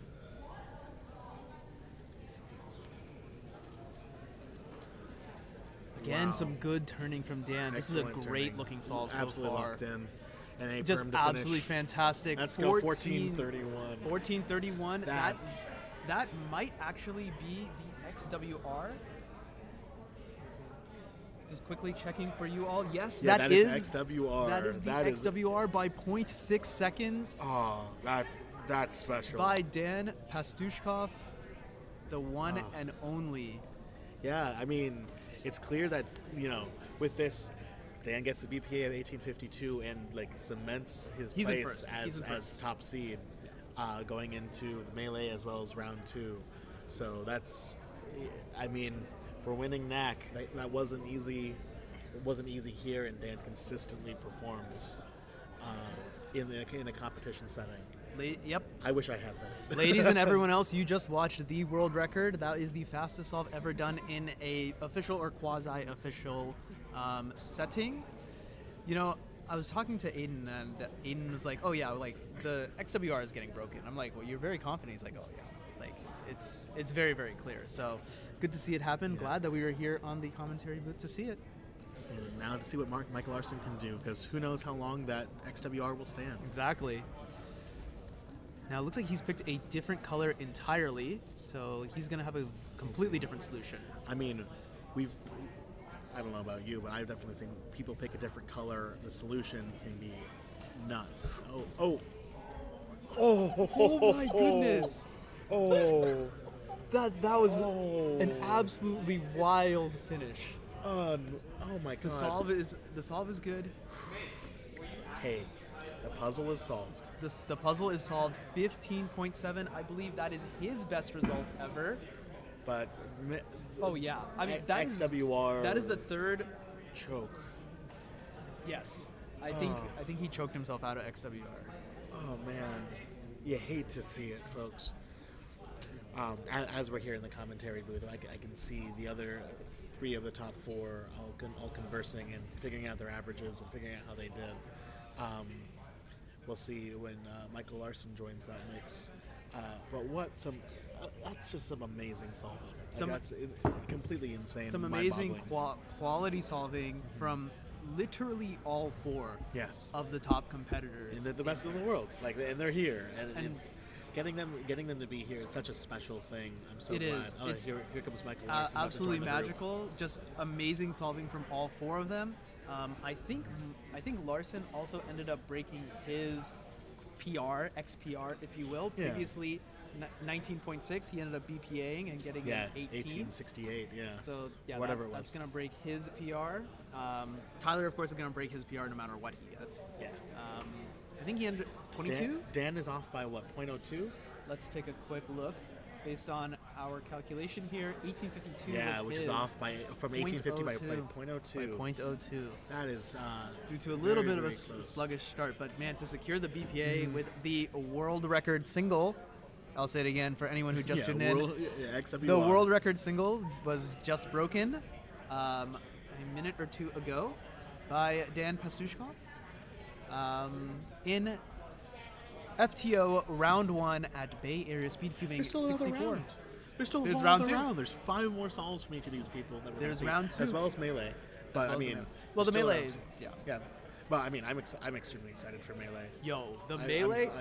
I can't wait. So if everyone thought, yeah, they're like hyping up this melee or whatever, I don't really care. It's gonna be boring. No, no, you don't understand. The melee is gonna be insane. It's kind of the main event. It's the main reason we're all here. And like, is to watch. there was a chance that like maybe someone could have run away with it. Nah, this round cemented it. Like these guys are here to play, and then nuts. the nerves are gonna come in big. Because not only do they have they have to do their solves, but every individual solve counts. They don't have that wiggle room that the WCA gives with the best and the worst being removed. Every single solve will count in the melee. So very excited to see where everything sits. So these top 4 solves. Top 4 solvers, we have Tyler Hicks with 22.10 average, Aiden Bryant as 3rd seed, 19.71. We have Michael Larson, 18.68, and of course Dan Pastushkov as our top seed with 18.52. That's just, I'm at a loss for words. That's just some amazing solving. Yeah, amazing quality solving from all 4 of them. You will see all 4 of them again in the FTO Melee, which we will be starting relatively shortly. We got to get a lunch break for Yeah, everyone, all the competitors, absolutely. everyone involved. What I'm interested in finding out is who the other 4 solvers are going Yeah. to be. So stay tuned for that. That will be very cool. We will do like a nice intro for everyone as well. We ended up finishing, I want to say, about 5 to 10 minutes behind where we were originally supposed to. So we are aiming to get started back at 2. That is approximately 25 minutes from now. We'll see if we can hold ourselves to that. More than likely, I'm going to guess we'll probably start around 2:10. Sure. But the live stream will be on. During lunch, I am playing for you a special interview that I had with another world-class solver, top-tier solver, Maddie Hiroto Inaba. I love Maddie. One of our favorites, and around the West Coast, as he is from Hawaii, one of the states in the Western region. So I have that queued up and ready for you, but now is your time to get popcorn, get snacks, get water, go to the bathroom, take do a whatever you break. need to Yeah. right now. You got 30 Stretch minutes. your legs. Yeah. Calm yourself. And when you come back, first monitor, I want you all here for the FTO Melee, everyone. We will see you in 30 minutes. Hello, everyone. Welcome back to another exclusive interview, CubersLive interview with one of, I think, our favorites, Maddie Hiroto Inaba. How's it going, Maddie? Good to talk to you once again. Yes, I'm doing good. After what has been, I think, a very, very interesting start to NAC. Would you agree? Well, agree. NAC including All-Stars. Oh, yeah, I would agree. Yeah. Tell me a little bit about coming into like NAC. Tell me a little bit about like your practice, mindset, regimen, things like that. Well, I've been practicing a lot of, not really 3x3, more like Really? 4x4, 5x5. Interesting. Because I have insane potential in those events, and I haven't really like broke out yet in 4 and 5. So I want to kind of have my good rounds in those. Moment in the sun, I guess. Yeah, moment in the sun. Okay. Kind of get into that top 5 world ranking. That would be good for me. And then, yeah, obviously I've been practicing 3x3. I relearned all my TU and LZBs, so those are pretty locked in. Okay. Relearned all my VLSs. I used one in NA All-Stars Finals, and that was pretty smooth. I'm trying to remember. It was like a weird setup to Free Rough. Wait, no, yeah. this sounds right. This sounds right. I do recall this. There was so much going on in NA All-Stars. Yeah. There's so many storylines. Tell me a little bit about like the solving environment and what that was like compared to the other like major finals you've been in. Yeah, well, it was pretty comfortable in the finals because I got. Usually the finals are the first time you solve in front of like the big crowd, but then like the first and second round I already did that, so I kind of was like chill already. So I kind of just did my thing, and it was interesting solving next to the person. Yeah. Okay. And yeah, it was cool to like hear the solve because you can't really watch it, but then you could hear how fast it is. So I don't know if you watched Timon's podcast that he did. They called it a podcast, but it was just him, DG, and Luke Garrett. Oh, okay. They were just chatting about for like 40 minutes about whatever. Yeah. One of the things that he said that you said was for the 3, because you weren't allowed to like look at the cube, you weren't allowed to look at the time or anything. You were just off doing your own thing. He said that you said to him, it's like, I don't know what that was, but it sounded like a 3. Yeah. Yeah, that's what you could tell. You could, yeah, because there's not really many pauses in that solve, but like you could hear like the momentary pause before the last layer. Yeah. And then that happened like 1.5 seconds into the solve. So I'm like, oh, that's a 3. Oh my goodness. Yeah, it was quite surreal seeing all those people because it's one thing when it's like Nats finals or whatever, and like there's all the people in the crowd. I feel like it's really different when you have all the people watching above you also. What did you think of like the venue and then the other thing I want to ask is, did it ever cross your mind to like, we asked this at the end of All-Stars as well. Did it ever cross your mind to like try and safety so you can make it into the next rounds, or was it like going to be a lock? So yeah, talk on both of those. So first of all, the crowd and stuff, it was pretty cool because I had never had that multi-level viewing thingy. So yeah, I added a little bit of pressure, but I was able to calm down by the end. So now I'm used to it if there's ever a crowd like that again. And what was the other part of the question? What was the other part of the question? Now I've completely forgotten. Oh, safetying. Oh, yes. Well, obviously I don't want to get 2 DNFs in one average, so yeah, I just made sure to solve the cube the first 2 rounds, and then just do my thing in the finals, I guess. Talk about 535, because it seems like everyone kind of agreed in that final round that the scrams were relatively easy, or they were good scrams at least. They were. Talk a little bit about 535 on that set of scrambles. Yeah, Any good? No, that's pretty bad. So the first scramble was probably one of the best I've ever had officially. Both of you got 4s on that one. Yeah, we both got 4s, and I had like a weird end perm, but that's not an excuse. But like, yeah, that was a good scramble. The last one was good too, but because I wanted to get like my VPA, and I was looking at my solution, and I'm like, this is not good enough to get a sub 476. Oh, you look back on it? Yeah, so no, like during the inspection. Oh, So I I'm see, like, I see, let okay. me just switch colors for fun. And then I completely butchered it. But it was worth a shot because my worst possible average was okay, so yeah. Yeah, exactly. Okay, I see. Because that was Caleb Chen, like immediately before you guys, had also gotten a 4 on. I think Ray Bai, I think he got like 521 on I that saw or that, something yeah. like that too. So yeah, that was the one that we were looking for. Is like, what will Timon and Maddie do with this one? Because this one has a lot of potential. Yeah. Timon, I think 501. 501, yeah. Yeah. So Solid. So yeah, it was just awesome. Tell me a little bit about what you think of the format and whether or not you think we should have like more All-Stars like events. Definitely have more. It's super entertaining for us and for the spectators, I think. And yeah, it's a little bit weird to have the same group have different scrambles. Or like the same round, different groups. Right. So if there's obviously no way to change that. So that's a little bit of a hiccup, but yeah, that's my only complaint. Yeah, but as long as actually it doesn't matter. As long as the finals are the same scramble, I think it's cool. Okay, well, I mean, it does make it an interesting case because at NA All-Stars, it was really tight, right? So going into it, this is something we talked about with Dylan earlier today also. He thought that, like, in order to make the next round, it's going to be like 6.8. Yeah. It ended up being 7.7. Is that kind of also like what you expected, or did you think it was going to be like tough? I really had no idea. Yeah. Like I don't really look at the psych sheets at all. Okay. Yeah. Okay. Well, yeah. So based on that, it was going to be tight either way. So you could make an argument that like, well, if one set of scrams is really good and the other set of scrambles is like really, really bad, it's like an external influence compared to the actual like solving capability. And it kind of comes down to luck in some factor. But I am a little bit of the mindset that at least in the future, solvers are just going to be so good to the point where like that amount of luck is going to be, I think it's not going to matter as much because if you weren't going, even if you weren't going to make the finals on the bad set of scrambles, you probably weren't going to make it on the good set of scrambles anyway. Very true. Very true. true. Or at least I think the good solvers are going to distinguish themselves in that way, where Definitely, luck is like going to be less of a factor. Yeah. When you get luck in your solves, like either good or bad, like how does that kind of affect your head? Or are you just like, I just need to execute?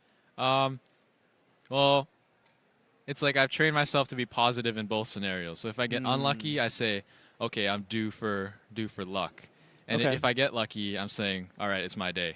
Okay. Yeah, that I actually really like that because I feel like a lot of people, what happens is like they get like something lucky and then they're like kind of like stressed or tensioned up. How do you like not let that get to your head? I've read several books on this topic. Okay, actually. I need to hear it. I need to hear it. Yeah. Hey, give me all the details. So basically, it comes down to just doing one solve at a time. It comes down to going through the same routine before every solve. Routine. Yeah. So I just whatever you want to do just to get in the zone, and then from there you have to accept whatever happens. And that goes both ways. If it's lucky, it's just like, all right, that's sick. If it's unlucky, just say, all right, next one will be better. And you go to the next one, you say, go through the same routine, let's see what happens. Oh, it gets lucky, all right, I'm chilling. It gets unlucky, all right, the next two solves will be good. And that way you keep positive every single solve. And yeah, even though some may see it as delusional, I see it as optimistic. Using your mind in a powerful way to like make you more positive, I guess. Sure, yeah, because I think there's so much mental game into it, right? And I think it's not super well explored. I feel like only now, like we're starting to get into it a lot more. I don't know if you saw, but like at Felix and Max Cube Camp, right? Felix actually had the kids do like this particular exercise where they like gave themselves 3 good solves that would like be like PR or PB or something, and it's like all right, now like it's your job to go up onto the stage with all the lights and the cameras and try and do 2 more solves and just clutch it out. You know, you might throw one, That's but then you cool. get another one to try and bring it back. Yeah, so I thought it was interesting. Tell me a little bit about like your practice regimen? Is that like similar-ish to like kind of stuff you do? Well, I just do like competition simulations a lot, and you're bound to have a good start like that. Yeah. So yeah, and I don't really think every single solve, the like, someone just got a good time. I heard the clapping. Yes. So like the more similar you think before each solve, the better I feel you do. So like when I'm solving really well, actually like I'm getting to the point where I forget my times mid-average. That's interesting. Like I've trained myself to literally forget what I got before, so then it doesn't. I'm just going into it like my first solve. And every solve you're just trying to get a 3 or whatever. Yeah, one solve at a time. Yeah. That's really, really interesting. It's like contextless or memoryless. Yeah. That's really interesting. I think I have not heard that from any other top solver. So that's really unique. That's really. I don't know if you know like what other people's mindsets are. Do you think you have like a really strong mental relative to other people, or? I feel like all of us in the top have some knowledge of how to think. Obviously. I guess you kind of have to. Yeah, you kind of have to. You won't put it this way. You won't get this fast if you don't think right. Well, at least not officially. Yeah. So, yeah, we're all pretty good. I wouldn't say I have an advantage over anybody. I just think my way, and yeah. Okay, that's interesting. Tell me about also, because for you, like majors and like larger competitions are much, much rarer than for a lot of other people. Like Luke is like Luke Garrett. He's competing like every weekend, right?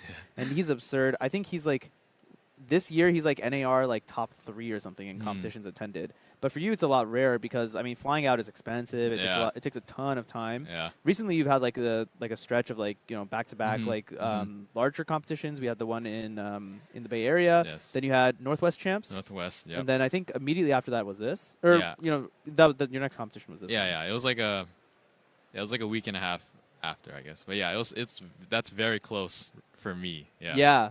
So tell me about that, because it's so rare for you. What is it like? I guess like going into like this like championship season, and and then you have SSL after this too.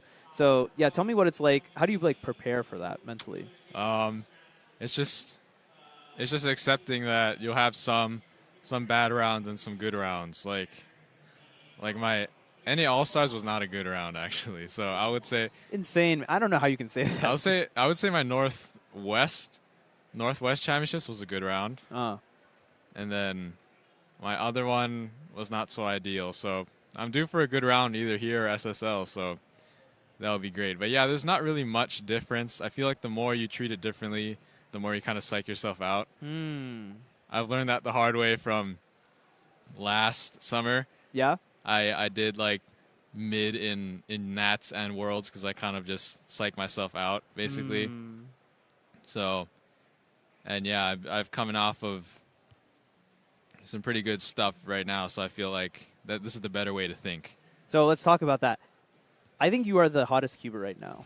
I think like right now, like your averages are just absurd. Okay, actually, I'll preface that. You, Yihang, and Timon. Yeah. I think the 3 of you are really hot right now. Thank you. You all have like put up really, really good averages across like multiple different scenarios and a lot of different environments. Tell me what it's like kind of being on this hot streak, or is it kind of like the same thing? It's like this could end at any point, so just ride it while it's here. Yeah, I see it like this is so cocky. No, do it. Yeah, this is not a hot streak, I would say. Like compared to my solves at home. Okay. Yeah, if I say what I do at home, people are not going to believe me. That's how good it is. I want to hear it though. No, I'm not going to say Okay, it. fine. But yeah, it's miles better than what I'm doing right now. So I feel like I really haven't even had my breakout round yet in 3x3. That's insane to say. Yeah, I'm really close mentally, and my skill is there. So yeah, hopefully it comes this comp where I get into that flow state, because I'm like every single round I'm trying to like learn stuff, because cubing is very good because when you're at like kind of like the top, right? Yeah. You face a lot of pressure, but then if you lose, like nothing happens. Whereas like something like professional golf, you risk like losing your tour card. A lot of cash and stuff too. You risk losing your privilege to play on the tour. So yeah, cubing is a very good environment where you can face high pressure with no consequences. So I try and use that opportunity and just try as like many different things as possible.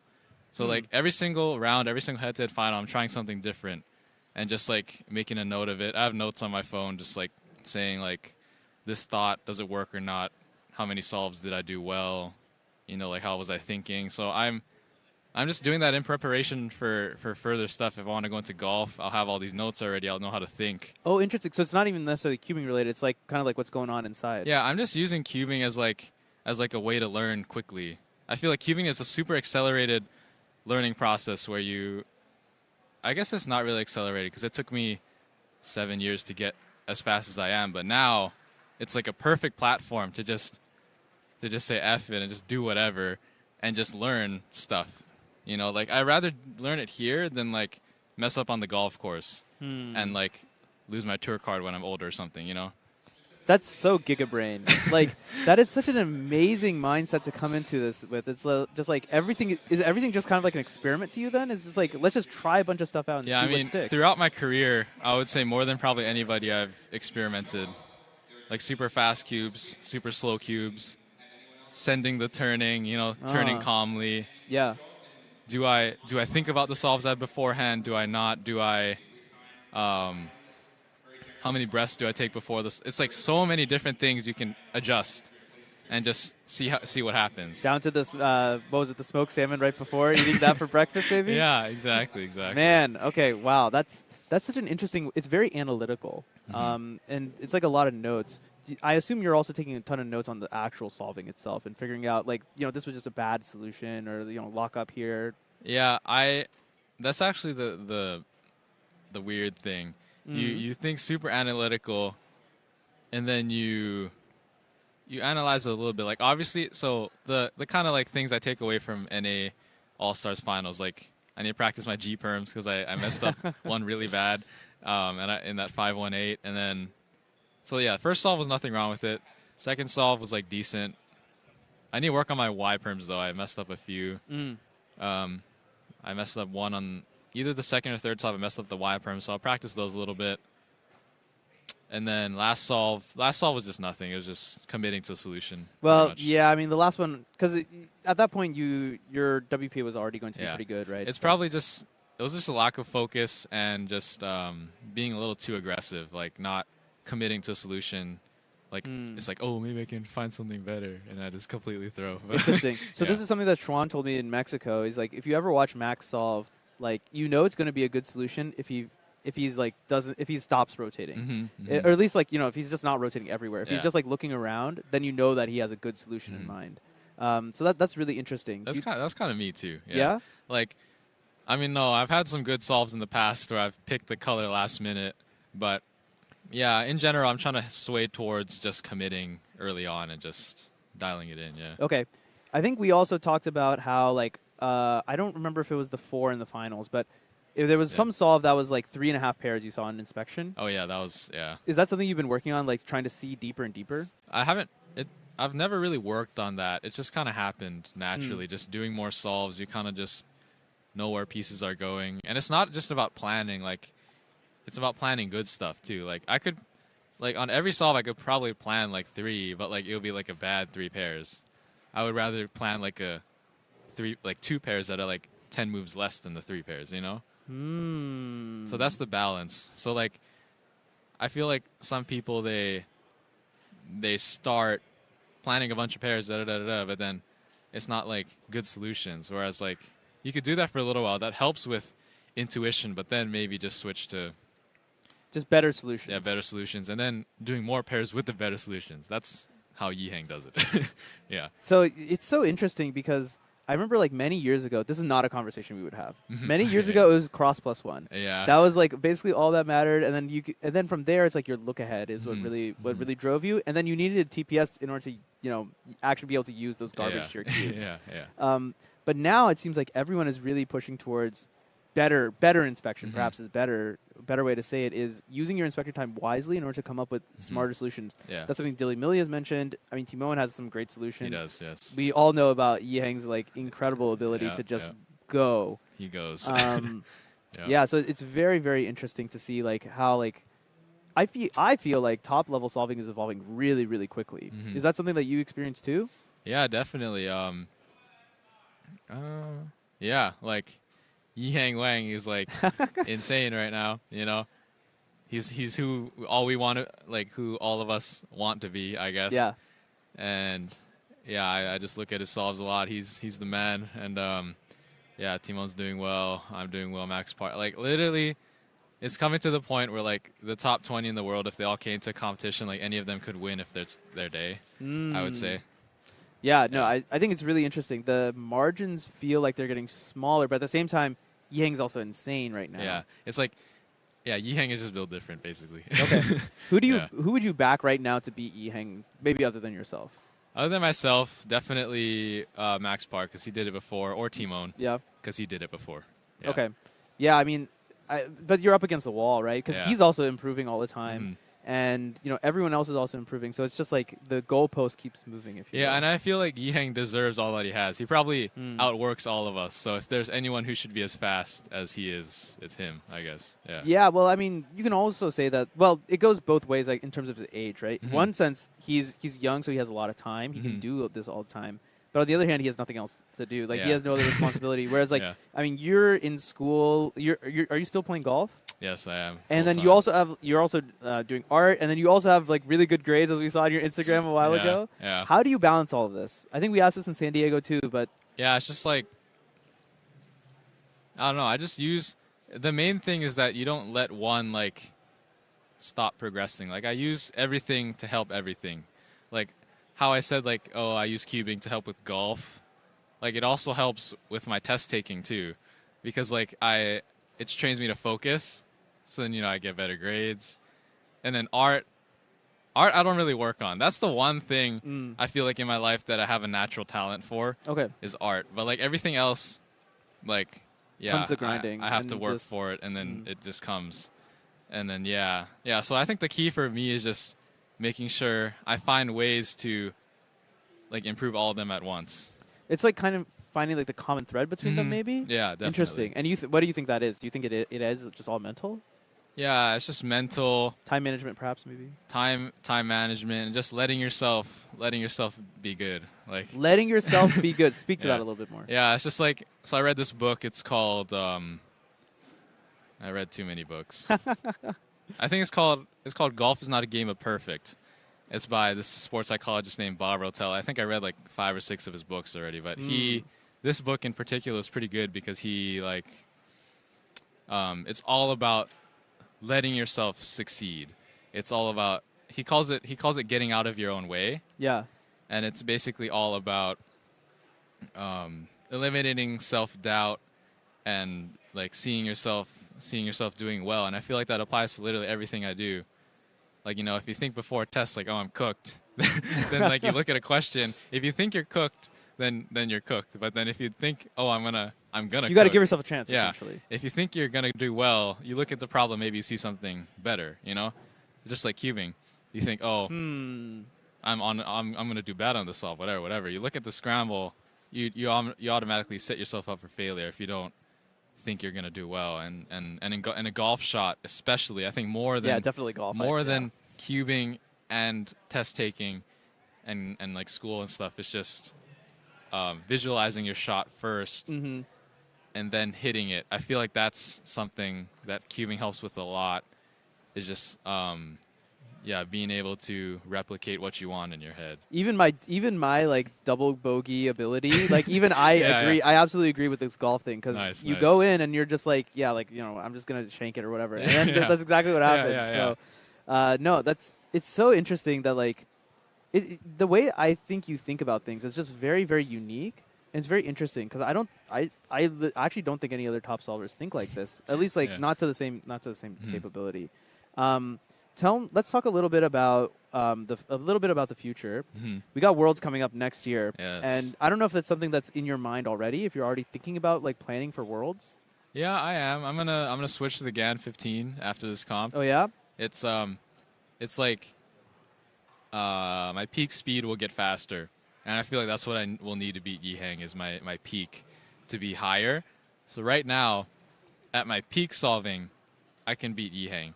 with the GAN 12. But I feel like if I switch to the GAN 15, my peak solving will be able to like beat his peak solving. Okay. Which is what I need.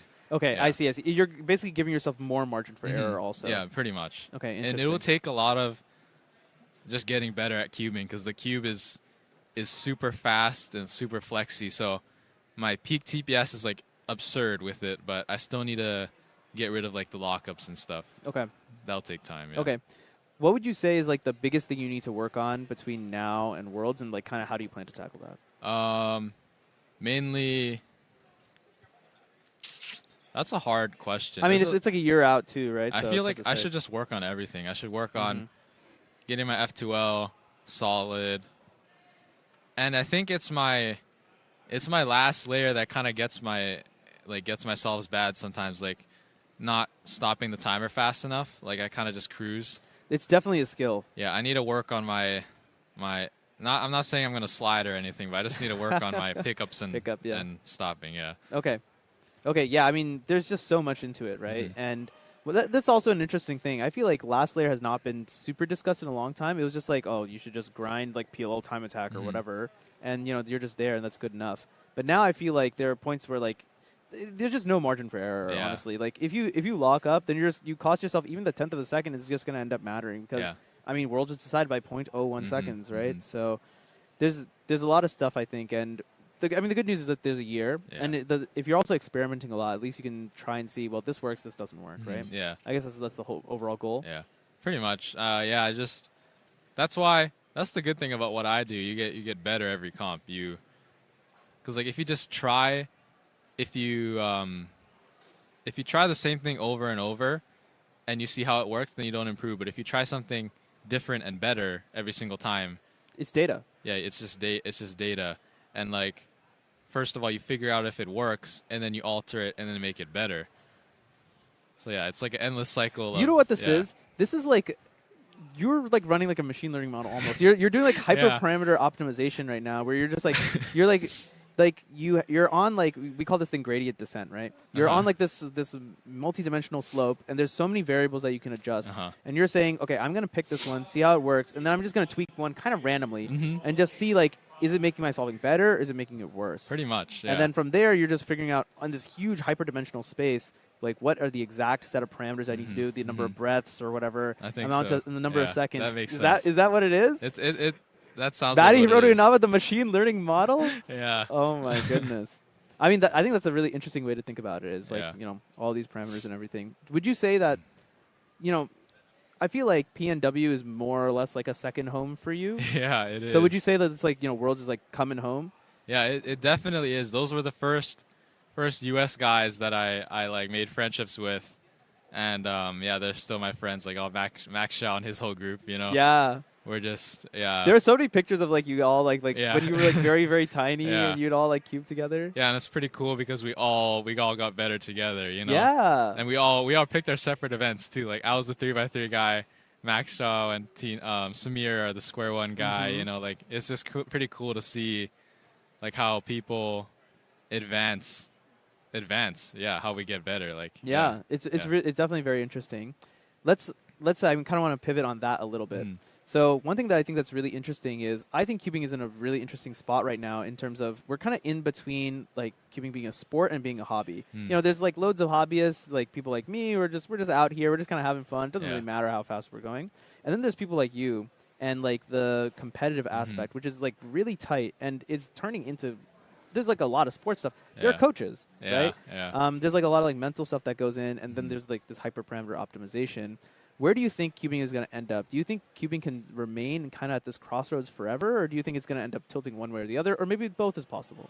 Well, it's definitely going to go more towards like analytical coaching and stuff because like if you look at something like golf, it was in the 1700s in Scotland. I'm sure they were just doing it as a hobby, just whacking the stick around. They were bored. Yeah, they were just bored. But then as people went on, they're like, oh, let me get better than this guy. And then that guy's like, oh, let me get better than this guy. Yeah. And then now you have TrackMan getting data on every single golf shot the pros hit on tour, and then they use that data to make themselves better. optimizing every single swing. Even on their putts, they look at numbers on their putts to see how it's rolling. Like, it's going to get to that point in cubing, and yeah, it's pretty exciting to see where that goes. Okay, interesting. So do you think that there is going to end up being like a space for like the casual space? Do you think? Oh yeah. Or do you think it's going to like separate into like basically two tiers? Well, maybe tiers is the wrong word, but like I guess. Yeah, like it's definitely 2 levels, I guess, because like, yeah, I mean there is an intersection though. Like when you're like me, like in golf, like I'm definitely not as good as the pros, but I'm not like a weekend player, you know? Right. So like, yeah, they would. I think they're gonna be 3. It's gonna be like interesting. It's gonna be the pros, you know, like guys like Yihang is already doing, you know, just insane, right? Yeah. And then there's gonna be people, The you know, amateurs just starting out, you know, doing beginner's method, and then there's sure, gonna, yeah. and then there's gonna be people that are breaking into the Yihang tier, and yeah. I think that'll be really interesting to see. Tell me a little bit about what you think the future formats are going to look like. You think Algebra 5 is the format of the future, or like do you think there is going to be more head-to-head? Dilly Millie was talking about double elimination bracket. Speak on that a little bit. Yeah, I think it's again related to golf. It's like stroke play or match play.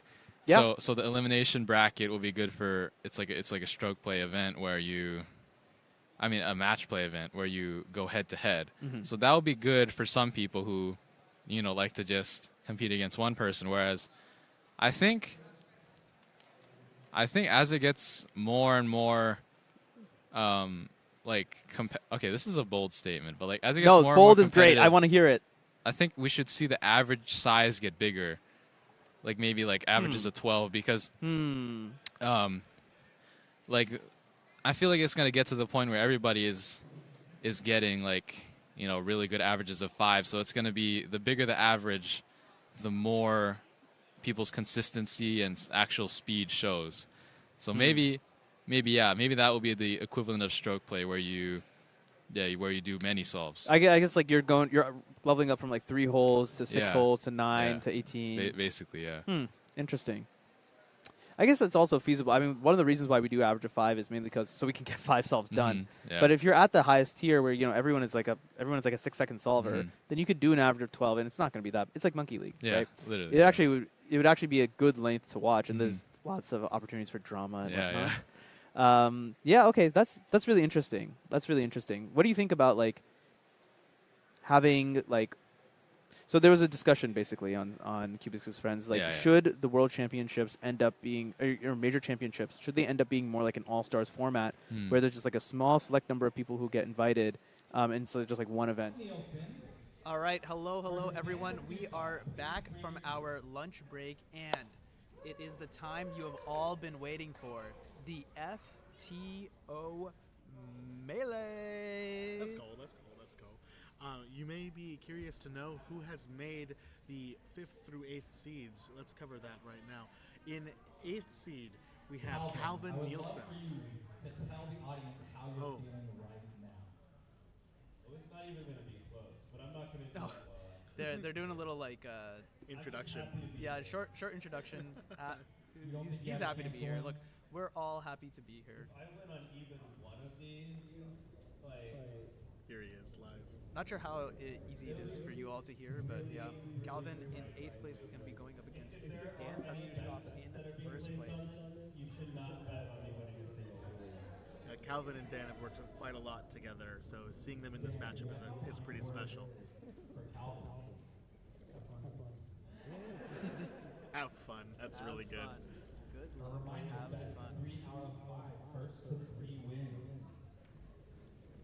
Dan, as the number 1 seed, would you like to go first or second?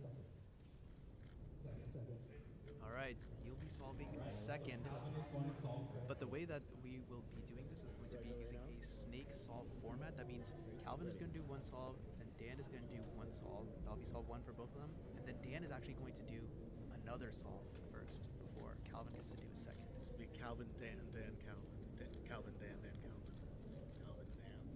Yep. And here we go. Okay, looks like we're on first 2 triples. Or no, are we on E centers already? Yes. Oh, we are. Yes, solidly on E centers. Only 2 centers left. We have the last case here. There we go. Nice. Last bottom triple. Just looking around a little bit on that top layer. And I have to say, Calvin making no mistakes so far. He's Bit of a turning pause, slowly, but you know. he's not making any mistakes. That's pretty critical when it comes to FTO. Simple case there.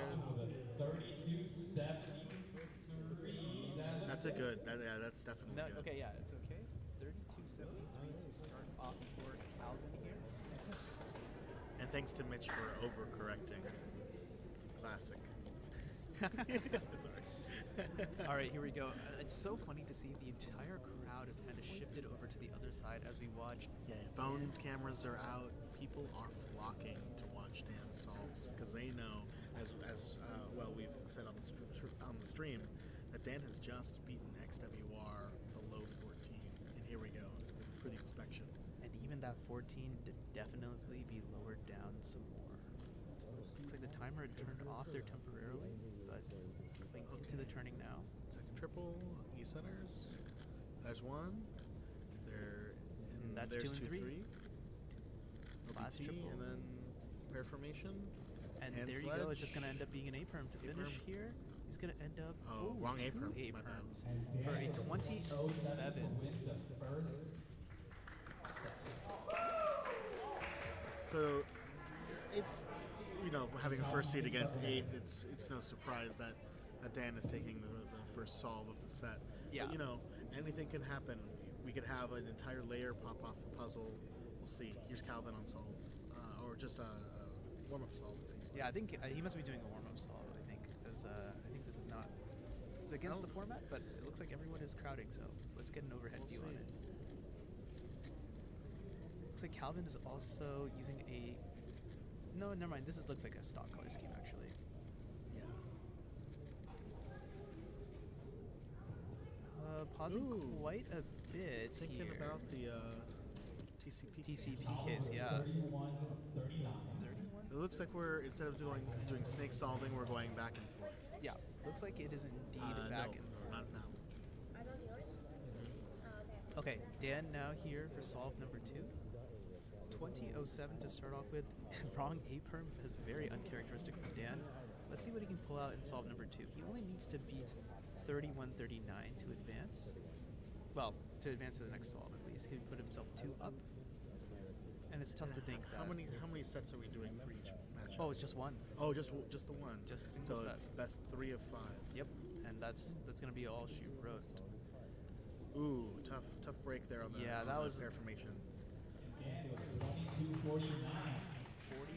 Dan winning the second set. Dan's looking good so far. The pressure is off. The pressure is so off right now. With first seed against 8th, Dan could be completely coasting. And here we go for solve number 3 for Calvin. Yeah, I mean Calvin is gonna need to get something absolutely absurd, and Dan is gonna need to throw extremely hard for this to go to solve 4. That's triple number 1. Look at that triple number 2. There it goes. Let's do some E centers here. Yeah, it looks like unfortunately Red's done. Slightly sloppy turning, unfortunately. Yeah, a little bit of locking up going on. Actually, quite a bit of locking up. But here we go, on to the last triple now. Yeah, last bottom triple, or as I like to call it, D. Unfortunately, yeah. Wrong color scheme. Yeah, the color scheme was messed up. Darn. There, unfortunately, this is going to be a loss for Calvin. Sadly, I got this. he's got it. The perseverance, or maybe just sheer persistence, is admirable. I don't know why Chai made an announcement in the middle of the solve. Thankfully, it's unofficial. Yeah, it's all jokes here. The audience is loving it. Even Dan is kind of standing up trying to figure out what's going on. All I'll say is Calvin made it into this. All right. Yes, yeah. He like beat out like 20 other people. +2. There we go. +2. I'm gonna applaud that. 123.07.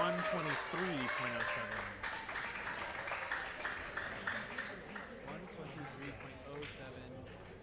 for solve number 3. That is almost certainly going to be the end of this.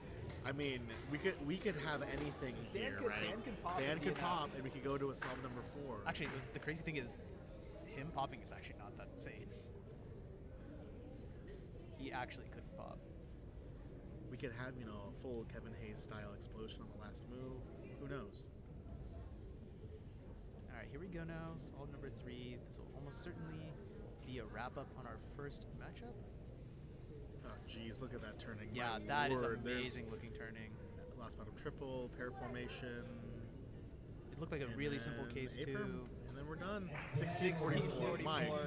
My God. He made light work of that one, and just super fluid. No issues there whatsoever. No problem for Dan as he basically manhandled Calvin, as we kind of expected. Yes. Well, we have a very fun correspondent sitting all the way in Missoula, Montana for you. Ben Streeter is going to give us a little bit of a rundown. What did you see there, Ben, on this solve? And our second seed, hailing from Reno, Michael Larson.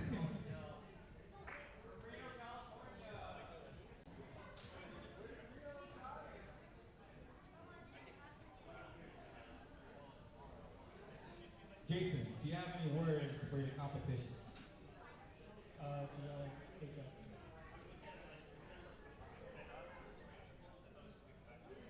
Michael, do you have any words of advice for your competitor? Solve it.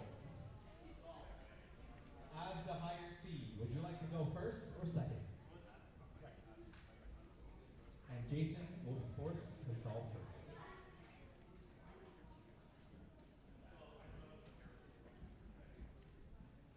Who is the better Reno FTO solver? Alrighty, thank you so much for that, Ben.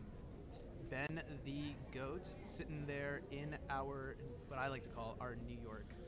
Yeah, Papa FTO. Here goes Jason Ostiek. We have now the 2 delegates from Nevada facing off in our second match here for FTO Melee.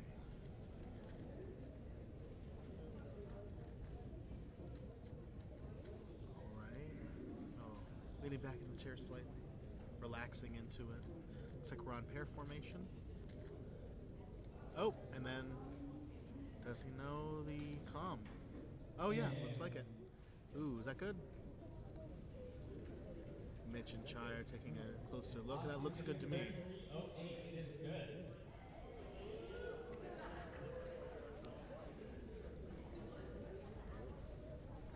Solve did look like it was good in the end.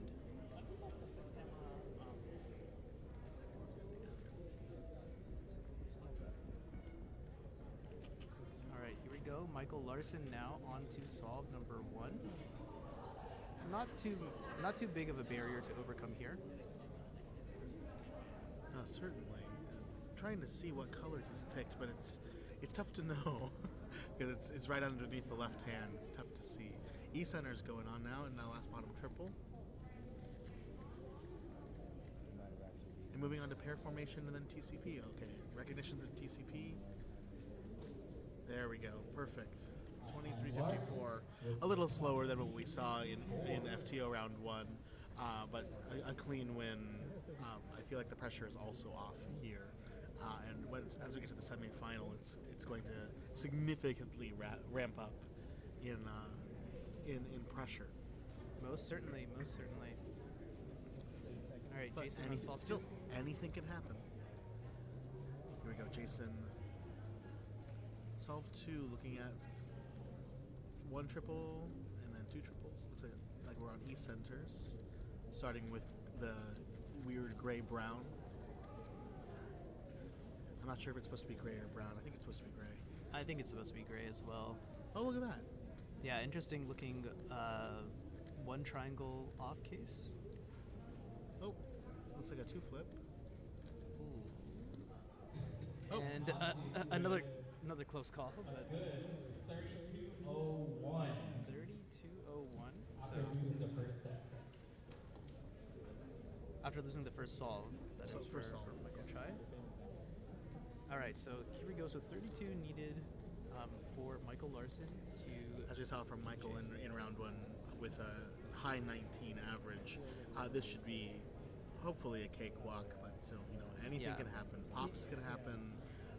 Wrong color schemes can happen. Mistakes of all kinds can happen. Yeah, of course. And it can be kind of tragic when they do happen at this kind of level. I mean, this is looking pretty good so far. No major mistakes here, and he's already on Pair last two formation. triples. Yeah, there we go.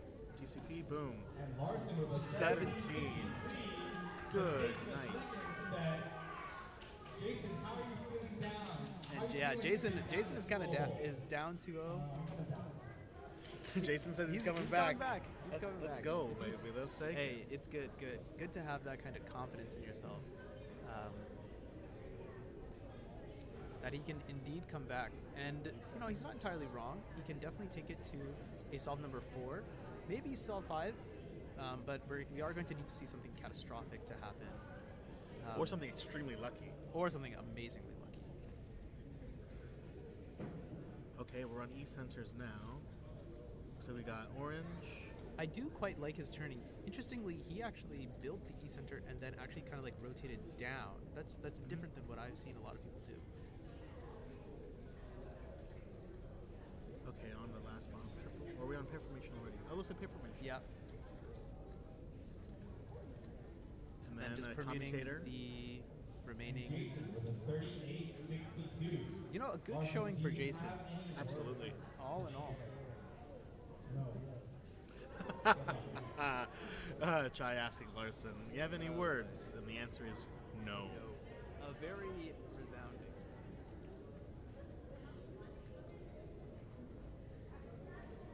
Alright, starting Here's what inspection Michael Larson here. has so far. He needs only to beat a 38 to knock out his competition and advance into the next. The semifinal, yeah. And yeah, I mean, he's on an Oh, extremely my good pace word. right now. This is exactly what you want to be looking for.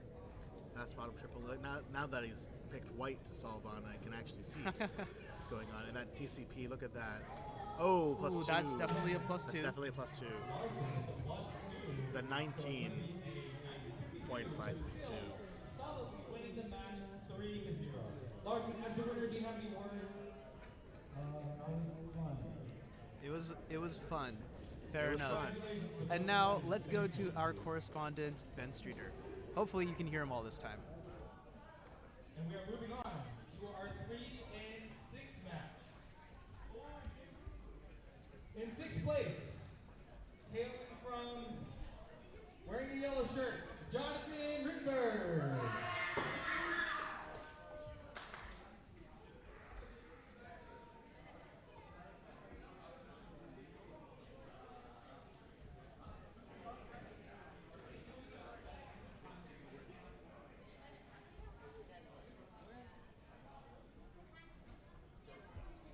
And our 3rd seed, Aiden Bryant. Still.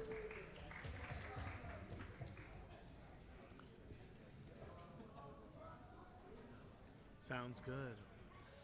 Our next matchup here we have Jonathan Jonathan. Rittenberg, Yeah. against Is it Aiden. Bryant? Yeah. I think against And we see Aiden. them now. Do you have any words to share for your competition? I thought you would be able to hear Ben this time, so think you're gonna that win? is strange that you were not able to hear him. We like the confidence. Let's try and figure that out. Jonathan, before we get started. Why can you not hear? And as the higher seed, would you like to go first or second? All right. Ooh, Aiden opting to go first rather than going for second. Perhaps trying to intimidate the competition. Interesting. That's certainly a We'll strategy. see how the strategy plays out.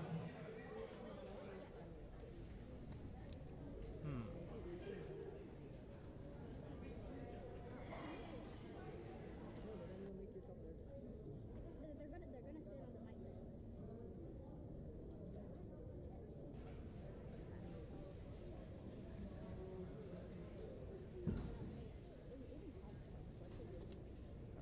All right, here's Aiden. He's been a bit shaky. Oh, whoops, sorry. That was the wrong camera feed I brought up there. finishing solve with a 20.12. 20.12. Certainly a year, 2012. I can't remember. Is that your WCID year or was it 2011? 2013. 2013. I'm a bit younger, sadly. I mean, given the IDs of the competitors here, you're considered old at this point. Yeah, I'm a super boomer at this point. All right, and Jonathan Rutenberg coming in at the number 6 seed to do FTO. Anything you see here in particular, Brandon? It's the first I think we're seeing of him. Solid turning.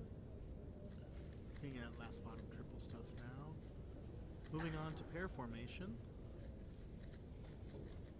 And then finished with 20.12. Oh, sorry, 26.919. Looking at the wrong camera. My bad. My bad, ladies and gentlemen, and everybody else. That was, yeah, quite close indeed. Quite close indeed.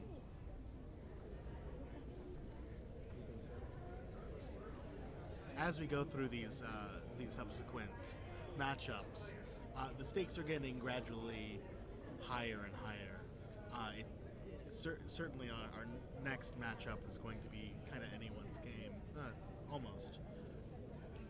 So it's certainly not a runaway like the previous two matchups that we just saw.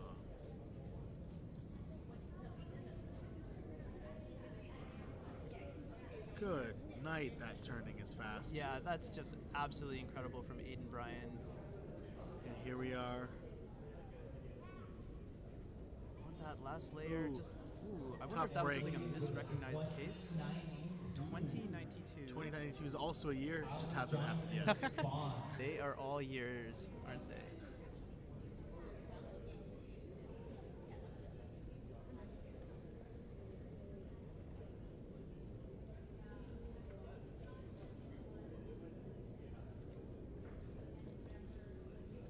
Alright, here's J. Rue now. Solidly through his solve, about 7 to 8 seconds in. Here we go. Finishing E centers, now on to last bottom triple. Pair formation's done, and then it looks like TCP algorithm to finish off. Ooh, it looks like a +2. This is at least a +2. +2. So Jonathan with a 25.97. 25.97 is remarkably close. Yeah, this is really, really tight. Last third set entry.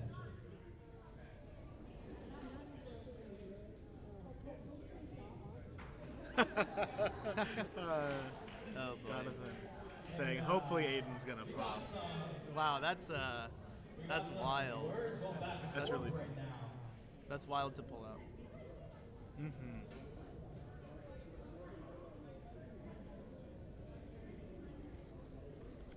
Starting inspection here.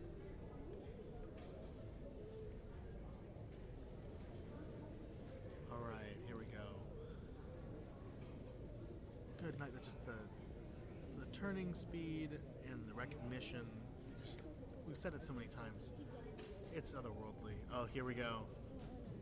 1483. That's wow. Jonathan wanted a pop. I think. I guess the karma of that was instant. As Yeah. they say. Wow. That absolutely did not do him any favors whatsoever. Wow. He may have just cooked himself on that one. Now, I know we all definitely want to hear from Ben, but unfortunately, it seems like we cannot hear him, which is a major problem. So that's what I'm trying to fix in the background right now, everyone. Brandon, in the meantime, you want to just like quickly chit-chat about what you saw there? Absolutely. Yeah, I mean, I was surprised to see another mid-20s to low 20s solver here. I'm frankly not that aware of just how fast people are.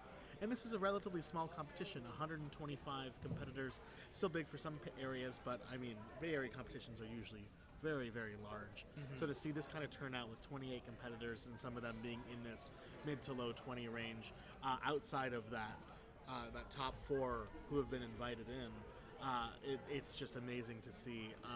A bit of context. while we're trying to hear from Ben, Ben and I were roommates when he was developing Ben Cisco, the method that everybody is using. And Jonathan. Yeah. So we can take a stroll down memory lane in a little while, I imagine. But seeing the times go from Ben being so excited to finally get sub-minute to now competitors who I don't know very well, if at all, personally, getting times that are in this 20-second range. It's just mind-boggling. So amazing stuff, of course, from Jonathan. And then everything that I would want to say about Aiden has already been said. Amazing turning, amazing recognition, just a complete command of the puzzle, and easily the most anticipated person to win this competition. But it's certainly not going to be a runaway as we move into the semifinal. In particular, I am interested in our next matchup here, which is between Stanley Tran, 5th seed, and Tyler Hicks, 4th seed. We'll see. Maybe we'll finally have a matchup here that has more than 3 solves, more than 3 attempts. So interested to see how that's going to pan out. So it looks like Michael Chai is talking with our competitors who are just slightly off screen from where the stream is right now. But we'll see how they do. Okay, swap out is happening right now. This is funny. Other people are coming to the mic and saying some words. So as we switch over here, Manu has just stepped away from the booth for a second, talking with Chai, it looks like, to see what's going to happen next. Mitch has resumed his spot at the judging table. I wonder what's going through his mind right now. It looks like he's eating something, so probably, this is tasty. Ben, I know that's probably a crapshoot to see if they can hear you, but I'd be interested in your thoughts, and let's see if I can relay those to the crowd in the meantime. It's supposed to be a little bit tense, and from here it gets a little bit tense. And our 5th seed, Stanley Tran. Let's go, Stanley. Yeah. And our 4th seed, traveling all the way from the East Coast, Tyler Hicks. It's going to be intense. Tighter and tighter. It's really cool to see these sub-30 solves, and we'll see how tight these matchups can get here in our 4th matchup here. Tyler Hicks versus Stanley Tran. Stanley, you are the 5th seed. It's such a special event. I'm so excited for what's about to unfold before us. Thank you so much, Ben, for your commentary there. Yeah, unfortunately, I'm not sure if they could actually hear Ben. If anyone could, let us know. Yeah, still can't hear. That's what I thought. I'm going to take a break in between, and then we will properly fix everything, and then we'll go from there. And Tyler using the same strategy as Aiden. Okay, so it looks like Tyler's opting to go first. Tyler's going to start us off. So here we go, starting inspection here momentarily. A nice deep breath, and then the head nod to let everyone know, okay, it's go time. Alrighty. And here goes first center. Wow, that's some wicked fast turning. The first 2 triples are done. We're moving on to E centers here. There's 1, and then here's 2 and 3, going into last bottom triple, or D. There we go. It's all done now. Custom color scheme, so we have gray on top instead of yellow. And there we go, all finished in 24:08. This is a little slower than what we saw in round 1. We'll see how Stanley does, but this tied up is this matchup is as tight as it will get. Oh yeah, I mean Stanley got a 23 average in round 1. Don't forget. Oh, 23.70. That's only So there you go. less than a second and a half separating the 4th and 5th seeds from round 1. So yeah, this could go either way for sure. 24. What was it? 24. It was. What do you mean? Well, the solve what we does it just need had. to be? It was 24.0 something. It has escaped my brain. It's too hype. We'll see how this goes. He's looking really shaky as he's finished up these last 2 centers. Bunch of lockups going on right now in the E centers. Going into the last bottom triple. Moving on to pair formation in L3T. Looks like we got a 2-flip into an A-perm, or is that TCP?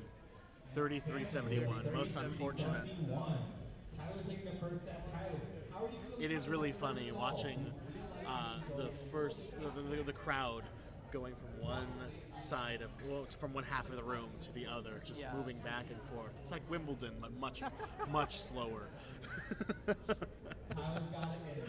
Let's see it happen. I find it really funny. It's just like, oh, I'm gonna turn one way and see the Exactly. the crowd. It's actually and then- ping-ponging. Yeah, definitely ping ponging.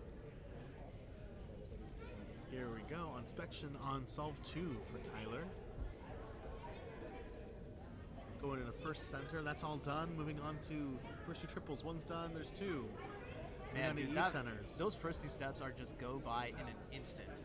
That's ridiculous. Wait, this is a really, really good solve we're watching from Tyler right here.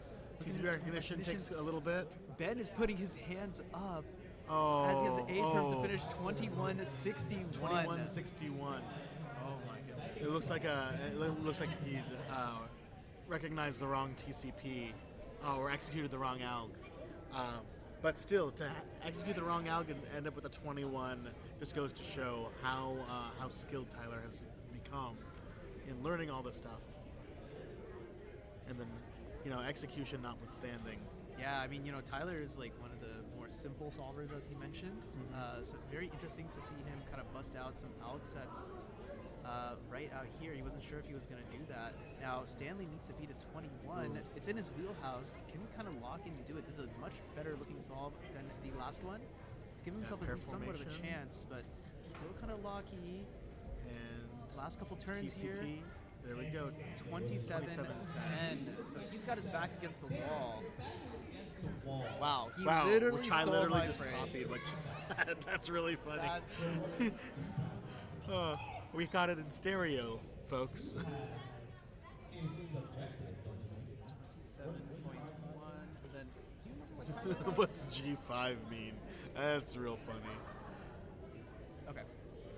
So Tyler can close it out here and make it kind of like a straight sweep for the top 4 competitors, the invitees here at Bay Area Speedcubing and the FTO Melee. Pickup was clean. Kind of pausey on the first 2 triples, which was a little bit odd, but now into the E-centers. There we go. Starting L3T here at 14 seconds. And it looks like we have Is there an a out really here? easy to recognize case there. 1979. 1979. He's Excellent sub 20 performance here from Tyler. He looks Mom spaghetti. He's nervous, but on the surface, he's calm spaghetti. He's definitely going to need to drop a bomb here, a sub-19 bomb, to give himself any chance of coming back in this competition. Turning is looking fast, but again, it does look kind of locky, unfortunately. First 2 triples are done. Moving on to E centers here. Looks like doing red first and then orange and gray. Last bottom triple. He's running out of time. He's going to need to solve it instantly here. And that's 20 seconds Yeah, past. so this that's is it. definitely Unfortunately for a win Stanley. Stanley finishing stronger than 24-25. Let's give a round of applause for both. You know what's better than 24, Manu? Tyler has the victory 25. in this competition. What do you have to say? You're not wrong. You're not wrong. I'm glad I could help with Yeah. Yeah. If you missed that, Tyler said, I'm just glad that I got over the nerves for the last solve, which I think is all that we can hope for. The tensions are high, especially in this matchup. As we said, this is as tight as it gets, folks. Only a second and a half separating our 4th and 5th seeds in their averages in round 1.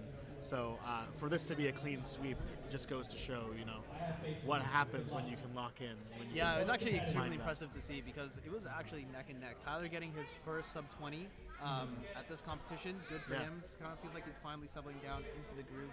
We're going to be taking a short break so I can fix a bunch of us stuff in the back. Let's get the competitors a little bit rested up. It was a little bit hectic.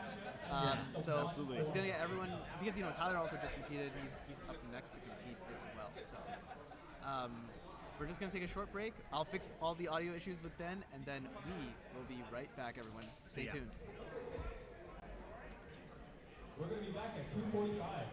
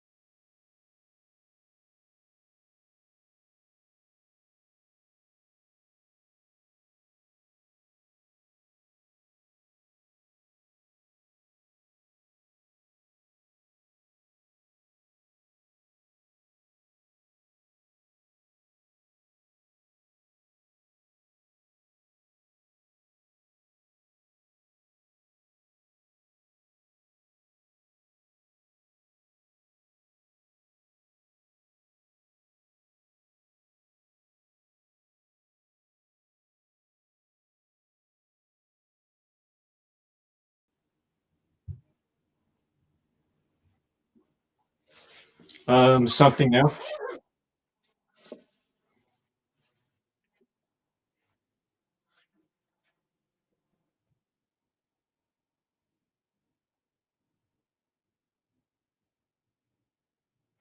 One, two, three, four, five, 6, 8, 9, 11.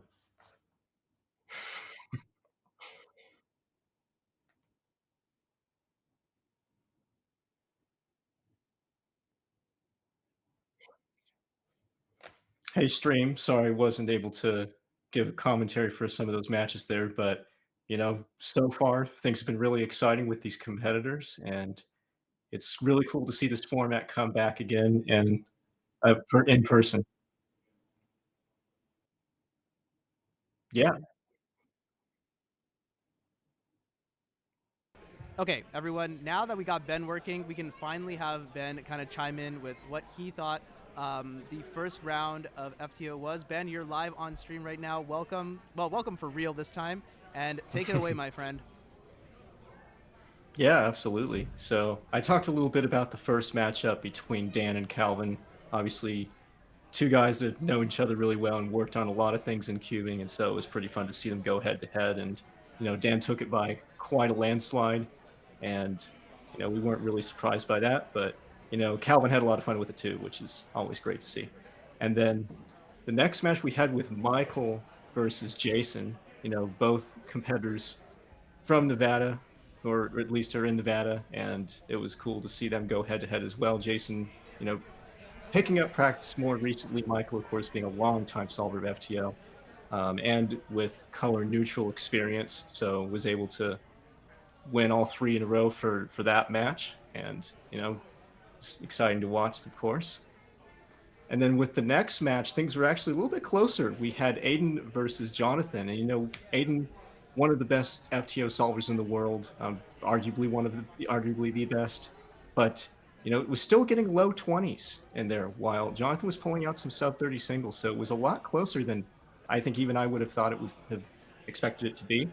But Aiden gives a really flashy finish there with a 14-8, which is yet another faster time than the former XWR single in competition, which is obviously really, really exciting there. So Aiden winning that match, of course. And then that final match between Tyler and Stanley, both competitors who have never competed officially, well, in an official competition setting in FTO before. So I'm sure they were both pretty nervous for it. It looked like they were. Stanley put up a really good fight, but Tyler was just able to edge him out. So he will be advancing to the next set of matches. So it's really awesome to see all these competitors show up to this event. And of course, I really have to give thanks to CubersLive and organizers for putting this on. And it's just so cool to see the community come together like this in one competition. And obviously as well, thanks to cubing contest developer Denny, who has put invaluable amounts of work into the cubing contest website, which allows unofficial events like this to just be that much easier for organizers to hold. So I definitely want to give him a shout out too. And it sounds like we're about ready to go ahead and move on to the next set of matches. So we'll take it back to Brandon and Manu. Thanks, everybody. Thank you for that, Mr. Ben Streeter, our Papa FCO. And I'm so glad we were able to hear him. Always insightful feedback, as always. Live commentating for us from Montana. Thanks a ton, Ben. We definitely appreciate it. We're definitely going to hear more from Ben as we continue the FTO Melee. Just 3 matches left, Brandon. What are you looking to see in this 2-3 matchup? Well, let's see. This first matchup, Chai is announcing Aiden Bryant, who's our other competitor. Michael Larson. Michael Larson. Oh wait, no. Or second. Yes, I know Michael Larson. Whoa, Reno, California. That's not right. Wait, did he really say Reno, California? It's Remo Sriracha. Get it right. Home of the National Automatron Mausoleum. Anyway, it's Reno, Nevada. So we have Aiden versus Michael Larson. It's a toss-up how this is going to go. I just want to see some awesome solving. We're gonna see some really fast turning from Aiden. Everyone knows this. From Michael, Michael's consistency is something that I really that I find really admirable. So let's see what the choice is here.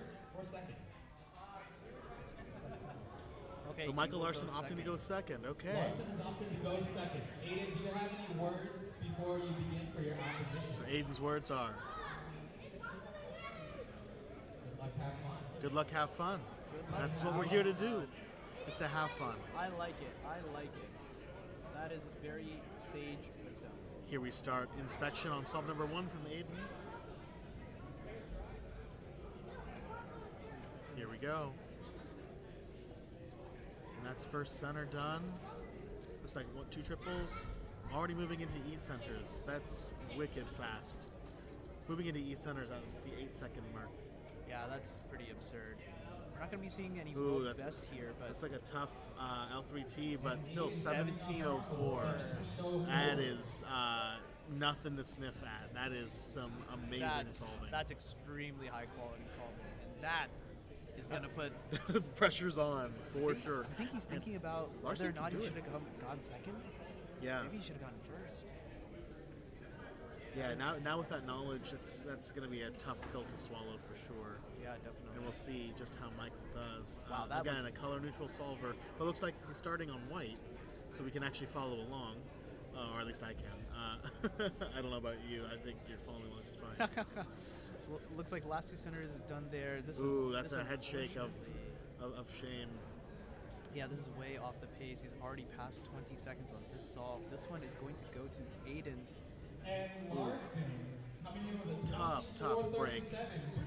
Still 24, which would do really well in all the previous matchups, but at this point, it's not going to be enough to take So, any of these the sets. one thing to note, though, because of the format, it actually didn't matter how bad the solve was for Larson. It actually only mattered that Aiden won. So, he solved the color scheme. So, all he needs to do is just kind of mentally reset, and he can kind of bring himself back into it, hopefully. And kind of compose himself. It didn't matter that he got a 24. It just mattered that he lost, right? So that there's a difference there. Like, yes, he messed up, but also Aiden did well, right? The tables can definitely turn here, and anything can happen. One thing that Aiden just said is essentially boils down to, you could have just done it right, Which I find really funny. No, he's not entirely wrong there. Here we go. Solve number 2. Oh, a little That lock was a bit locky to start off. All right, moving into E centers. Here's 1, Okay, and here's 2, his 3. centers are done now. There's Last that bottom last triple. This doesn't look like a particularly hard case. Boom, 1654. With a 2 sledge case for last 3 triples. That is some really nice luck on that side, but also great recognition and execution. So here's our solves thus far. We'll see if this is a runaway sweep, 3-0 on Aiden's part, or we'll see if Michael Larson can extend this out to a 4th or even a 5th solve. Yeah, I mean, he definitely has his back against the wall here, unfortunately, but looks like there's a nice small trap there. looks like he on went for white. white too. White again. Let's see how this goes. A bit of a pawsy shake there on the second triple, but the first E-layer center was instantly done. After messing up the color scheme on solve 1, I don't know if he would. Looks that like was TCP an ugly recognition is case. tough. That was an ugly case, but he made the best of it. But you know, and Chai says it. But with Larson still, despite the TCP recognition and despite the tough E-centers there, ending with a 20.93 is still extremely respectable among these top 4. That would do that would do amazingly well. Oh, yeah, in our yeah, first round, exactly. but it wasn't enough to take on this 16.5. That's just incredible. Yeah, no, Aiden, they're like quite considerably in the driver's seat here. 2 solves to give. Here we They go. pull out. Okay, there's first center, triple. That was an interesting kind of rotation to kind of look on the other side of the cube. 2 centers done. Actually, all centers done here. There we go. Wow. We're in the TCP already. That was a very Oh, innovative pair formation's tough one. Nice 20-34. recognition on a 3 sledge case. That looked like a 1-look L3T case there. That's nuts. Very, very important flip solve. And Larson had nothing to say before the solve. I wouldn't either, to be honest with you. I don't blame him. It's his time to lock in. Yeah, just gotta lock in. 2034 is very gettable. He's feeling the nerves. Folks. Okay, here we go. He's saying some stuff. We can't hear it. But, A little hard. I think certainly he didn't want Chai to broadcast it over the PA system. So I respect that. Here we go. All right, 20 seconds separates Larson Starting from with elimination. an orange center, which we're on E centers So now. here we go. Green, Yeah, green and E-center's white. done. And then This is the last last bottom triple. triple, A little bit of a orange, lock-up. moving on to the red face. And he does it. 1974. We don't have a sweep. We have an attempt 4 coming up next for us, folks. All right. This is the first time. Oh, and because of the O, everybody in the audience here is flocking to this half of the stage. So, like I said, Aiden did have 2 solves to give. Now they have 1 solve to give. But that might have been the seed that Larson needed to kind of bring himself back into it. Like I said, 20 was chaseable, and I feel like the execution on that orange center solve was a lot better than we saw in the solves previous. Yeah. Here we go now. Attempt number 4. Our first time saying that during this melee, and I'm so glad that we made it to this stage. Aiden kind of turning the puzzle around, maybe not entirely sure which orientation to start off with. But had a triple solved, luckily, once the white center was done. Yeah. Well in the E centers. Oh, wow. This is Amazing E centers. Yeah, Amazing E centers. This is absurd. Look at that TCP recognition, and we're finished. Finish, folks. 1774. A commanding solve from Aiden Bryant. Definitely not letting up and putting the pressure on Larson to do well. And we'll see just how he does under pressure. Now again, 17 is not insane for him to get either, but he is going to need to significantly lock in, see if he can find anything, maybe on a different center that might give him a better start. Might be starting on red here. I'm seeing some pairs that are already formed here for that first center, but we'll check it out. Looks like it was. No, I think red. white. Was that white? I think white. That is white. Okay, last 2. Interesting. Looking good. Looking good. Oh, looking great. This is like perfect pace for what you would want. Is that the same one? L3T? The same one. 1657.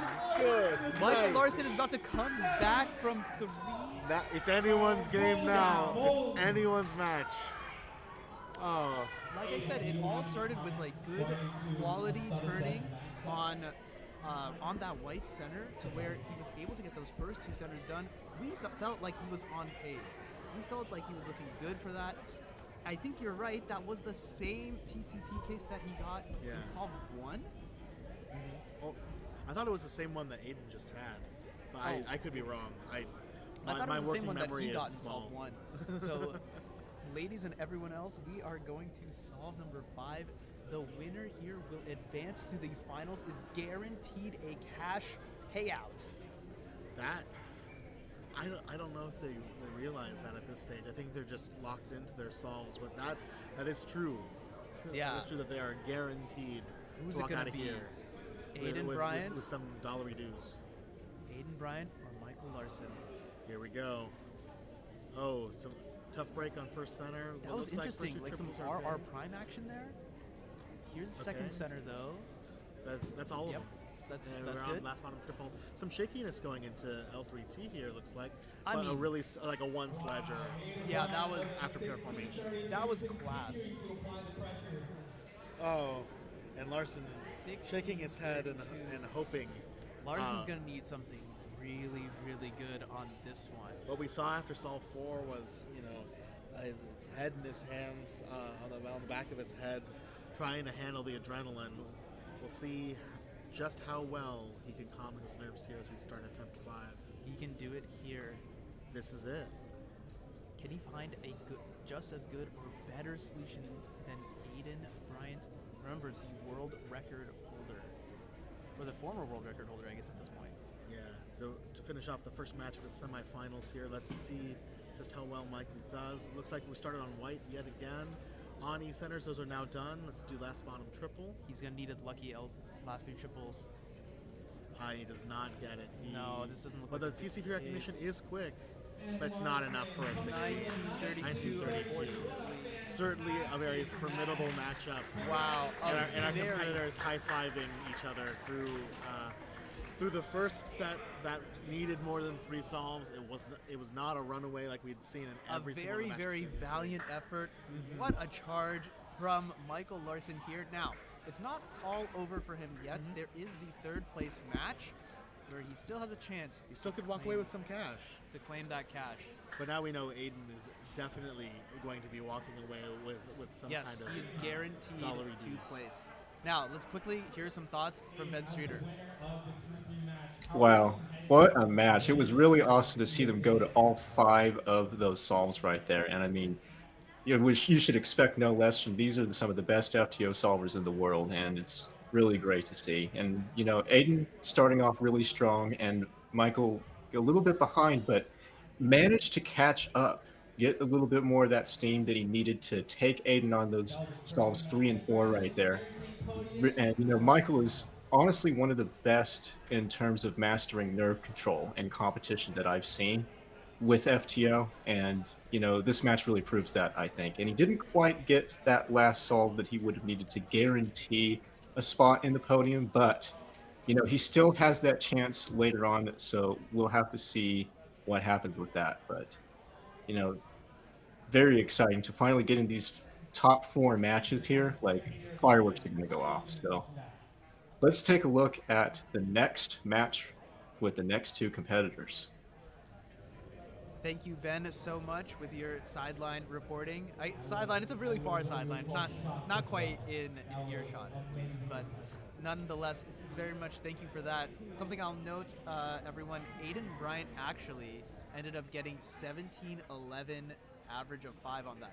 If you were to actually calculate an average of 5. Whoa! Oh, that that would be. That would be XWR for sure. I think We're by still a at 18. margin. Yeah, by a wide. second, by almost a second and a half. Yeah, that's absolutely nuts. Complete absurdity. Here we go. If there were any time to show up, it's this one. So, inviting our 4th seed Tyler Hicks to the stage. So, the big question: who is going to meet Aiden in the final? Will it be Tyler Hicks of somewhere in the southern U.S.? I don't know either. I wish I knew. Or our local competitor here, local to the Bay Area, Dan Pastushkov. Here we go. He's walking up now. He's about to take his seat. Now, folks, this is a replay of the match that we had, the FTO Melee from 2020. This is a finals rematch. That's got to be so exciting for these two people. Now to be meeting each other in person for the first time in competition. Yeah, Tyler Hicks is taking it. Now it's a coin flip. It's anyone's match here to make it to the finals and secure that spot on the podium. And we'll see just how well both of these competitors do. We'll see what happens. And then Dan, as the top seed, would you Chai prefer is going to get some comments from Dan. Dan is opting to go second, which is what Michael did, and got the information from about what he needed to beat, which may have worked to his advantage or to his detriment. But we know that, at least from what I can tell, Dan is a master of handling stress in these sorts of situations. So I don't think that he's going to be fazed by hearing about what Tyler gets, regardless of what it is. And here we go, Tyler starting solve number 1. This is semifinal match number 2. The winner will go on to face Aiden Bryant in the final for a shot at the big cash prize, $250 for the winner. All right, E-centers are done. We're moving on to last bottom triple, and now last 3 triples. Oh, ooh, that I saw a white triple that was just floating around. Not sure what that was all about. I think it was some commutatory nonsense. I see 28-17. Tough break. And the look of recognition from Tyler afterwards, right as we cut, is like, okay, that one's the fluke. Now time to lock in. Yeah, I mean, it's going to be tough to see Dan get a solve worse than 28. I just can't see it happening. I mean, if Dan pulls out another 14, it's going to be literally half the time, which is just insane. Timer turning off there. Not sure what that was all about, but Dan smartly recognizing that it did and turning it back on quickly. Just so fluid. His turning is just amazing. Anyone really needs to be studying Dan's turning as he finishes up here with a 1743. Good grief.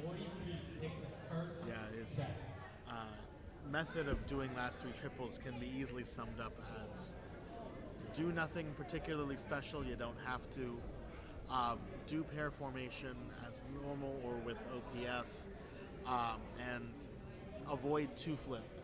But there's no TCP behind those solves, and yet it still comes out on top. We're now taking a quick second to adjust our cameras, our overhead cameras, and we'll be right back to it to start attempt number 2. I wonder what's going through Tyler's head right now with how difficult it is to manage expectations, manage stress, keep control. And here we go, about to start attempt number 2 for Tyler Hicks. A deep breath and then the nod to start inspection. Let's see what he finds. Alrighty, here we go. So first center's done. Looks like 2 triples are coming in. E-centers. Looks like E-centers are done working on the last bottom triple. And moving into our last 3 triples here, looks like we're done at 2023, which is a year that happened very, very, very recently. You know, it was last year. That was indeed last year. All right, I just barely managed to get this GoPro back up and running because it had gone down. Oh! Very thankful for the amount of time that Tyler needed to get composed there. 2023, definitely a beatable time once again. Dan has done it over and over. Can he do it here in a high pressure situation? Yeah, we already saw from Dan today a new XWR of 14 point. What was the what were the hundredths there, if you recall? 14.13. Yeah, something ridiculous. And then moving into an A perm and finishing with a 17.09. 14.31. Thank you so much, Canyon, in the chat. Appreciate that. 14.31. Thank you. Yeah, and I mean, twin 17s out from Dan. This could just be curtains right now. Tyler is going to need to get like a 16, I would say, to stay in it. I mean, Dan is still capable of getting solves over 20 seconds. That's a good point. We'll see what goes on here, but with Tyler starting out with a bit of a bit of an issue here on the first two triples. That was a really long some first very interesting, potentially block building solution. I'm not so sure what went on there. Yeah. Here we first go. two done. Well, that's like sorry. That's all E-layer centers done now. Now on, that is a similar looking TCP to what we saw earlier from Michael Larson. And but then was time for recognized, unfortunately.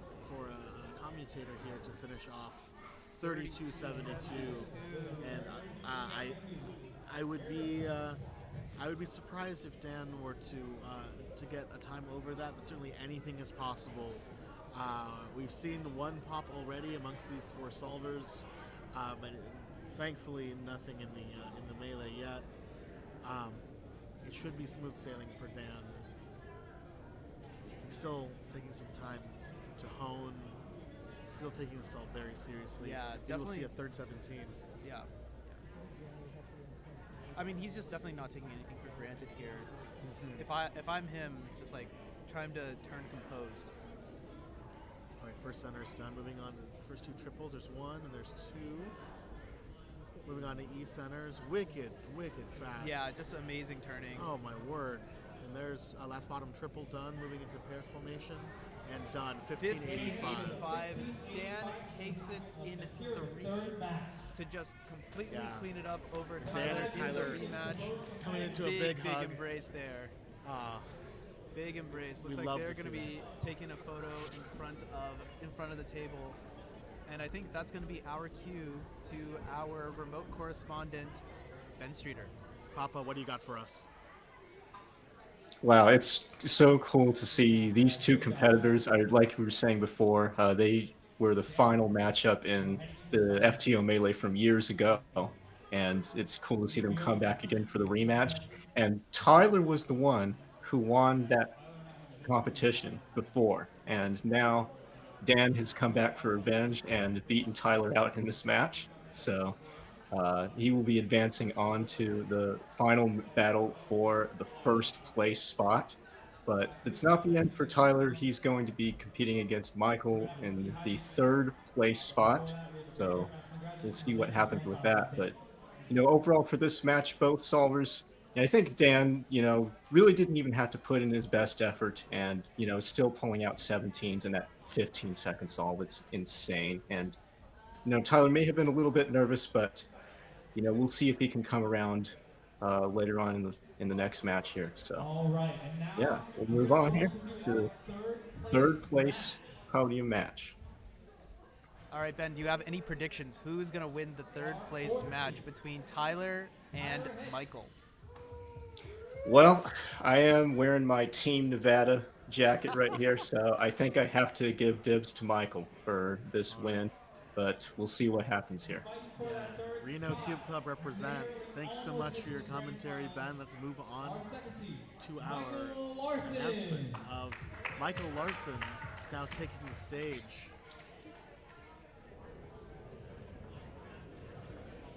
So we do indeed have seeds 3 and 4 in here for the third place matchup. Ranja, what is your prediction? Who do you have here? I'd love to see Michael win this, but it could go either way.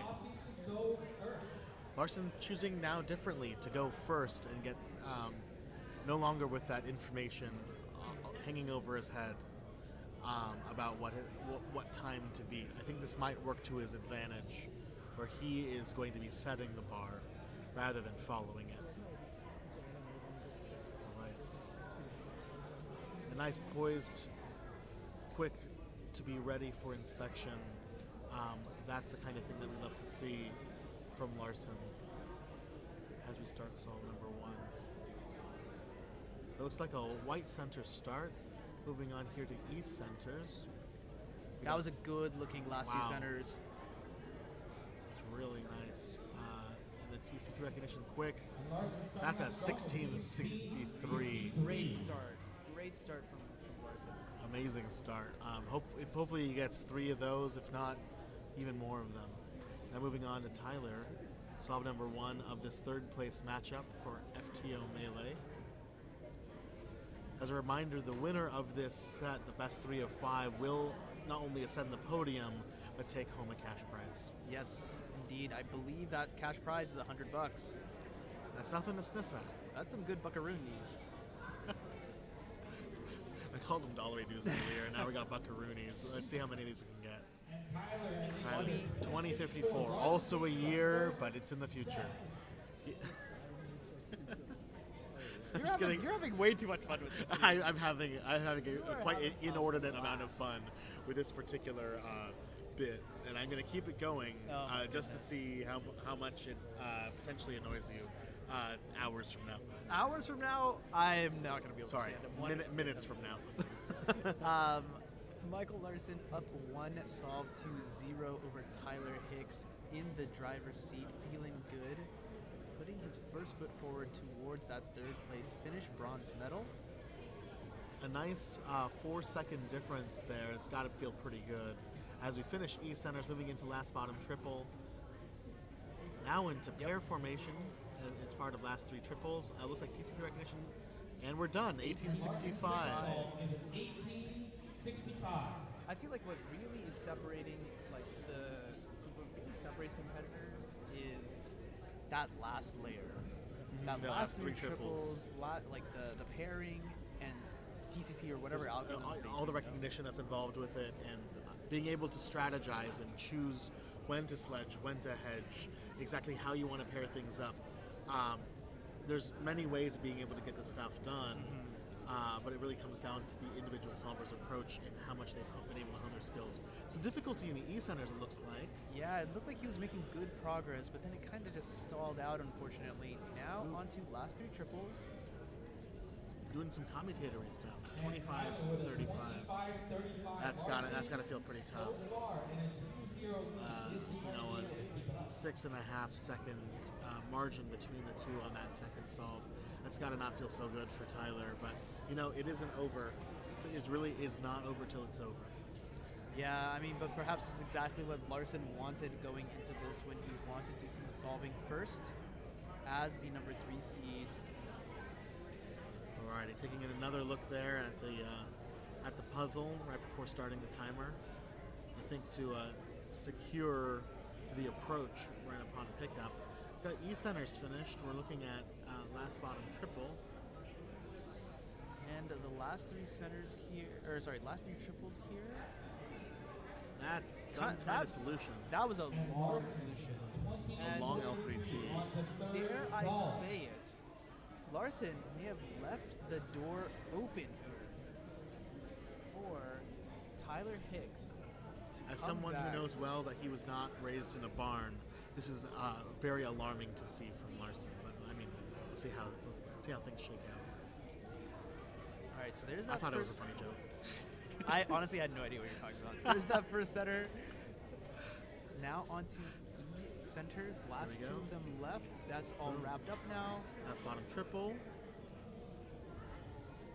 This is the chance. This is the very chances tough. any 25 79 to wrap this up. So Michael Larson is going to be your 3rd place finisher here, and he's going to walk away with a little piece of that overall prize pool. I believe it is $100. Mr. Ben Streeter, any words on this 3rd place match? Yeah, Papa, what you got for us? Well, indeed, Michael did manage to pull through with securing the 3rd place podium there. A little unfortunate for Tyler, though. I was, hoping that he would at least get 1 solve or maybe even 2 off of Michael there, but I think it's like nerves just got to him a little too much, unfortunately. I'm sure he's still having a great time, obviously. Of course, this is the FTO competition of the year, honestly, with all these solvers coming together and, some getting to meet each other for the first time. It's been a great experience, I'm sure. And, he's still got a second round after the melee is over to see what he can pull off there. So he's still got more solves coming up for him.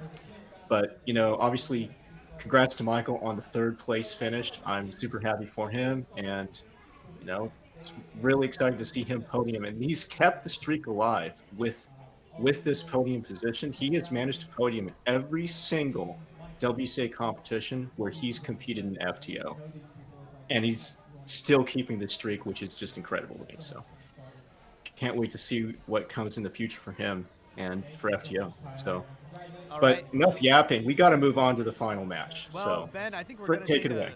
I think we're going to take a bit of a break before the final, and in Mm-hmm. that time, what are your thoughts on this final? I mean, it's kind of the final that we all expected. Aiden Bryant versus Dan Pasushkov. Your thoughts, Papa Mm-hmm. FTO? You know, it's so cool to see both these solvers competing for the first place position because, you know, their solving styles, they are different. And I really can't stress this enough. Dan is just monkey mode, turn fast, don't think too hard, and just get the solve done. Where Aiden is trying to be super advanced with his solutions, trying to be as efficient as he can, and also implementing one look last 3 triples. That is something that he's been working on. And we've seen a little bit of that in a few of his solves so far. And we'll see what kind of solutions he can pull out in this final match here. And, you know, we'll see if nerves come back to him or if he can keep his solves under control. And Dan, you know, it's just going to be amazing to watch. So can't wait to see it. Yep, there we go. I think we are about to get started. I think as Chibe calls up the competitors, what are you looking for out of this one, Rancha? I am excited to see just how good both of these solvers' recognition is. I think that's going to be the big difference here. It's not in the turning itself. We know that both of these competitors can turn extremely well. It's going to be a matter of how long their pauses are. It's going to be what the processing time is like. So, as both competitors now take the stage, it's time to see exactly who is going to be going first.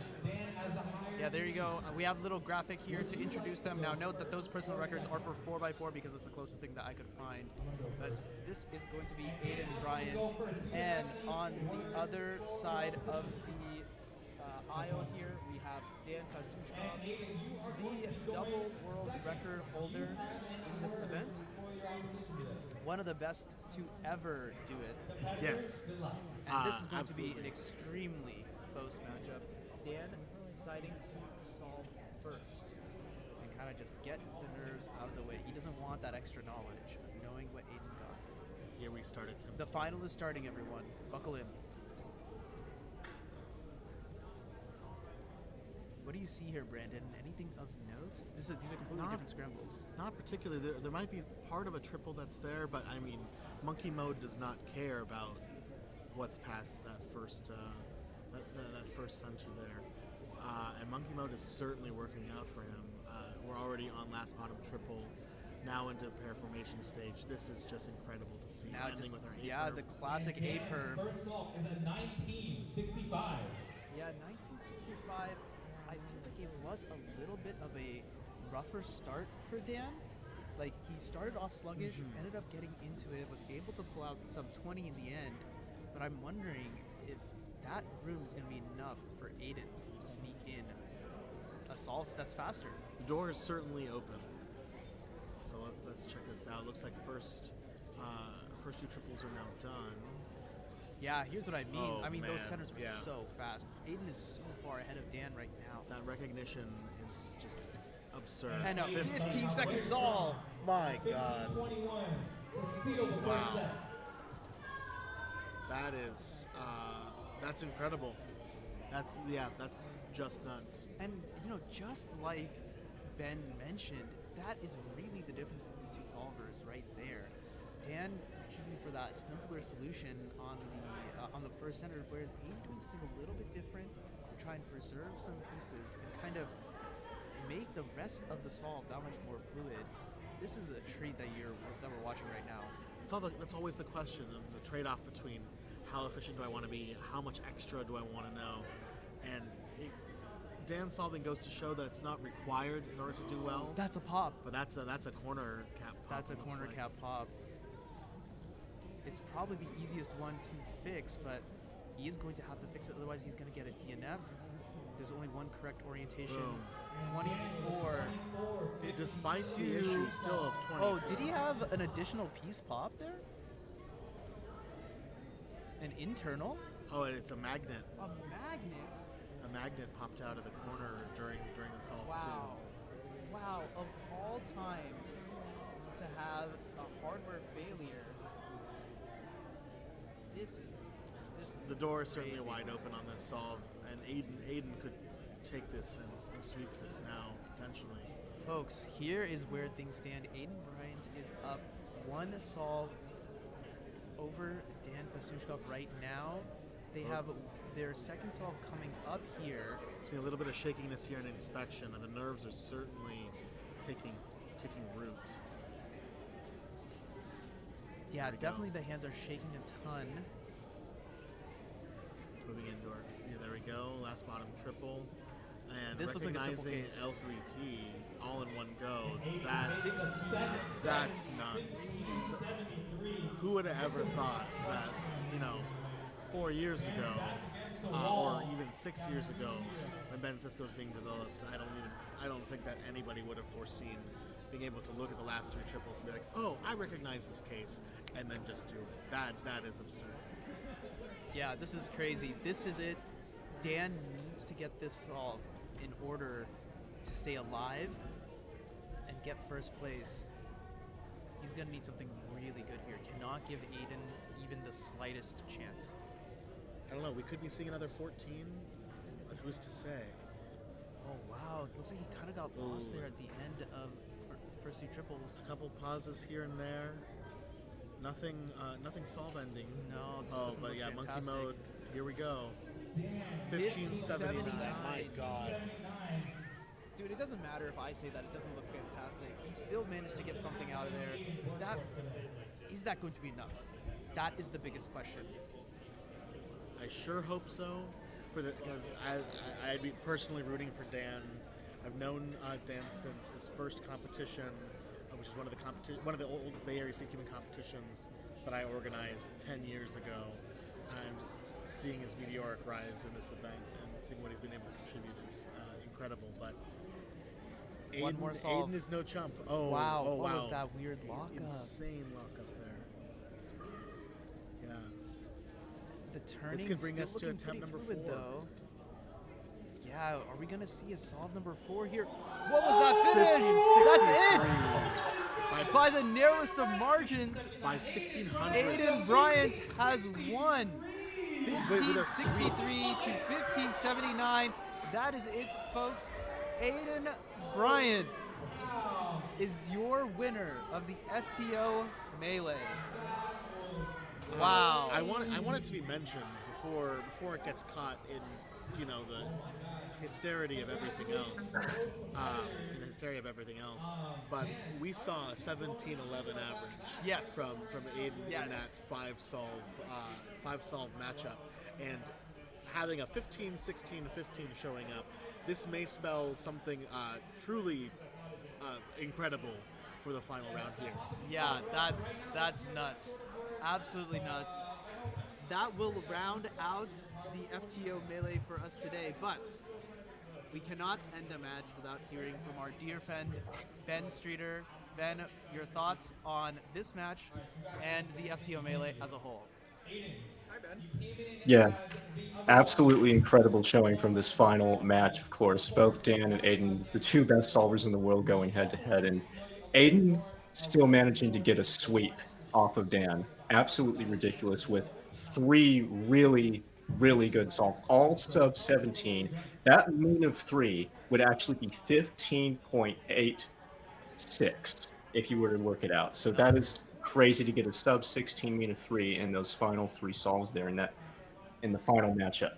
And Aiden has really proven himself, I think, that he is the person who wanted that prize the most in this tournament. So he is now the first place winner of the Melee. And so your podium there, Aiden Bryant first place, Dan Pashishkov in second place, and Michael Larson in third place. So it's actually the same 3 competitors that managed the podium at North American Championship. So they are proving once again that they are the best solvers in the world, I think, right now. So really, really incredible to see them pull it off, and especially on that last solve. The excitement, the whole energy in the room, I think, was fantastic with just that really clutch win by just tenths of a second from Aiden there. Absolutely amazing. And Ben, before we say goodbye to you for today, your thoughts on the Melee as a whole and your thoughts on the state of FTO. The floor is yours, my friend. You know, it's really incredible to see this kind of competition. We're at a capacity now where something like this can even exist for our community, and to have finally, you know, decent hardware for people that is accessible. It's just really has been such a long time coming. It's been years. We've wanted this thing for years, and it's not, the Diansheng is not perfect, but it really has allowed so much to happen for our community. On the FTO rankings, we've had 500 PB submissions in the last 3 months. It's been ridiculous. The community support has been incredible, and most of that has to go to Diansheng. So, of course, thanks to them for sponsoring this competition and this format. They've been instrumental in helping FTO grow as a potential new event. You know, it's definitely, the future is very bright, and I can't wait to see what comes in the future. So, fantastic competition, guys. Again, really have to thank you guys and the organizers for putting this on and bringing this Melee format back to the front stage again. So, great work. Thanks so much, Ben, for being our sideline reporter today for the FTO Melee. And thanks again, Ben, for being just a great guy, one of the founders of this amazing community, and one of the ones to really push this puzzle into the new age. So thanks a ton to Ben Streeter. Everyone in the chat, applause for Papa FTO himself.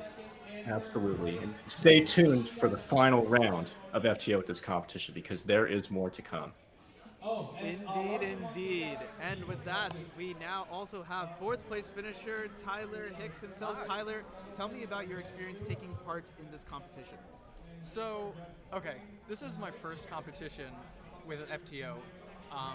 I did not expect the kind of nerves that I've been dealing with all day. Obviously, congratulations to Michael, congratulations to Dan, congratulations to Aiden. But it's so funny, I was so confident in my ability to get 3rd place on the plane here. I was like, 3rd place is a lock, it's easy, we got it. And it just didn't happen. It's the mental. Plus, Michael has competed more than any other FTO solver. That's true. He has the experience that I don't, sitting at the stack mat with the crowd, with the whole process. And the winner of this FTO is Jordan Lee. That's the Jordan, difference that it takes. Where are you at, Jordan? He had it where it counted, and I didn't. Well, look, I still think there was some top quality solving from you here, because the other thing is, the FTO Melee, yes, but we still have FTO round 2 as well, and I know you're itching to improve your PR. Oh yeah. I think round 2 is going to be something special. Round 1, all of us were talking about it. Round 1 was a warm-up. There we go. I think this Melee helped, especially Aiden, get over some of the nerves that he's been dealing with. We've seen historically that Aiden kind of just lets his nerves take the better of him and ruins potentially fantastic averages. But I'm thinking Aiden has warmed up enough. I think we're going to see something special for round 2 from Aiden. Wow, that is a prediction and a half. And just tell me what it's been like, I guess, to participate in the Melee and FTO and just this competition in general. Like, how's it been coming back to competitive speedcubing? It's great, honestly. I was super excited to come back to competing. It's been 6 months since I've been to a WCA comp. But it was super cool when Chai asked me if I wanted to come out for the Melee, because not only am I getting to compete in my favorite puzzle, FTO, I'm also getting to meet a bunch of my friends that I've never met before. We've had Discord chats and we've had solving sessions or whatever, but I've never hugged Dan like that. That was a real hug. If y'all want to see what a bro hug looks like, that was a bro hug.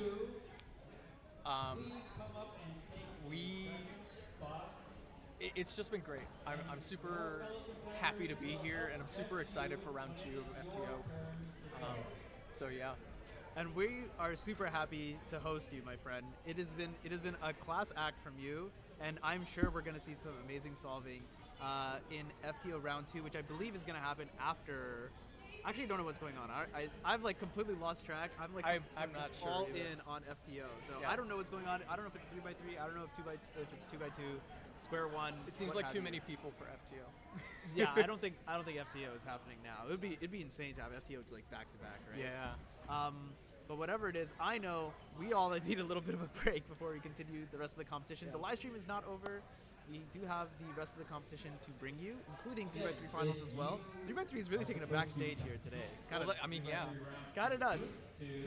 Yes, while this is a WCA comp, this is an FTO comp. Yeah. We all know that. We knew that coming here. This is an FTO comp. I mean, when people ask me, it's like, oh, you're going to the FTO comp. Yes, that's just I'm going what, to the that's just FTO what people comp. know it as.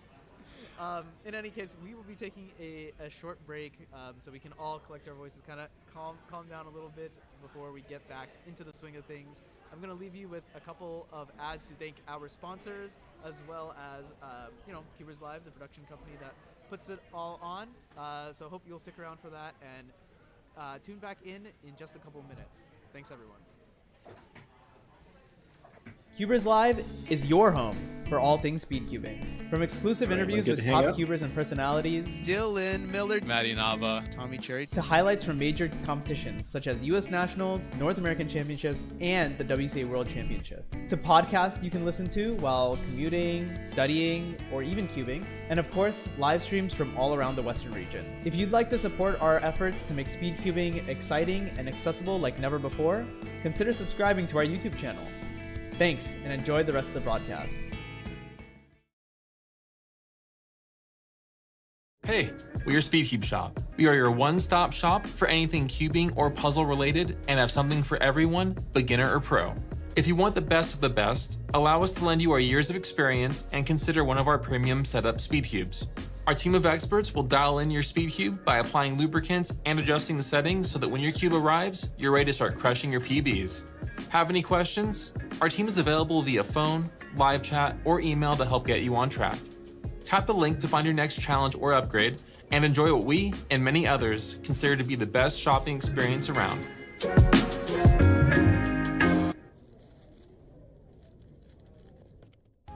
CubersLive has recently opened memberships. Becoming a member gives you a fun badge next to your name on live stream chats, and you get access to some exclusive members-only videos. Joining the membership costs just $1 a month, and we'll use those funds to upgrade stream equipment and hardware, make more exclusive cubing content, and just generally push the envelope of cubing media. Joining the membership is not a requirement by any means. You can still enjoy our content right here on YouTube for free. But if you do want to support us, you can hit the join button next to subscribe on the CubersLive YouTube channel. Thanks everyone, we appreciate your support in making events like this happen. That's the idea. Yeah, that's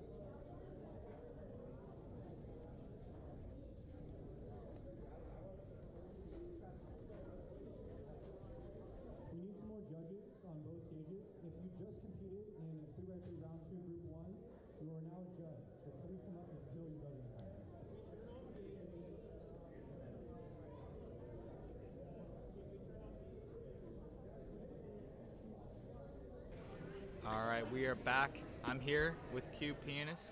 How's it going, we're Cube? here.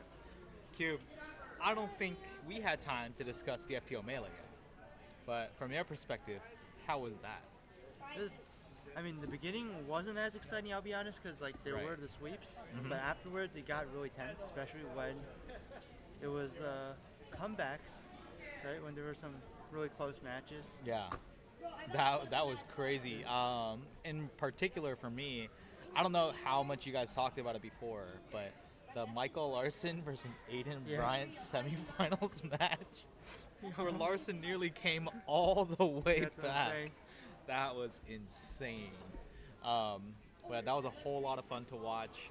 It was a whole lot of fun to host too. I hope everyone enjoyed watching that event, and we'll be, of course, cutting that up and posting it to YouTube pretty shortly after this competition. Yep. So we're going to be starting with 3x3 round 2, group 2. And did you already compete, or did you not Yes. compete?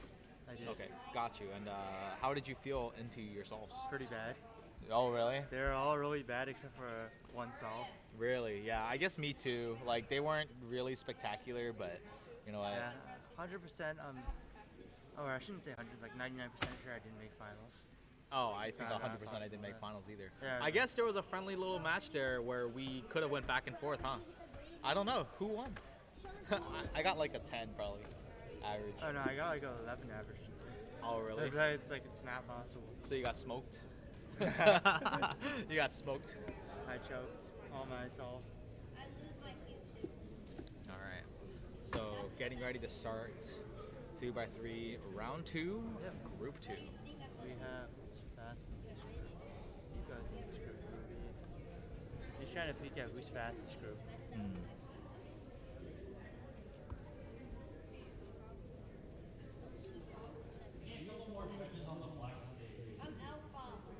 Oh, a lot of moves in F2L. Not really sure, but 11-13 to start. He's a Don't know little how bit it is. nervous. It's hard to. Some of these competitors I might be unaware of how they normally average. It's Yeah. hard for us to. He did a lot of rotations, which is something like you can, Yeah, I know. regardless of whether or not you know the skill set of any given competitor, there are some fundamentals that are really important to lock down. One of them being how much are you maximizing? That is usually a good sign. Like, Yeah. usually when you do not very many rotations, usually a good solve. Yeah. But it's not like rotations are not like frowned upon. It's Yeah. when you do them unnecessarily. Yeah, like when you do too many. Yeah, exactly. Yeah, what's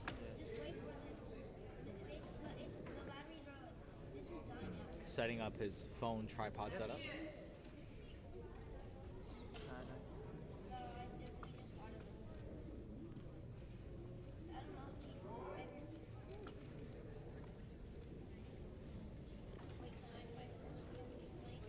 Let's see. Oh, this guy's pretty good.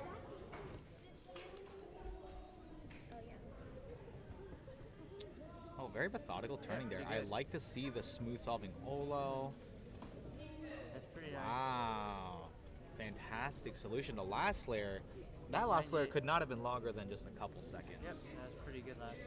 And we also have Abu We Manu. have our fellow co-host, our streamer here. Yes, sir. And Manu struggling That out of pause. the Gotta gate. roast him. Yeah, we might have to roast him for his F2L choices there. We gotta roast him for not knowing this. Oh! he actually does.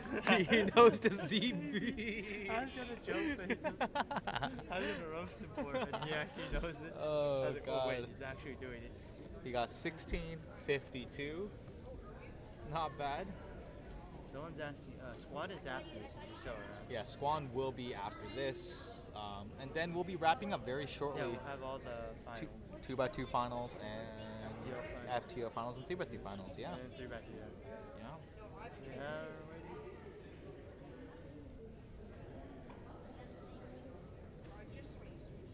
Let's see.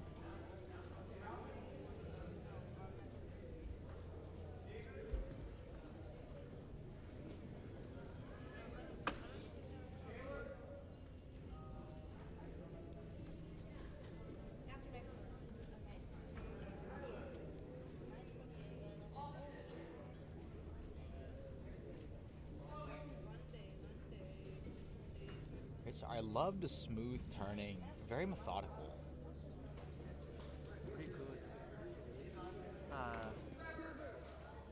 Looks good. Oh, 974. yeah, That stop was a little bit sketchy, but they're gonna rule it okay.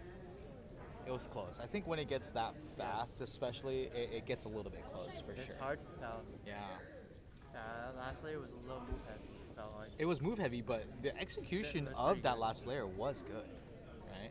And the the W, I call it the WOLL. It's not easy to execute because there's so many moves and it's a 3-gen, right? It's easy to mess up. It is easy to mess up. There's some cases which you could do very fast, but it's also easy to mess up. Does Trevor know? No. Nope. Oh, that's good. 935, excellent solve. Pretty good. Yeah, you just won the FTO winners. Yeah, so if you didn't know, there were a lot of FTO giveaways. Yeah. Still more. There's still more. Yeah, let's see how he does. 778. Wow. Wow. This guy killing it right now. He is absolutely on fire.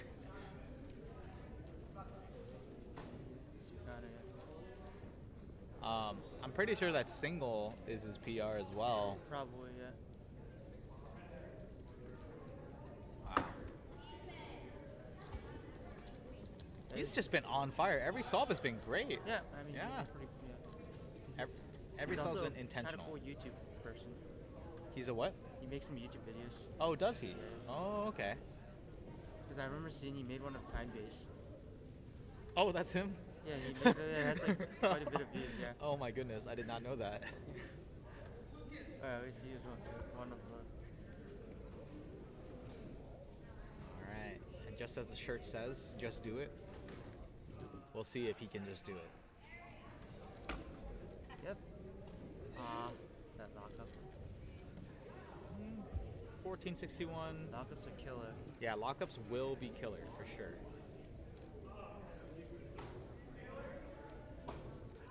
Mm, 1029. Doesn't look too happy. Again, I think I like to iterate that like everyone has their own times that they're trying to compete with. Yeah. So yeah, I think that's something very important to think about. No, definitely, definitely. It's really important at the end of the day, the culture about all of these cubing competitions. Oh, the culture about all these cubing competitions is that you are able to compete against yourself, right? Yeah. Like that's the benefit. That's really what we're here for. Calvin Nielsen. Yeah, the reason I wanted to mention that is because I see too many people who like to, be really confused when people aren't happy about certain times that they might be good, think are good, but yeah, it's like personal goals and stuff. This doesn't look too good. Ooh, the S move. Wait, was S move? Was that a ZBLS? That's what we call silly. S stands for silly, right? The S move. The silly ZB.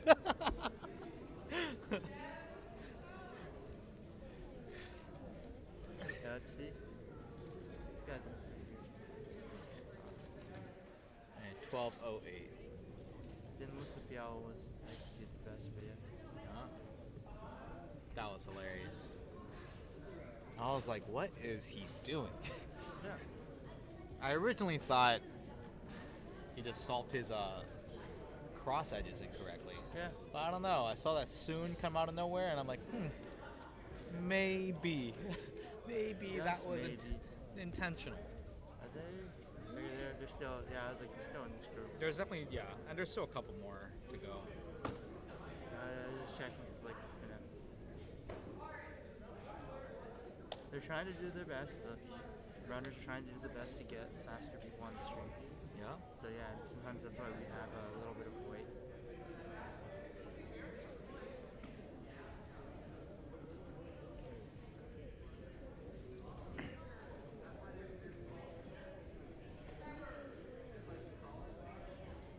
actually think we're almost done with 3x3, if I'm thinking about it. I'm pretty sure a lot of competitors are probably on their second to last solve right now. Let me double check what group I am for square one. Yeah. I don't care about square one.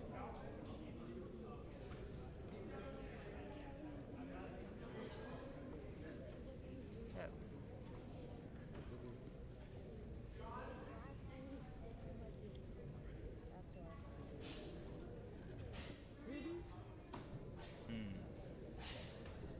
It's not going to get the job done. A lot of moves.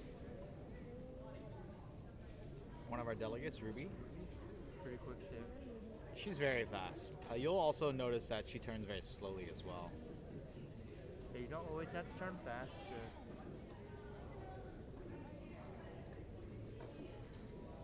Wow.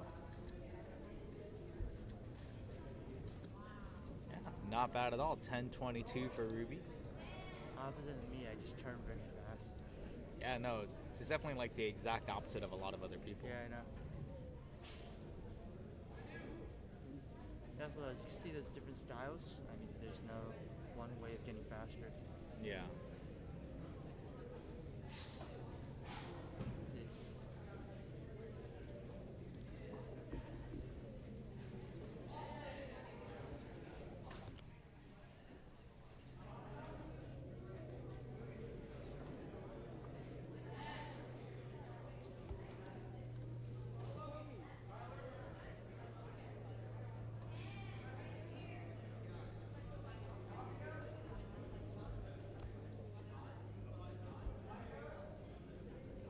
Look. This all is pretty nice. I talk about this a lot. I really like that OLO because it's so easy to predict the PLO. Yeah. Yeah, and it's pretty smooth and efficient. I like that it's really easy, especially to tell if you have any sort of corner solve for PLL. Yeah. Oh, very nice solve for Chloe so far. Oh, and I jinxed it, unfortunately. Oh, oh no, I really jinxed it. Oh no, I feel so bad. It's the thought that matters. 1867.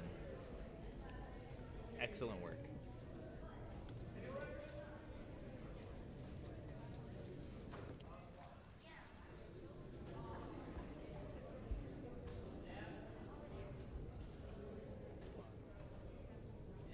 Okay, let's see how this goes.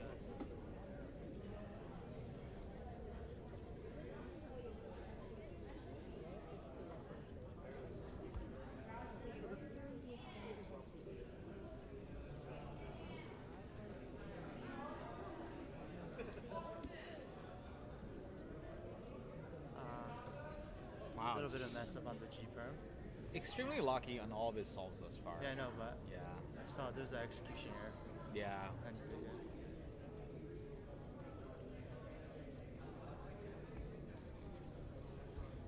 Let's see how this goes.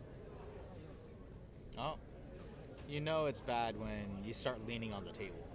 Yep. Blue cross. Okay. 1640. What was that? I don't know what to tell you, Mendelsohn. We gotta let him know that we saw it. So unfortunate. Gotta know.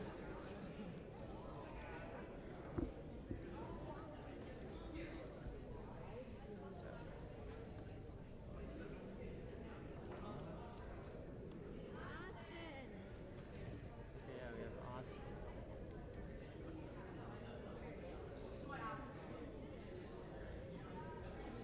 Yep, so we're finishing up final contestants Yep. for this group. And this is the last group, so afterwards will be square one.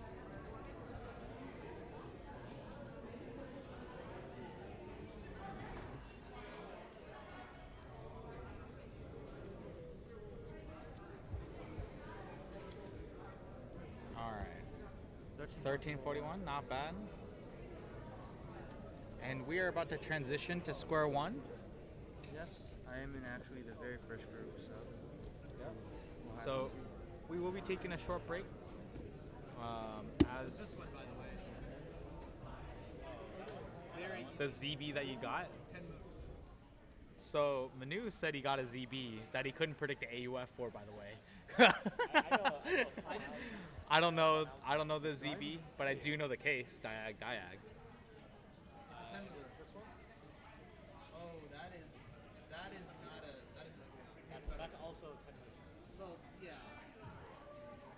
Hey, I don't know if I don't think I know it, but let's see. Yeah, I don't know either. Well, anyways. Oh, we have Dan here. Our second place in the The way I executed is I did this. Nice. 8 seconds flat.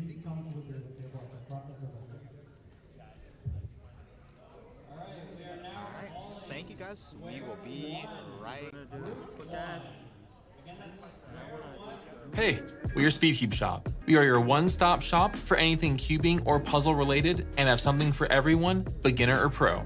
If you want the best of the best, allow us to lend you our years of experience and consider one of our premium setup speed cubes. Our team of experts will dial in your speed cube by applying lubricants and adjusting the settings so that when your cube arrives, you're ready to start crushing your PBs. Have any questions? Our team is available via phone, live chat, or email to help get you on track. Tap the link to find your next challenge or upgrade and enjoy what we and many others consider to be the best shopping experience around. CubersLive is your home for all things speedcubing. From exclusive interviews with top cubers and personalities, Dylan Miller, Maddie Nava, Tommy Cherry, to highlights from major competitions such as US Nationals, North American Championships, and the WCA World Championship, to podcasts you can listen to while commuting, studying, or even cubing, and of course, live streams from all around the Western region. If you'd like to support our efforts to make speedcubing exciting and accessible like never before, consider subscribing to our YouTube channel. Thanks, and enjoy the rest of the broadcast. CubersLive has recently opened memberships. Becoming a member gives you a fun badge next to your name on live stream chats, and you get access to some exclusive members-only videos. Joining the membership costs just $1 a month, and we'll use those funds to upgrade stream equipment and hardware, make more exclusive cubing content, and just generally push the envelope of cubing media.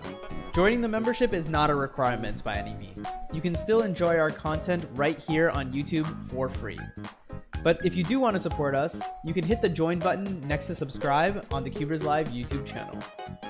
Thanks everyone, we appreciate your support in making events like this happen.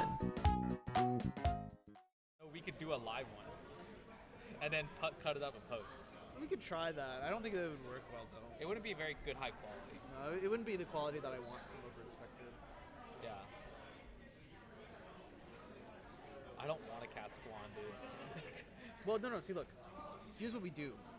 All we do is just run Squan in the background, and then we just talk. We can talk about whatever we want. I know. Let's literally just talk to whatever Tom from New Zealand or whatever. Yeah. In any case, I'm ready when you are. Okay. Hello everyone. Welcome back. We are watching some Square One action, but as neither Michael Chai nor I don't really know what's going on, we're just gonna transition you over while we discuss the FTO Melee, like putting it on and kind of what our goals were. How was your experience of the FTO Melee as we watched Calvin do Square One? Yeah, the FTO Melee, it depends on like what you're asking for in terms of perspective. Like which perspective do you want me to answer from? I guess from the organizational perspective, like what did you think? You know, I'm gonna be honest, it was very experimental. I don't think it's been tried and done in many ways. In fact, unironically, I think that the format that we did probably most resembled the GAN SSL than anything else ever has. I think so as well. And to a certain extent, and I had a lot of fun organizing it and kind of brainstorming it together because it was just something I wanted to do to serve the community. At the end of the day, like, I signed up for the competition and I didn't compete in FTO. It has nothing to do like with me. I just want to make the people happy, and It was very inspiring to see so many kids just have fun watching. Yeah. I wanted to make a fun event to watch. Yeah, what was crazy, because like Brandon and I were just like, we just see like the mass of people move back and forth. Yeah. With every single solve. It's It like, was so the Brandon's like funny. we're watching Wimbledon, except like instead of the ball, the people are It's moving. like the Mii characters on a Nintendo Wii. Yeah. Switching their heads back and forth. It was really heartwarming to see people enjoy it. And you know, I figured like, hey, this is gonna be a super long event. People are not gonna be interested. There are gonna be some staffers gonna be so bored. And while that was somewhat true, it is gratifying to see that some people got the most out of it. Yeah. Including our cubers, really. Yeah. I think that was like the most fun thing, was just like have them all in like one place, to just see them all just like have fun. Yeah. I mean, you tell me, Manu, like, what if, like, we did it for a different puzzle, right? Like, we Yeah. could do the same thing for a different puzzle. Nothing necessarily is stopping us from that. Yeah. And creating just something, a good, energetic, fun experience. Yeah. And I think it was definitely, I think you could just see, just like from like the crowd was into it. Yeah. And you know, I could see it. Yeah, for like a different puzzle, you have like just the top solvers. It's just like we just have all the top solvers here. They just go head to head. And I think what's great is, you know, I think it's great to like reward the community as well. We got all the giveaways going on. You know, for the FTO Melee, like 4 people were able to compete without being invited in. That's cool. They're like our local cubers too from the area. I think that's sick. I think that's fantastic. And shout out again to our sponsors, SpeedCubeShop and Diancheng, who are able to provide the podium prizes, providing gift cards on SpeedCubeShop's ends, and Diancheng providing all of these puzzles for giveaways and providing our cash incentive, which is honestly like a fantastic initiative. Yeah. Like, kudos to, you know, these companies for helping us out.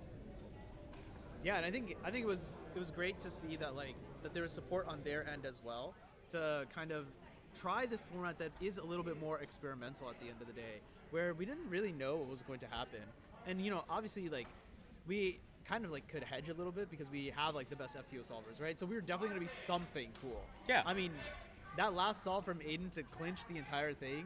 Oh yeah, that did not look was- like Aiden was going to win it. Yeah, at first. It looked like they were really far behind, but it's exactly it's just how the cookie crumbles at the end. Yeah. And I mean those 5 solves between Aiden and Larson, that was also great. Dude, Aiden, by the skin of their teeth, really beating Larson over there. Yeah. And that last solve against Dan, I thought Dan was pushing for a comeback, to be quite frank. Right. And which was, you know, possible. But I mean, to be fair, Aiden, right now, many could argue is the best in the world, right? Yeah.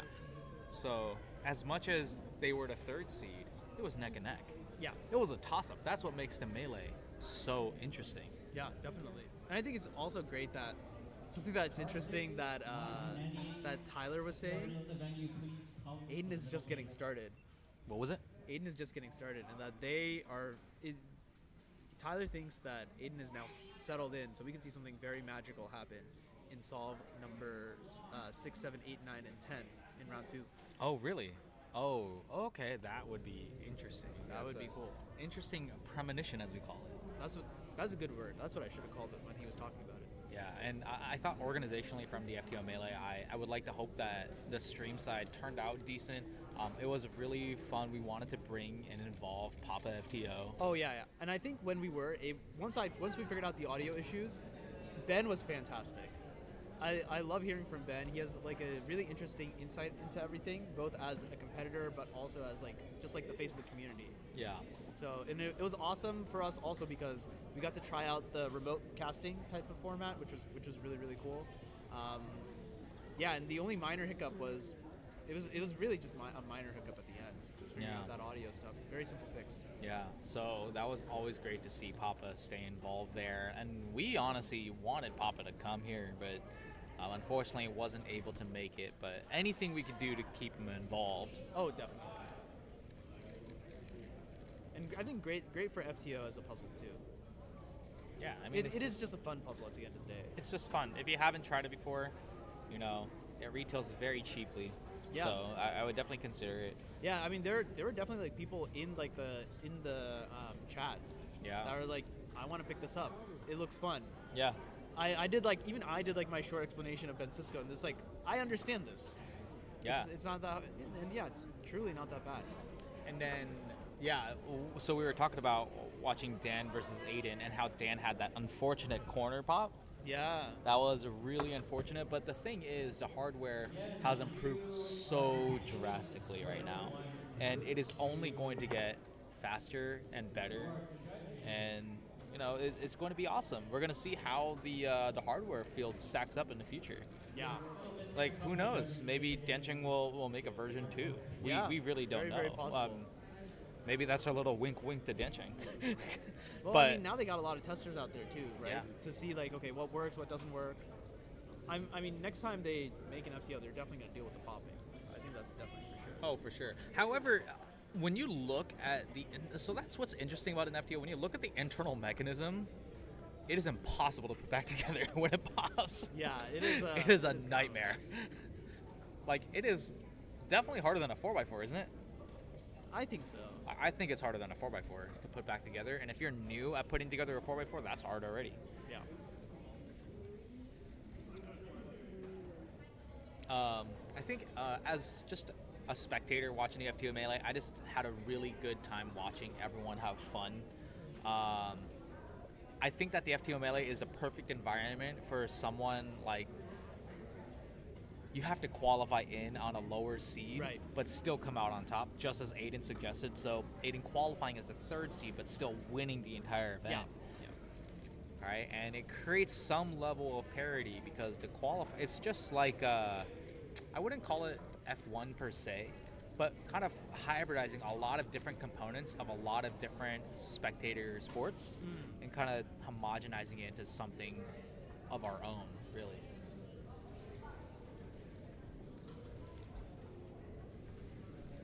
All right, actually, now that I noticed, Aiden was doing quite good at square one. Up until this last solve. They're like pretty good at all the events we had here. I mean, that's 3x3, their forte. Yeah. The forte is all around. Yeah, 3x3, 2x2, 4x4, FTO, and square one. Yeah. And what's crazy is like, I also like not mentioned this all day. Aiden also holds the FMC world record, by the way. And they're not gonna lose that world record for a very long time. I'm not gonna lie, Manu. I threw a stray on the stream earlier while you were gone. I said maybe I said I was nearing retirement age when Ed Direction was on here. Yeah. When I hit my retirement age for cubing, that maybe I will join the FMC community to signify my retirement. You're right. But you don't why do you think I'm doing FMC? Because you're retired. Yeah, exactly. I was never good, so now I have. Look, I got my 22. All right. As someone who retired into FMC, you're right. You don't have to be so loud about it. I just had to repeat the straight twice, you know. I had to make sure it hits. Yo, what happened to the ticker? The ticker got all cursed. What did you do? I don't know. I don't think I did anything. I'm gonna try and bring the ticker back. Oh. Okay, that's cursed. Well, I'm just gonna delete the FTO Melee thing and then just re-put it up. Hopefully that fixes it. Nope. Okay, no idea. Alright, Canyon. Lynn looks so cursed. I think that ticker looks so cursed. Yeah, I don't know what happened. Maybe it got fixed. It looks fine in the preview. Honestly, if we're trying to do some active troubleshooting, I'm pretty sure refreshing singular might do the trick for you. That sounds like a lot of work. I'm just telling you what I think is going to happen. I'll restart it.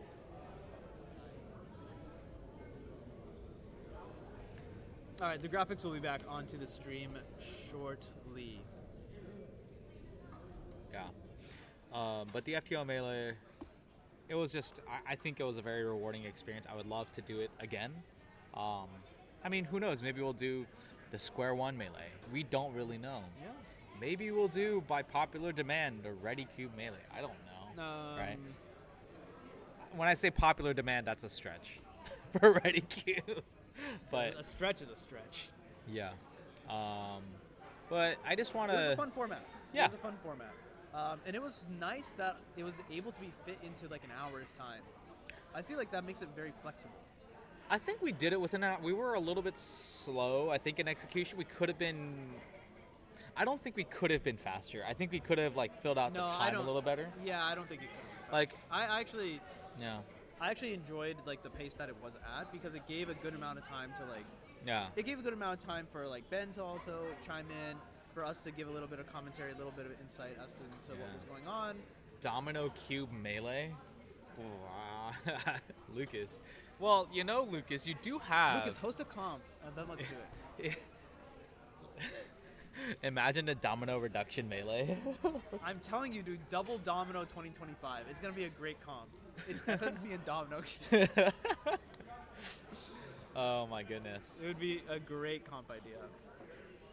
3x3. Okay, never mind, guys. Now, okay, we're getting to like really, really dumb puzzles. All right. We're probably heading into deep waters at this point. Yeah, no, I would this probably is- get out yeah, before the these sharks are- bite. Yeah, these are not salvageable at this point. Yeah. But I thought the FTO Melee, what was interesting was, you know, we did anticipate a lot of 3-0 sweeps, but it ended up being really quick with one of the semifinals and the grand finals being a sweep. That doesn't mean it wasn't close, but it was like, oh, dang, that was like insane kind of deal. Yeah. And I do think that the FTO, I mean, to be fair, we somewhat predicted there would be a lot of parity, or not parity involved, there would be a high difference between the top four and the bottom four. Yeah. But yeah, that's kind of like how it turned out.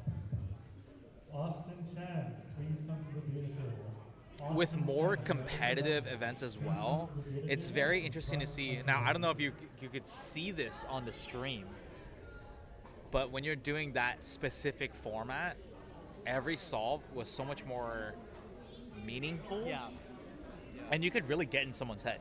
Yeah, definitely. Like, you had no way, like, when you're doing, like, an average of 5 head-to-head, you're kind of like, I think I'm okay, I think I'm off pace, I think I'm there, I think I'm that.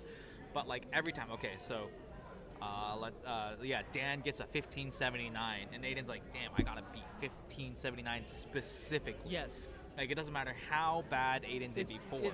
Yeah, because if you get a 16, it doesn't matter. Like, you lost. Right. You can't, like, kind of, like, absorb the loss on one solve and then kind of, like, get it back on the other one. Now, something that I actually thoroughly enjoyed that I somewhat thought was a meme at first was allowing them to select who went first. Because I think it was interesting. It turned into a strategy, and I'm going to be honest. Do you have a preference of what you would like to do first? It is not the worst thing in the world to go first. I would go first.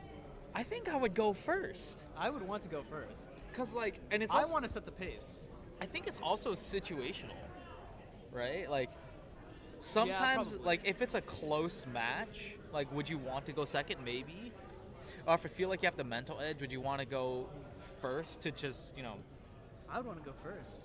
I think going first, you feel so much more calm. Because it's just like, there's no mark that you have to beat, you know? Exactly. It's like you're the one who's going to just set that. Exactly. And in a normal head-to-head match, when you go from the second competitor's first solve to the first competitor's second solve, it still matters. That first solve from the second competitor is going to affect your overall, like, metric of who's faster. But in this specific head-to-head format where it's only wins and losses, if you go first, you always have a clear head. If you go second, you always have a benchmark to beat. Yeah. So it's so interesting. And I gotta say, I think personally for me, the strategy is to go first. But I'm curious to see if you guys in chat, if you have an idea of what is better. Yeah. I don't know. I feel like I only want to go second if I can win. If I'm, like, favored to win, you know? But don't you think it's also just inherently an advantage if you have a higher seed that you get the option to select? Like, Yeah, if you're the you get to do what you want Yeah, in the moment. exactly. If you're the lower seed, you're at the mercy. You don't get to decide. You don't know what they're gonna do. Yeah. Like you say, you would want to go first. I wouldn't know that as your opposition. Right. And I'd be like, oh, he wants to go first. Oh, shoot. Okay. I guess I have to think about every single maybe solve. I should go first. Right. Or maybe even if you don't think going first is if you think going first is optimal, you say I just want to go second. You're telling your opposition, I think whatever number you post, I can beat you. Right. Yeah. So it's like kind of like a mind game in itself. That at first I thought it was a meme because I was looking for additional incentive. Yeah. For higher seeds, but it worked out quite well. It worked out quite well. Yeah. It was good. And yeah, we did get to see like that back and forth play, certainly as well. Yeah, and I think they all choose different, whether like in different matches they went first. Sometimes they went first or second. Yeah. Like I definitely recall some of that, which was very interesting. Lucas said he feels like he should alternate who goes first. It's like Snake Stall. So like, right, that's what we did for the Twisty Puzzle Cup. Yes. That's the what first, we did the for first edition of FTO Melee. Right, so but actually, I basically- thought that's what we were going to do, and because I'd completely forgot about letting them pick. Because if you let them pick, then it doesn't make sense to do a snake solve. Right. If you let them pick, it doesn't matter. But that was pretty cool to watch. I think the snake solve has its purpose as well. Yeah. But yeah. You want to see the Super Ivy Cube? No, I'm just saying. Later. How about later? No, I'm just explaining. Oh, okay. But All right, we're now calling I don't score know. on group 2. That was super interesting. I thought it was a nice little initiative. I thoroughly enjoyed it. I'm trying to look for more ways that as a top seed you have an advantage because you want to incentivize the advantage, right? Like for a lot of like sports, you have home field advantage. Right. But we don't have that. You know what would be Well, interesting is we like, kind of do. You do a solve, and you get to choose whether or not you throw that one solve away or something. You basically get an extra solve. You get an extra. Dude, that is. No, that's way too OP. That That's is way silly. Too OP. No, that's like far too OP now that I think about it. Because if you just get an extra solve. Oh my god, that is silly. Like you'd be like, mulligan. Yeah, you just mulligan. That is. I don't know about that one. That would be. I don't support that maneuver. Dude, I don't know. That actually could be kind of interesting. I don't support that at all. I think I'll have to veto that one. What if you could force your opponent to mulligan? Like you get hit with like no plus. It's like +2 Uno +2. It's like What if you do another one. How is this? What if you're the lower seed? You have to win by 2. Oh. Huh. that's interesting. That's not bad, right? That's hard. I think that's really OP though. That's really hard, OP. yeah. Like if we're gonna extend out the format, we might as well just make a longer format. Yeah. And then because Yeah. when you do that, you just want the person who is more skilled to win, probably. Yeah. That's sort of why we opted for best 3 out of 5. Best 3 out of 5, I think. We is weren't good. necessarily looking for the fastest person. We were looking for just a little bit of parity, and for people like, how can they handle the pressure in the moment? It's like, obviously, best of 1 is ridiculous, right? But best 3 out of 5, yeah. Yeah, best 3 out of 5, I think, like perfectly fulfills the. It perfectly fulfills the kind of like the niche. Yeah. And it perfectly fulfills like the time slot as well. Yeah. But yeah, very, very interesting. I think we're gonna get started with Group 2 pretty soon. Do you want to take a little break? Probably makes sense to take a break. Yeah. I think after this we have some more stuff to bring to you. Let me look at the schedule. Oh, perfect. Literally the last tab I had was the schedule. If it loads. Yeah, after Square One we'll have 2x2 FTO final, and then 3x3 final. Then we'll be wrapping up for the day. Yeah. Awesome. Yeah, this is we're basically nearing the end. Yeah, Which is I very mean, satisfying. You can definitely tell that we're nearing the end. Yeah, as well. yeah, for sure. Yeah, so we'll probably just kick it. But honestly, let's just leave it on the camera, and then that way, if people are solving, they're solving. Yeah. All right. All right, for we'll sure. quick into a quick break, and then we'll just show you some random people. Yep. I forgot to actually cue the ad. All right, there you go. Hey, we are SpeedCubeShop. We are your one-stop shop for anything cubing or puzzle related and have something for everyone, beginner or pro. If you want the best of the best, allow us to lend you our years of experience and consider one of our premium setup speed cubes. Our team of experts will dial in your speed cube by applying lubricants and adjusting the settings so that when your cube arrives, you're ready to start crushing your PBs. Have any questions? Our team is available via phone, live chat, or email to help get you on track. Tap the link to find your next challenge or upgrade and enjoy what we and many others consider to be the best shopping experience around.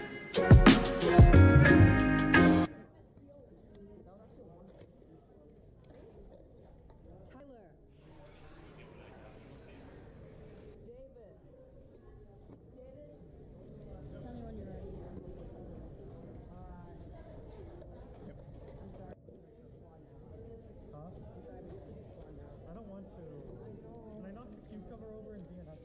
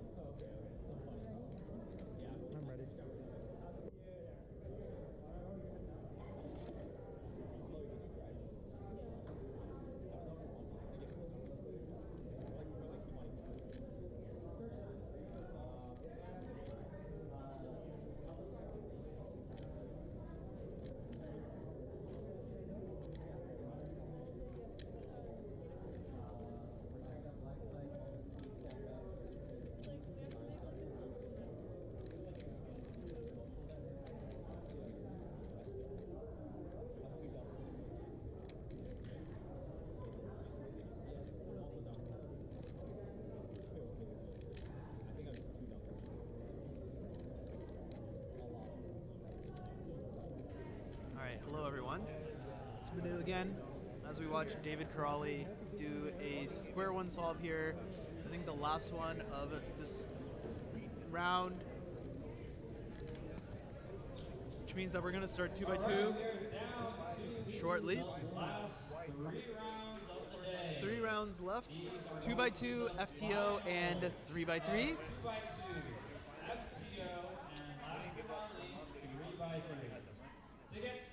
It is 4:40 in the afternoon for us here. Should probably wrap up everything in about 45 minutes or so. On the white stage. So the 8 stations on the white stage. Yeah, we will be having 2x2 finals. On the black stage. Let's take a look at who made it into finals. 16 competitors advanced. Aiden Bryant, Jonathan Rutenberg, Trevor Mendelson, Sebastian Stone. I'm not going to go through all the names. The requirement to advance was a 3.86 average.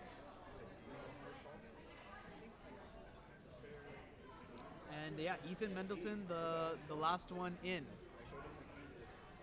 Yeah, so we're going to be doing some 2x2 to get us started with the finals block. I guess technically square one was also a final, and I guess technically 4x4 was also a final round.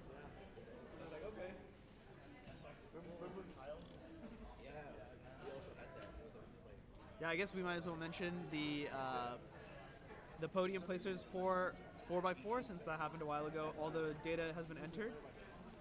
In third place, 33.68 average, Nico Harper. Second place, Ann Lee with a 33.18 average.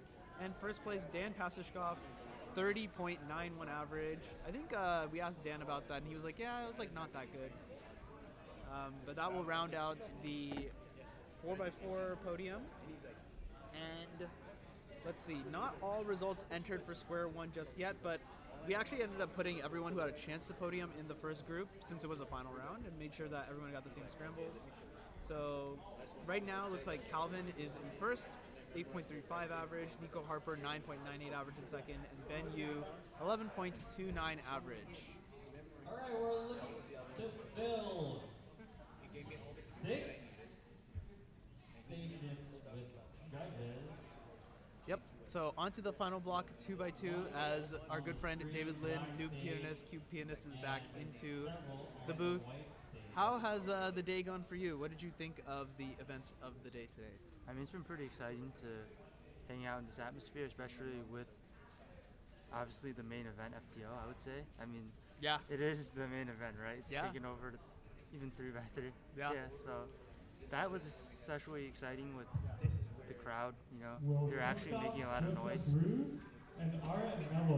For the event, you know, they were making a lot of noise when there were some really exciting matches. Yeah, we saw some good solves as well. And I think it was cool to see the world record single, of course, in round one. We do have round two coming up after 2x2. And yeah, I thought FTO has been great.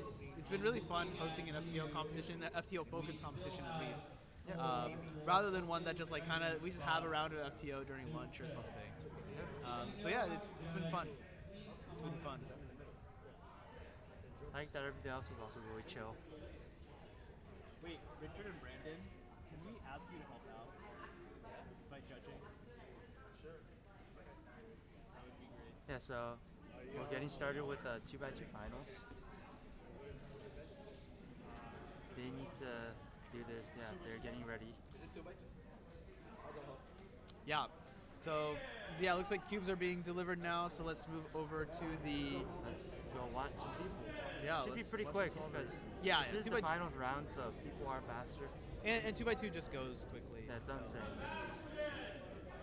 Yeah, we do have the 2 stream stations open. I don't think we'll be able to track anyone, unfortunately. We'll save that for... Yeah, 2x2 is hard to track, especially with how quick it is. People just move the different stations, they're just done. Yeah, even the heads... Yeah, you skip a stall. Even the top down is a... Well, actually, I actually found the top down to be really helpful here, because at least like you can see something happen. 2.79 from Michael Larson. I don't know how. Looks like J-Roo is going to be on the other side here. Johnny. He wears this shirt to every comp. because he has like a ton. He's like a ton of signatures and stuff on it. I also like that he like purposefully set up his phone to be so crooked. Like, what is the point? Luckily, there are these cams. It's kind of, yeah, that's true. That's a nice overhead action here. Oh, that's pretty good. That was pretty fast. The display is on its side for some reason, so we don't know. Should I go? Yeah, that'd be great, actually. I don't know if we want to move it because like we might be competing. No, he's done competing. Too. Yeah, I meant like other people might compete after. But it's fine. You have time now. Now's the best time to do it. In my opinion, so. Okay, Ben here. Taking a pause to do some quick recognition there.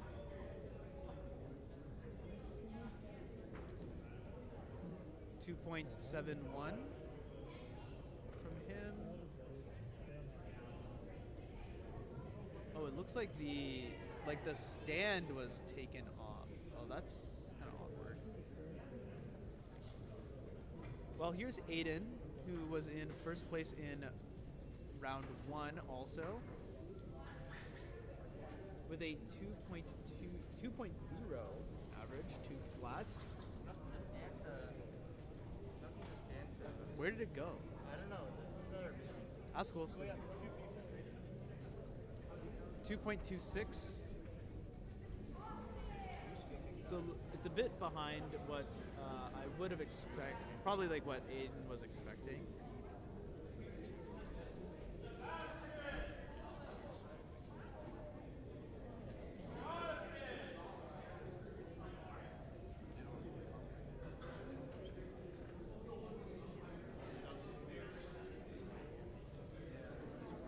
Sebastian now. It's kind of making like a weird face. Wonder if he... Yeah, looks like some missed recognition or something there. 615.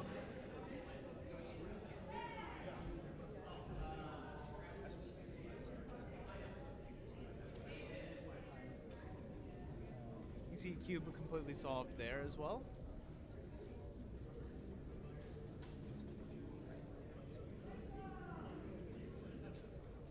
Michael Larson just got called up. He'll be here.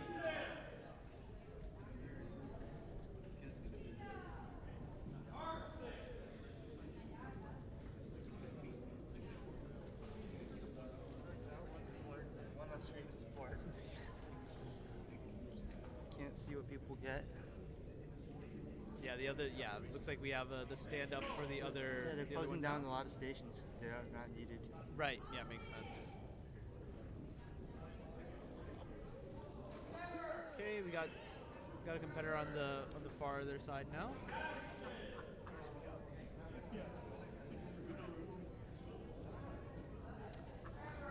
Hello, is Emil here? No, Emil, I believe, is a SoCal competitor.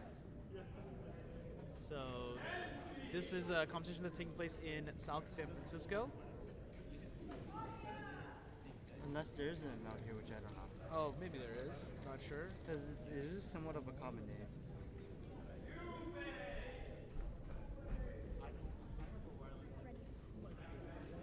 Alright, here's Trevor now. Trevor probably is good.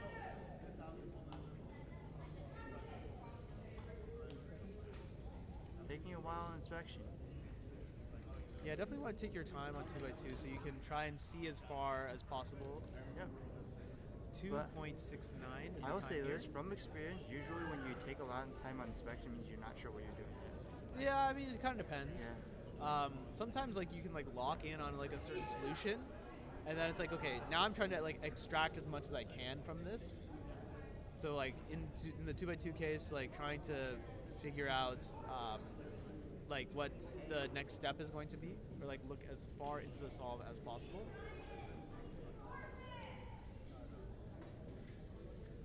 Here's J. Rue now.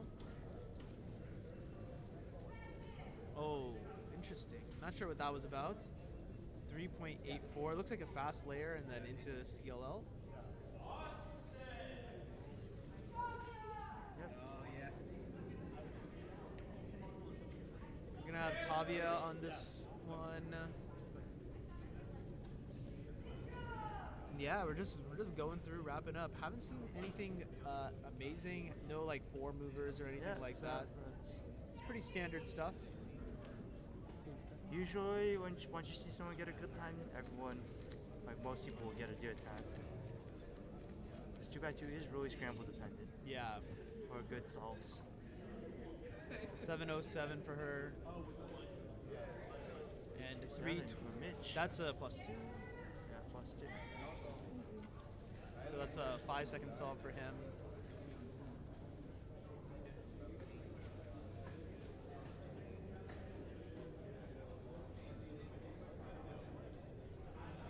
One thing that's nice about like 2x2 rounds is like they like once they like get started and like hit a flow, they like go by like pretty quick. Yeah.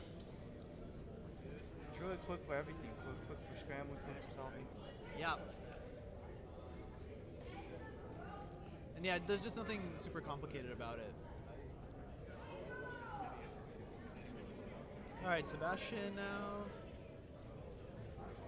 Again, doing the CLL, but yeah, kind of not having this best execution, 3.48. Yeah, could have been better.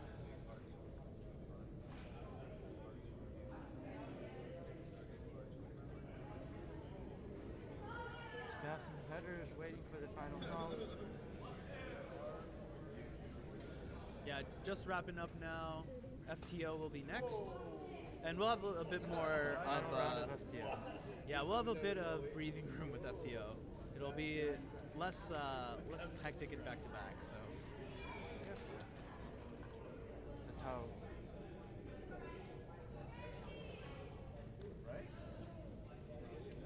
Here's Austin Chen. Soon recognition, perhaps. 414.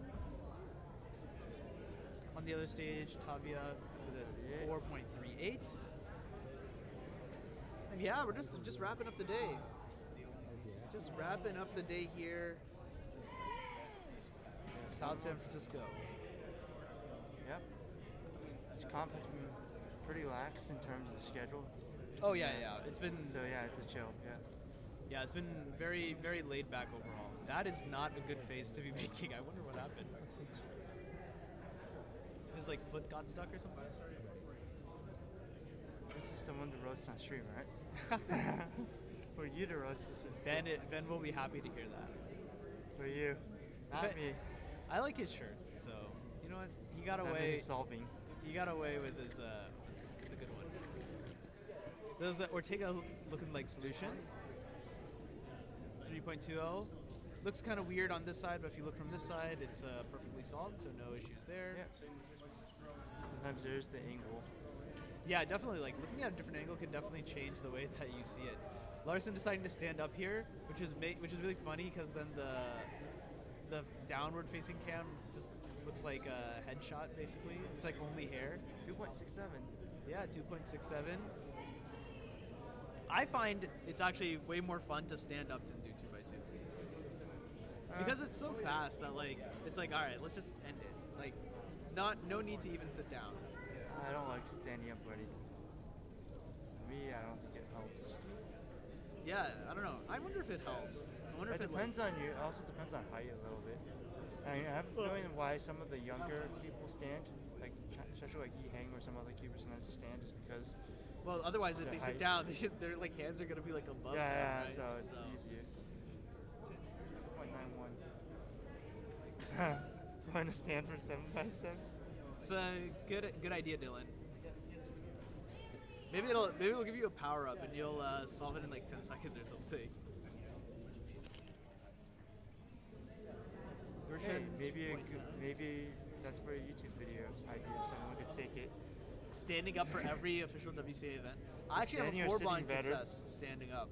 It was like a 18-minute 4-blind success. Yeah, but I was saying like is standing or sitting down better, so I can compare. Someone could try that out. Yes, yeah. It'll motivate you to sit faster, solve faster. You just sit down. Oh my goodness. All I'm That's saying actually not bad. All I'm saying is that like if I could get a 4-blind success while standing up, then anyone can get a 4-blind success. Yeah. It's It's not that bad. Anyone but me. No, dude. Like, I'm telling you, dude. If I could do it while standing up, then it isn't that bad. I guess I'm also saying this as I don't have a 4-blind beat yet. So, but hopefully next week. Next week I'm trying to get the 4-blind. Next week? Next week. Where are you competing again next week? Sacramento. Oh, yeah. Which is really weird that I have like 2 NorCal comps back to back, considering I lived in SoCal now. Yeah. I forget. Trevor 214. This is just like shrug. Okay, good solve. I mean, too bad it's just one of those things where it's really easy to get a good time but still not be happy because it could have been better. Yeah, I guess that's true. Maybe if not clean. Because how short the solutions are. You're like, oh yeah, maybe I missed saving a few moves, but those few moves could cost a few moves. Yeah, a few moves is huge. All right, we are almost done with the competition. We've got 2 more giveaways. I'm not sure if this person's still here, but back. Liam? Are you sure? Can you vouch? Oh, are you actually? You can take it. Maybe in the back. If you know Liam, you can take it. How about you in the FTO? That's funny. All right, everyone. Since Chai's making an announcement, you can't hear me anyway. I'm just gonna cut to a quick ad, and then we'll get started with FTO finals. That'll be fun. Hey, we are SpeedCubeShop. We are your one-stop shop for anything cubing or puzzle related and have something for everyone, beginner or pro. If you want the best of the best, allow us to lend you our years of experience and consider one of our premium setup speed cubes. Our team of experts will dial in your speed cube by applying lubricants and adjusting the settings so that when your cube arrives, you're ready to start crushing your PBs. Have any questions? Our team is available via phone, live chat, or email to help get you on track. Tap the link to find your next challenge or upgrade and enjoy what we and many others consider to be the best shopping experience around. CubersLive is your home for all things speedcubing. From exclusive interviews with top cubers and personalities, Dylan Miller, Maddie Nava, Tommy Cherry, to highlights from major competitions such as US Nationals, North American Championships, and the WCA World Championship, to podcasts you can listen to while commuting, studying, or even cubing, and of course, live streams from all around the Western region. If you'd like to support our efforts to make speedcubing exciting and accessible like never before, consider subscribing to our YouTube channel. Thanks, and enjoy the rest of the broadcast. All right, everyone. Thanks for watching that ad. Thanks to SpeedCubeShop for sponsoring. They'll be giving out prize money in the form of gift cards to all the podium placers. And CubersLive is this like subgroup of WCC that me and Chai put a lot of time into. We do all the live streaming for WCC. So yeah, it'd be great if you check out some of our stuff. We do a lot of stuff on there. We're live streaming this competition there, podcasts and other stuff. Bunch of cubing stuff for you all. We're just really trying to push the envelope of cubing media. So if you could check us out there, we'd greatly appreciate it. The memberships are open on that channel now too. So if you'd like to support the kind of work that we do, in terms of making events like this happen, in terms of like providing the equipment, all the stream equipment, for example, or providing like cash prizes, being able to invite other competitors and stuff like that. All of that CubersLive kind of manages. So, and every dollar that goes towards the membership does help us out. I did only want to make it just $1, just because I didn't want people to feel like they had to commit a huge amount. And of course, you don't have to spend anything at all if you just want to enjoy the CubersLive content that does exist. So, it's all there for you. But if you do choose to join the membership, it's also there for you as well. Yep, it's very important to say that even just simply watching the videos and watching this live stream, watching all the content helps support this as well. Yeah, totally. Hopefully you all enjoyed. We definitely enjoy putting live streams on. As we watch Jason, one of the placers into the FTO Melee, 7th in round 1, is going to solve here.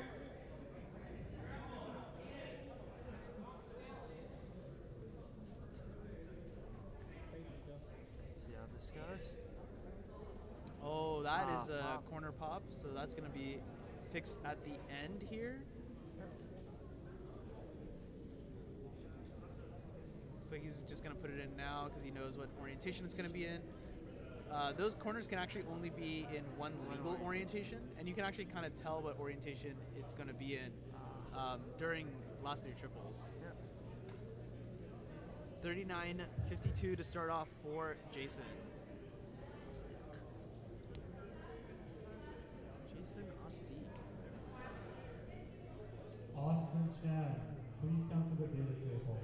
Austin Chad, please come to the data table.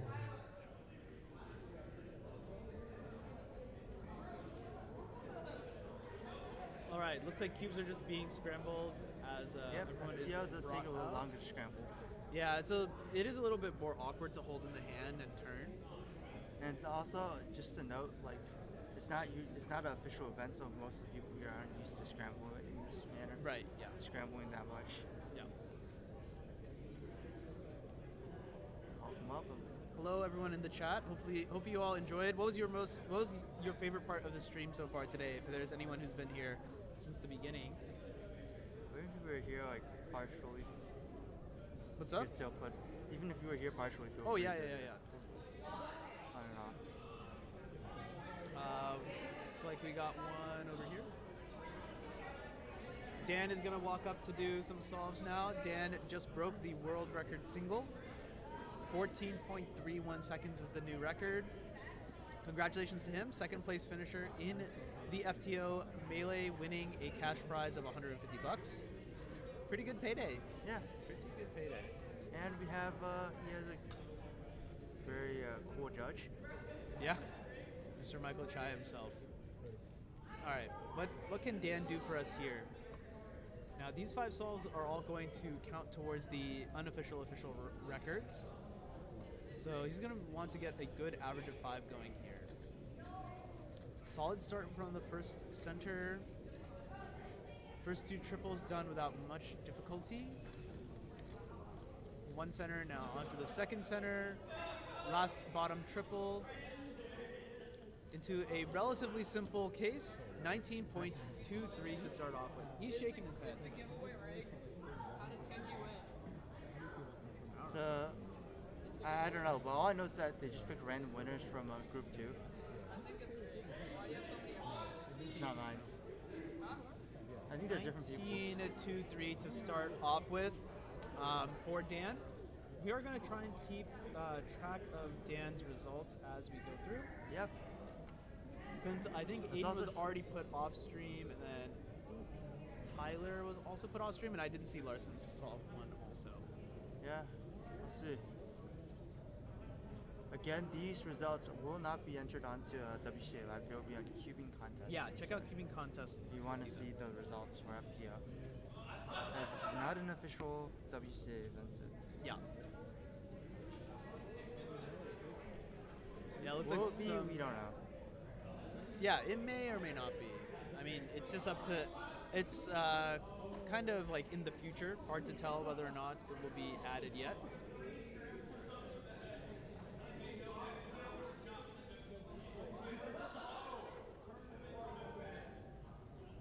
All right, here we go. Michael Larson now on solve number 2, solving next to Brandon Harnish.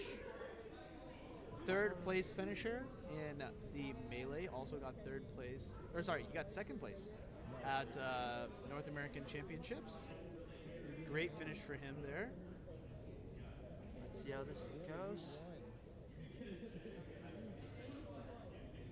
Yeah, nothing too much standing out to me. Let's see what he kind of. It's a little bit hard to tell like which color he started off with. Remember, he is a color neutral solver. Centers are good. Now last 3 triples, finishing it up 18.44. Pretty good solve for Michael here. Yeah, that's a good, pretty good.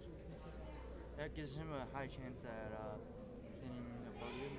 Definitely a good chance of making the podium. All right. Winning, we're not sure. All right, it looks like Dan was put on a off-stream station, so we will not know what solves he is going to have, which is a a bit unfortunate.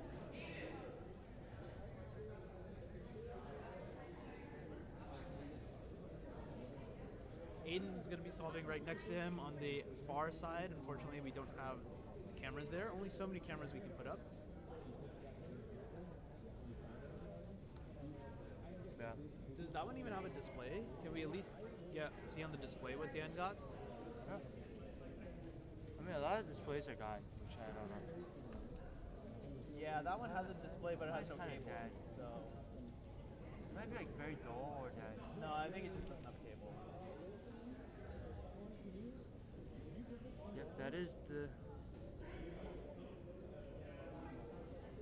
Yeah, so Dan did his solve. We have Aiden's no gonna clue do what he Dan's got. solve. Yeah, no idea what he got. Aiden's about to start off stream 2 next to him, so it's really unfortunate we can't see them. Yeah. Especially when one of the streams literally wide open. Yeah. Well, here's Ethan in any case. Anyways, we still have some solving to see as well.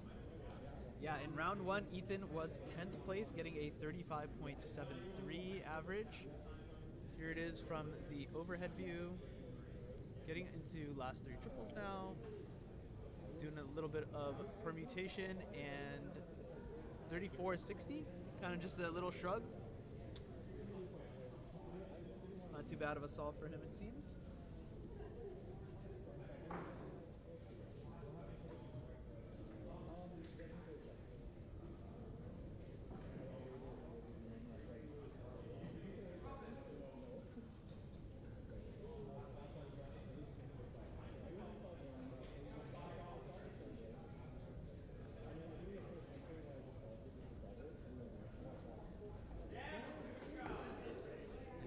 Dan, where is he? Oh, okay, he's solving on stream. Yeah, it looks like he's going to be on the stream station here. We get to catch him this time.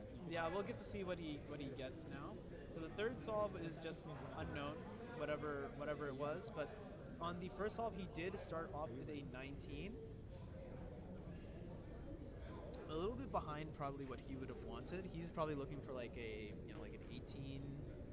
Yeah, he's definitely looking for like an 18 or 17 after 5. So let's see what he can do here. Now he's going to do white. And it looks like he does have a decent start there with the triangle and the edge put together. He's turning relatively quickly here, but looking pretty good all the way throughout. Onto last 3 triples. And just very, very smooth, 1581. Great solve from Dan. Third solve, 1581. Now I really want to know what that second solve was, because if that was also 15, he would put himself to get a good chance to get a really, really good time here. Here's Tyler Hicks, 1902. That's breaking his PR. Remember, he has not competed in FTO in like this official, unofficial capacity before. So this is the first time his results are going to get entered. He's going to go in with a sub 20 on his record. That's pretty good. How many people even have a sub 20 at all? I have no clue. Never checked the FTO rank. Updated FTO rankings. For single, only 7 people in the world have an official, unofficial sub 20. That's cool. So he's gonna go right up in there. Good for him. Now we have Calvin. FTO is not an official event. It is actually still unofficial. Yeah, we're just having it. We're just saying that in sort of a setting like this, in a competition setting. Yeah. Yep. David, you can leave photos, maybe. You can leave it. You can leave it for photos. Calvin just wrapping up here. Yeah, that was. We're saying the that was unofficial official on Cuban contest. We're focusing on people who've done it in a setting like this. Yeah. Because not everyone has had the chance to compete in FTO in a setting like this. Yeah. Many people will just compete at home or they've competed online before, but doing it in a competition setting, even though it's not an official event, you can still hold it under official, the air of being official, right? And that kind of changes the way that you cube. It adds an additional layer of pressure, like Tyler was mentioning earlier. last 3 triples, 2015. So he is 4 solves in.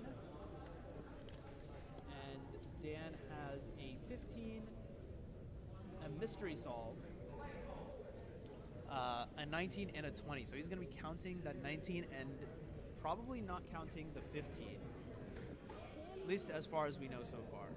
Here's Brandon Harnish Ranja wearing the Bay Area SpeedCubin 5 t-shirts. OG. Yeah, super OG. Can't quite see it on the t-shirt, but yeah, that comp was held like over 10 years ago at this point. I don't remember if I went to that comp. You were at BASC 2, right? I was at BASC 1. At BASC 1. That's a pop. Oh wait, no. What am I saying? That it just blended in with his shirt. I thought it was a pop. Legend. Former SKU world record holder. Yes, indeed. Oh, he did pop. Okay, I was not entirely crazy. Yep. 42-41 for him. I was almost scared that like you put it back and then you accidentally did. Oh, didn't put it back fully. +2. Oh, to +2. Yeah. Yeah, because it happens there. You put it back and you drop it back down. It's you actually move it later or something. Now we have Stanley. Yep, Stanley. He was 5th in round 1. He made it to the melee. Yeah, he made it to the melee. Had a decent chance to knock off Tyler to get an upset 29-31. Good solve from him. And Dan now for what we believe is his last solve. Remember, he has these times coming in. Yep. We don't know what his what that second time was because he was put on a non-stream station, but this way we can still generate the BPA, WPA around it, so we can still get a range for what the average could have been. After it's possible, we might be able to ask about it too. Yeah, definitely. Last 3 triples into simple flip, 1672. So I mean, depending on what that second solve was, he was looking at a pretty good average. I mean, the best possible. Wait, what the? Is this right? Best possible 11? That definitely seems wrong. Yeah, best possible definitely cannot be an 11. But there's something wrong here. Yeah, that's definitely incorrect. But he would be counting 15, 16, and 19. That would probably be actually I wonder if we can see in the overhead what he ended up getting. It looks like he ended up getting 1870. Yep. Which is a very, very good result. I mean, that is the good thing. They do their math for you, right? A lot of the top solvers they like to do their math. Yeah, 1870 for what it's worth. If that were a result all by itself, just like one person individually, that would be the second best person ever. 1877 is Aiden Bryant's PR from 2021, actually. So it would 1870 just beats that. So that's a very, very good solve. We'll have to see because again, there's still a lot of other people not inputted in, like Aiden's results. Oh yeah, everyone's results definitely I mean, it's like we don't know what they got, so yeah, we have no idea. Here's Ben Yu now. Let's see. Ben was in 11th place coming into this final round of FTO. We are. That's all right, not bad.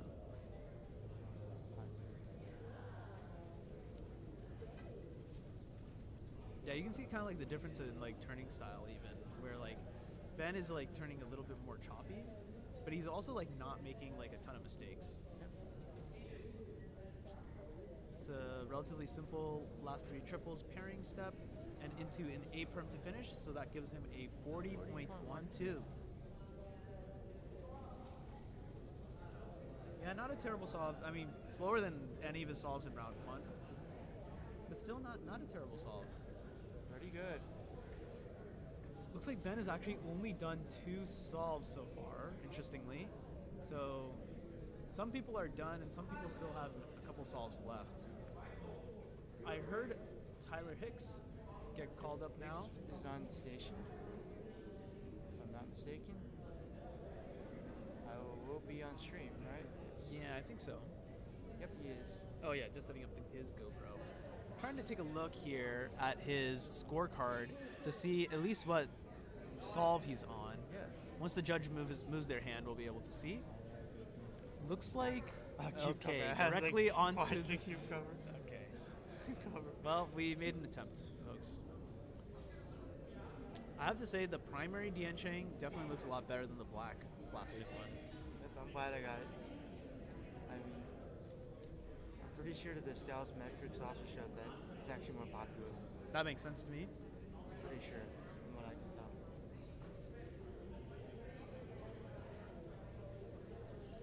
Tyler just wrapping up the solve now. 24-37 from him. 37. Here's Jason on the other side, also on wrapping up his solve. Plus 3 triples. Yo. Yeah, we never got you. We don't. Well, I just got a scoop. Someone got a very good solve off stream. Ladies and gents and everyone else, Aiden Bryant got a 13-second solve off the stream. That is a world record single. Yep. Beating out Dan's world record earlier today. Yeah, Dan had a 14-3-1 as the world record single to break it. Aiden getting a 13-second solve. Breaks the world record by a good margin, at least 0.3 seconds. It's very, very impressive. Maybe it sounds like it was the same scramble that Dan got a 16 on, which means that was scramble number 5. Yep. So a couple competitors left, so we could see someone get a really good solve on scramble number 5 still. Who do we have left? Yeah, we got a couple competitors left. Yep, we have to wait and see. Michael Larson is off the stream. He's probably getting to that solve 5 range. Tyler has not done solve 5 yet. Let's see. Although Aiden is probably using like some fancier techniques, so it may not be the same solution or a findable solution.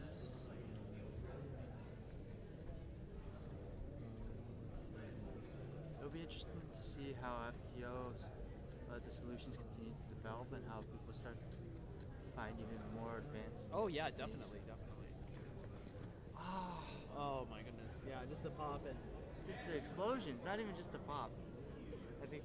Yeah, just very unfortunate. That's something that I think people have been talking about with this hardware is it can explode. Yeah, but I do think that like it's just like 3x3. It'll take time for it to get good. Like 3x3s weren't just good right after they were made. It took many years because like the companies had to develop hardware for it. And I think FTO is headed the same way. Like each FTO should hopefully get better. Oh yeah. I mean, each FTO will definitely get better.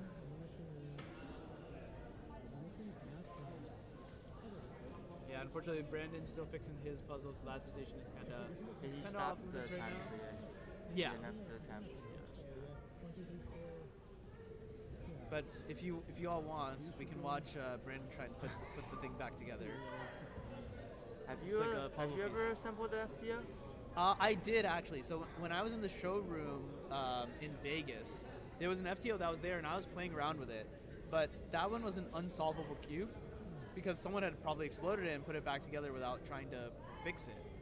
So that one I had to take apart and put back together. That was the first time I'd ever done that.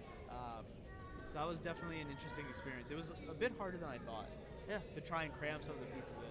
Yeah, no, it's hard. I've done it before.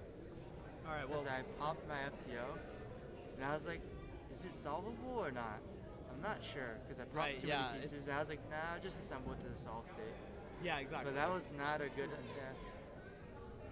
that was FTO new, so I couldn't tell. Looks like Larson is going off stream right now. He's in a station that's very close to us. He ended up getting 19.8 something. 2.5.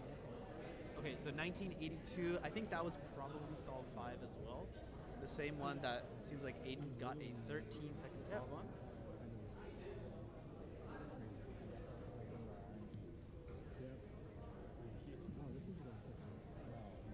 do this. This is nuts. Yeah, meanwhile on the stream, Trevor Mendelson doing the last bottom triple. And then going into a final pairing step, 35.31.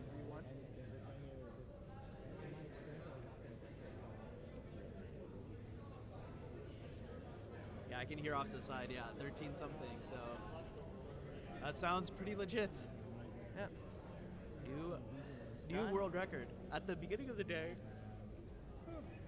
excuse me. When at the end of the day.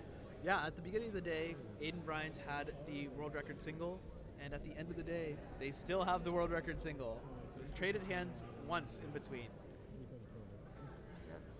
But yeah, world record has been lowered from 14.7 down to 13 something. Congratulations to Aiden for that. Congratulations. All right, Larson now. So I think I was wrong because he's still here. So that last solve could not have been solve 5. Let's see. Let's see. Turning. Yeah, center is done now. Onto the last layer, last 3 triples. 17, nice. 5, 6. He's shaking his head, but I mean, I think he ended up counting as 17, I think.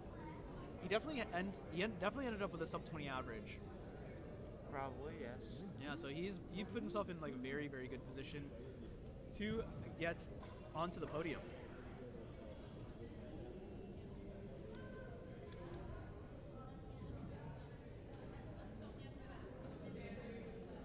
I think we're gonna be wrapping up FTO. And 3x3 finals is after this. Yeah, we'll do 3x3 finals. We were supposed to end the competition 10 minutes ago, so it looks like we will end probably about 20 to 25 minutes behind schedule.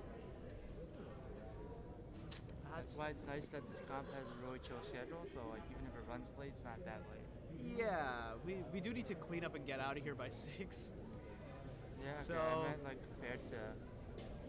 Yeah, so we do got some work ahead of us, but at least half of the stations are already cleaned up, so.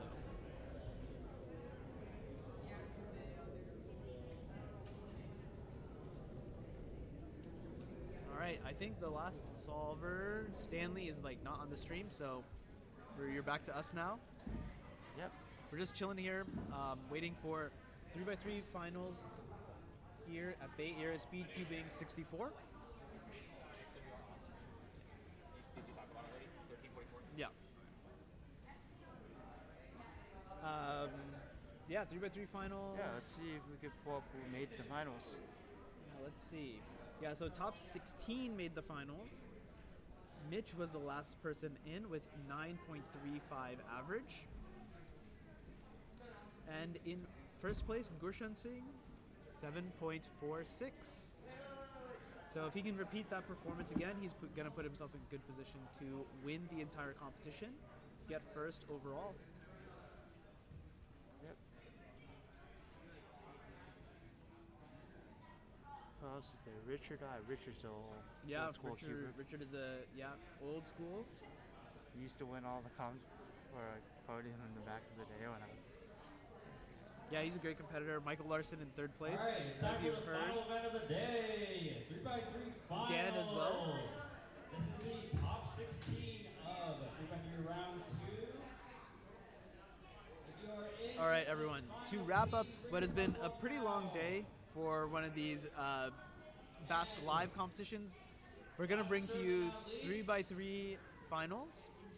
9 stations, 9 One of the most judges. exciting events of this competition. Yeah. I mean, 3x3 is like the event. Yeah, I know. but- It's taking a backseat to FTO today, Yeah, of yeah. course, but still always really fun to watch. Someone could definitely get a good result here. We're not likely to see any world record stuff. I think not likely is a stretch. I think we are very, very unlikely to see any world records happen, but of course we're always looking for PRs and just fast solves in general. I mean, you never know. Someone could get a 5. That would be fun. Someone could get a 3. You never know. Someone in theory could get a 3. I mean, it's happened. I mean,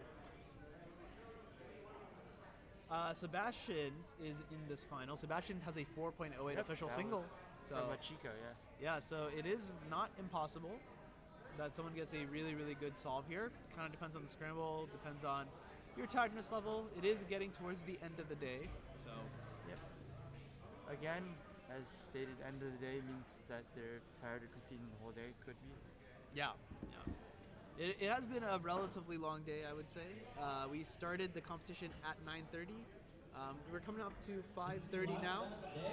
So 8 hours of competing. 6 more judges. Yep. So we're just waiting for them to scramble and for people to get started. Looks like someone's on starting. All right. Last event of the day. Who's the okay?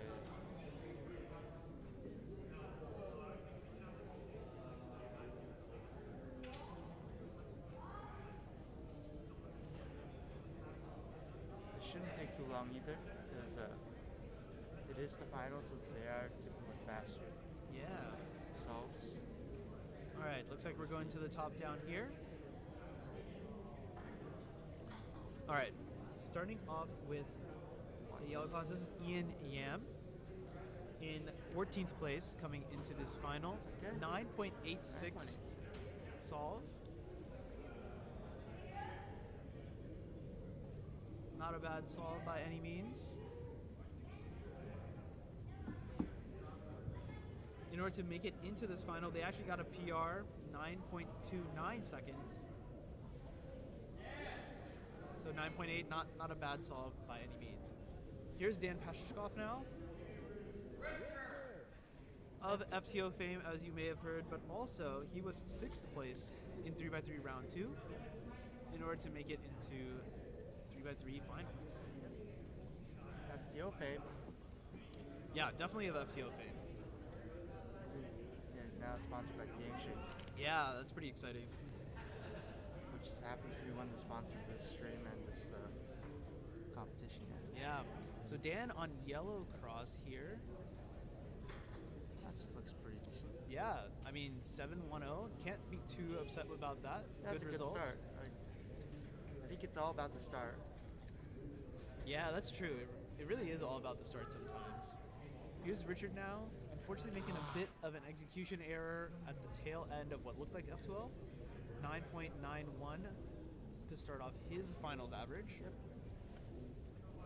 Fast.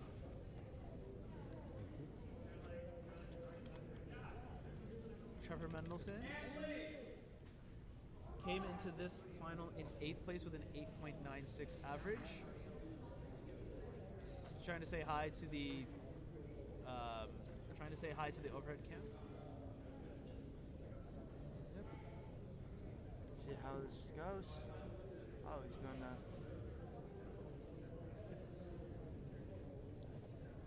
He has blue on the bottom, or he has green on the bottom right now. I wonder if he's going to stick with that. Yeah, he is. He is. Interesting. Perhaps a color neutral solver, or maybe just green cross. I mean, the only green. Yeah, actually, I shouldn't say the only green cross solver right now. I mean. Oh yeah, there are some many people green do. cross solvers. Yeah. Yeah, because some beginners methods actually teach the green cross. That's right. Yeah. That's why some people are. Even I learned on a method.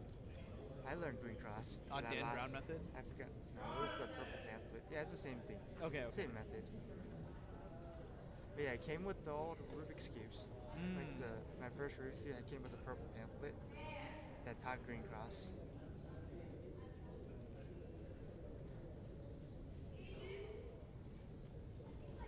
Looks like we're gonna get Aiden on this But side. I can't green cross anymore. You can't do green cross anymore. No. You lost the ability. Yeah, I lost it to the white only. I mean, there are like many top solvers that are like white only. Yeah, I know, but it's just funny how I used to do something else. Let's see, this solve. Alright, Aiden also is holding white on bottom. There are a couple white edges that are already oriented. From this position, yeah, only need to do one F move to orient all white edges. Yeah. Decent F2L solution, about 6 seconds, and good last layer into 861. Not bad. Alright, here's Gurshan Singh in pole position coming into the final with a 7.46 average.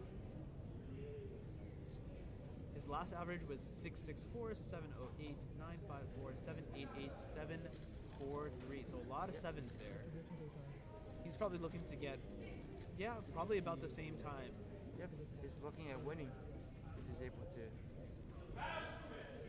Does he? Yeah, that white looked kind of interesting, but it looks like he's gonna have yellow on bottom to here. Wow, pretty fast nice. turning through his F2L, bit pausey, but 6.78. That is a good solve. Is that his first solve? No, that's his second or third solve maybe. Yeah, that's what. Yeah, the finals are just moving along relatively quickly. Tsukasa now. 10th seed coming into this final round, 9.11 average. Bit more of like a controlled turning style, trying to minimize a number of mistakes. Finished F2L around 7 and 10.12 is the finish. Yeah, not looking good. Yeah, Especially bit when upset there's with that there's a certain award on the line. You know what I'm talking about. There is a certain award. Vincent Shu. People are trying to avoid getting 60. I actually haven't heard about Vincent Shu in a while, I mean, because I've been in SoCal. But that's right, yeah. Yeah, so I unfortunately undeservedly got a Vincent Shu award. That was 50, 16 points left. So that's I actually didn't deserve it. That's pretty funny. Here's Anne. That fell a little. Yeah, that was really interesting. Like the back and forth on that R slice there. 877. 8.77. Here's Gershon. Gershon. Good looking turning. Electing to do that 9 mover 774. Okay, looking good. Yeah, For, high chance at a podium. Yeah, he's looking quite good. Can't quite see the scorecard from here. But I mean, it doesn't look like there's a lot of numbers on that scorecard. So that's good. I mean, they should be all. Most of them will be the same amount of digits because most solves are sub 10. It's like Jonathan is going to be on this side. Figuring things out. And,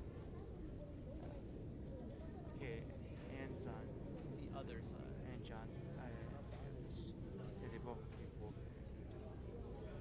Both of them setting up their tripods. Camera gear.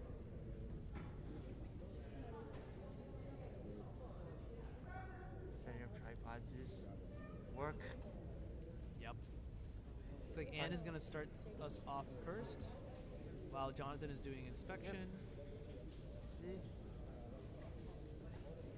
It's got LOL 9.12. So Jonathan now on F2L. That's definitely not 10.69. It just looked like kind of it looked like a long solution there. And without having like fast turning, it's sometimes tough to make a long solution really count.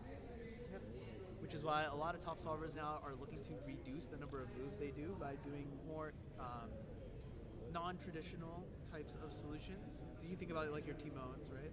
Yep. Trying to cut down on the number of moves. Now we have Dan back on. Let's see how he does. Zolan White on bottom. He's going to be going for white cross. Okay, white cross. Looks like a kind of a long move there at the end of 10.14 knots. Yeah, 10.14. At the end of F2L, yeah, it just looked like that the last pair solution was on the left-hand side and ended up looking like it took a lot of moves. And then on that, he actually had all edges oriented and went in to try and do not necessarily a ZB, but it did look like he was considering the parity. Ended up getting J-perm. But unfortunately, by that point, the damage had been done. Yep. Here's Mitch now. Mitch. Maybe you will catch a Mitch moment. If Mitch gets 65, it's time to pop off, everyone. It's going to be so hype. We need a 625. Chai's like 625 is inevitable again. He I mean, said at this point, Mitch is never going to beat 625. If he guess One day, 65 one or day. 66. One day. Yeah, Mitch is a green cross solver only, so you'll put green here, basically every single time. That is No not gonna be 625 the for 625. us, but it looked like he had a pretty decent F2L solution, but unfortunately last layer just not able to execute particularly well. That is done. So no 625. He's done with all cells, so looks like no Mitch.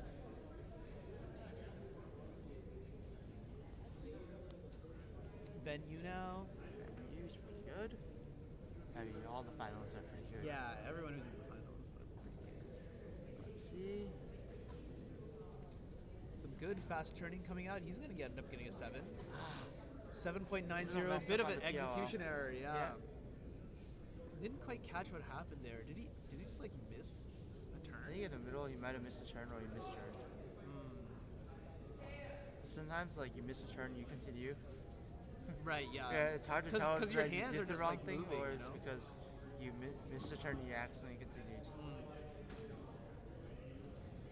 Yep, so we're winding down and after this will be awards.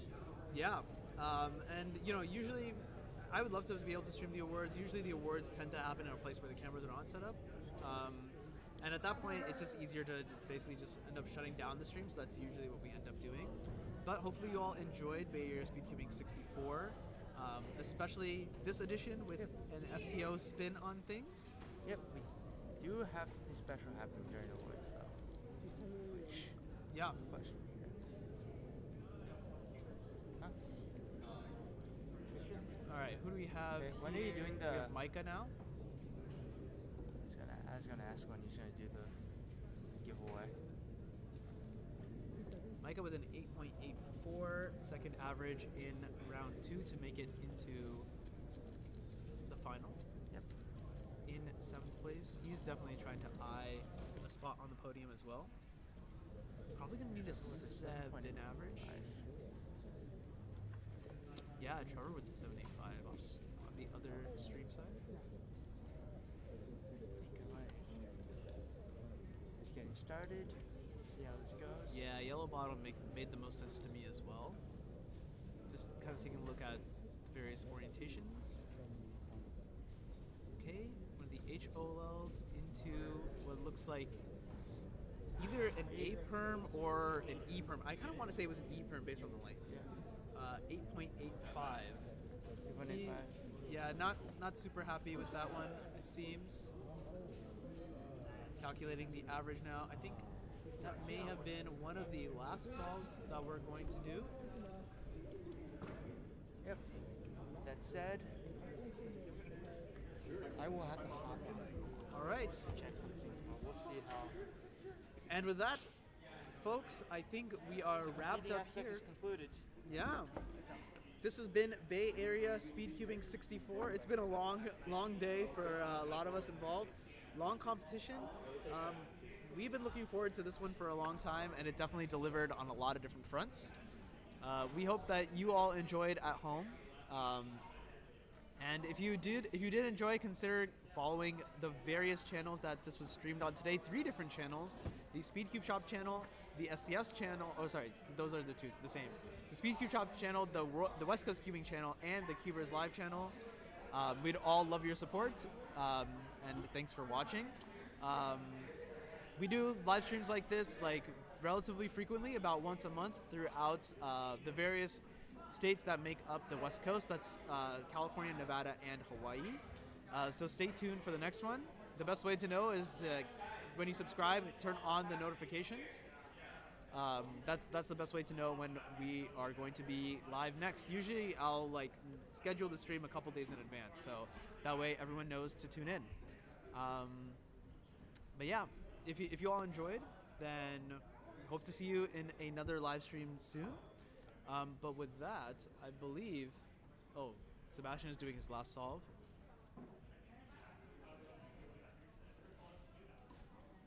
All right. Oh, that display is that display is not connected, so not sure what that ended up being, but that was the last solve of the competition. And so yeah, we're just gonna wrap up here. I'll just play a quick. CubersLive is your home for all things speedcubing. From exclusive interviews with top cubers and personalities, Dylan Miller, Maddie Nava, Tommy Cherry, to highlights from major competitions such as US Nationals, North American Championships, and the WCA World Championship, to podcasts you can listen to while commuting, studying, or even cubing, and of course, live streams from all around the Western region. If you'd like to support our efforts to make speedcubing exciting and accessible like never before, consider subscribing to our YouTube channel. Thanks, and enjoy the rest of the broadcast.